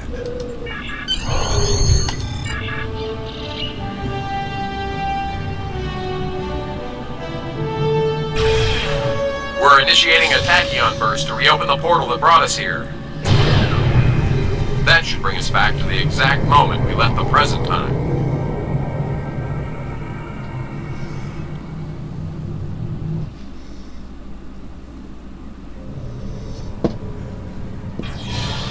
The heralds are firing on the portal! The portal is destabilizing! Hurry!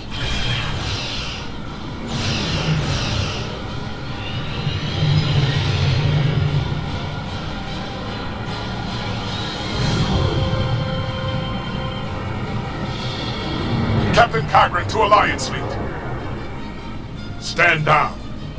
I repeat, stand down. You have the world heart and the means to end this. Signal the Iconians. Show them we have it, and that we are the ones who saved them. This is our last chance to end this war. Continue. Do you wish to surrender? A wise decision. No, Lemire, we have returned from the past, your past. We have the world heart to prove it. How did you acquire that? We saved it. We were there when Iconia was lost. That is not possible. But yet, I see the world heart in your hands. It is time to end this. Your leaders, our unity. Now. Wait.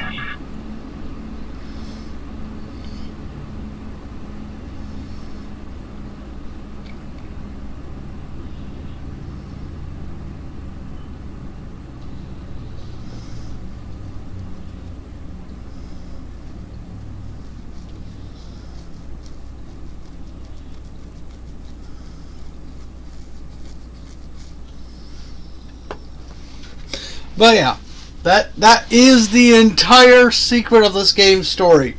Tasha Yar is the most important character in all of Star Trek for this game's story. Because if she did not go back with the Enterprise C, she would have never given birth to Sela. Sela would have never come back into this point in time, attack the Iconians, which would trigger them wanting to destroy Romulus, which led to the results of the fallout we see in this game.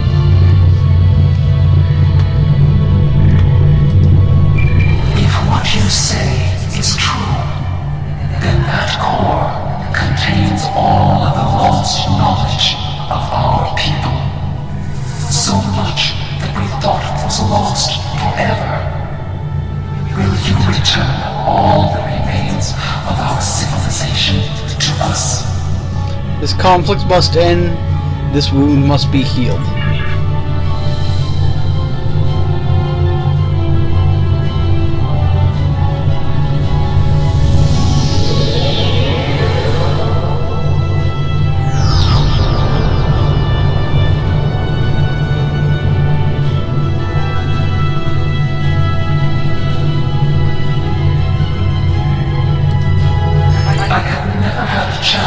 Examine you closely, but now that you stand before me, I remember you helped us, although it gained you nothing. You are the other. This war should have never happened. Hate blinded us. Fear of the unknown crippled us.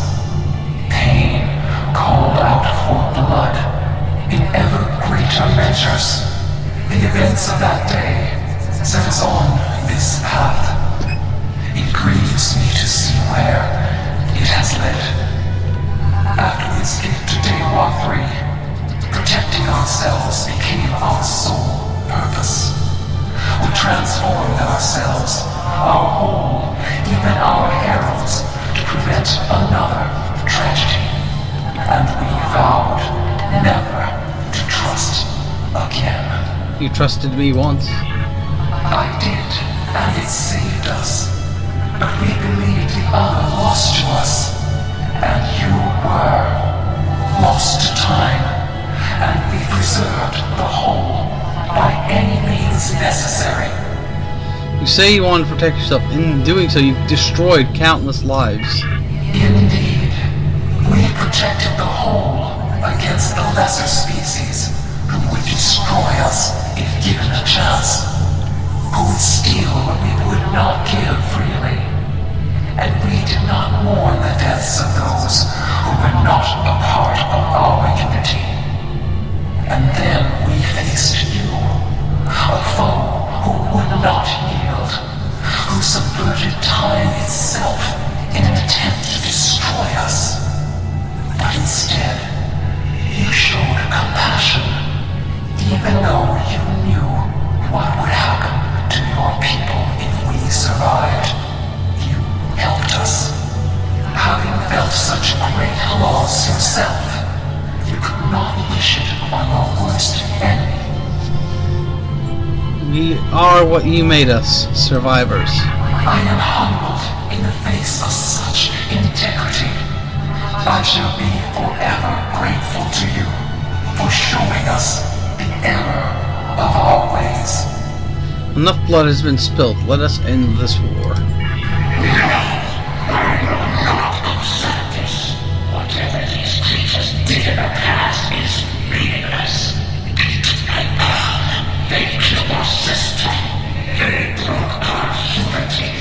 And for that, I will destroy them. Have you forgotten what we did for your people? For you? I will never forget what you have done, or what that creator, the receiver, did. There will never be enough blood to wash away my need for vengeance. Sela was grieving the loss of her homeworld, a homeworld you destroyed. You've already exacted in revenge. A single world. I can destroy a million worlds, and it would not be enough. Your existence is an insult to the memory of our people. I will continue my fight, even if I must fight alone. She will not listen. Tiket has always been very stubborn. In a few thousand years, perhaps, her attitudes will change. Until then, be wary. Tiket is a formidable opponent, and I will not take up arms against her, even in defense of the other. But with those of us who remain, you shall have peace.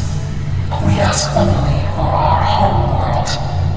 Leave Iconia and our servants undisturbed, and we will trouble you no longer.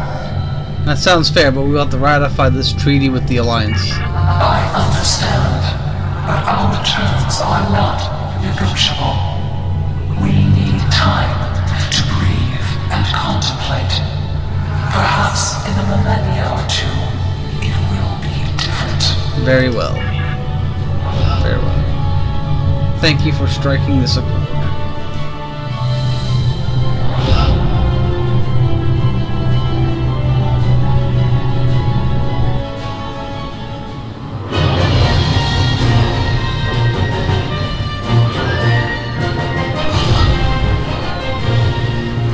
And the Picard maneuver.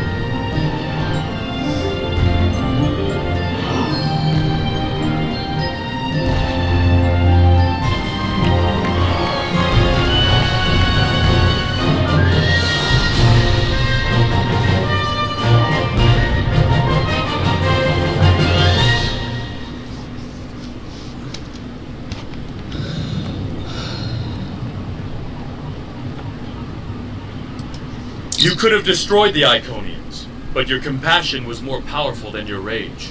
And seeing what one act can do, it gives me hope for the future.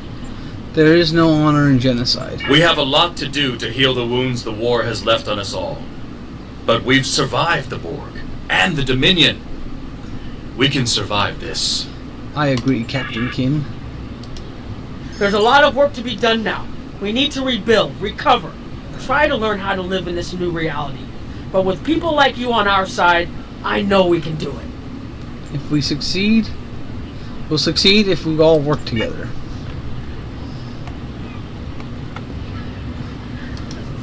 I thought this was it. The last day. And I was ready, but I'm glad my daughter didn't have to die in defense of the Federation.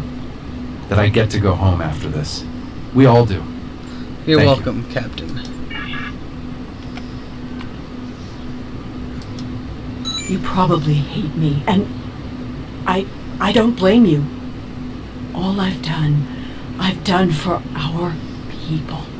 To protect them. To restore our power in the galaxy. But now I see everything that has happened is because of a mistake I made hundreds of thousands of years ago. I've made a lot of difficult choices in my life, and I didn't always consider the consequences of my actions. Today has made me wonder if there's another way, if I can be better than I am. It's never too late. We have much to do, but first, we will celebrate. Let the blood wine flow now that the bloodletting has ceased. There is more to being a warrior than vengeance and death. True honor comes from doing what is right, despite the personal cost. The Iconians will depart, and we will rebuild. Mercy has triumphed where weapons could not. Now I will try to find a way to share this wisdom with my people.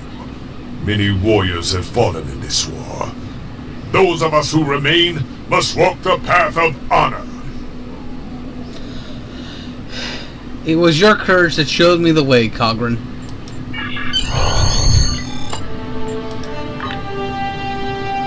You've completed all objectives in this area. Do you want to beam up to the ship? Yes.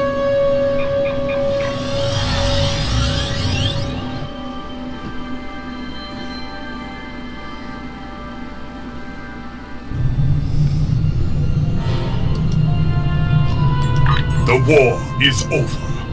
Although we could not turn back the clock and restore the lives that were lost and the planets that were ravaged, we have ended the conflict honorably. You made the right choice. And that is not always an easy one to make. I would be honored to fight by your side again. Before that day comes, however, we must rebuild. There is already talk of new exploration missions. Perhaps we will find our next challenge among the unexplored stars. Complete quest. And that, my friends, was the end of 5 years of story leading up to it. I will be taking a break real quick after I do something here.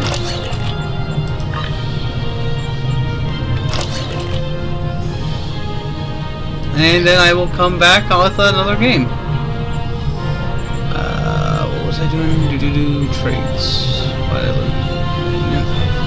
Oh, right. Skills.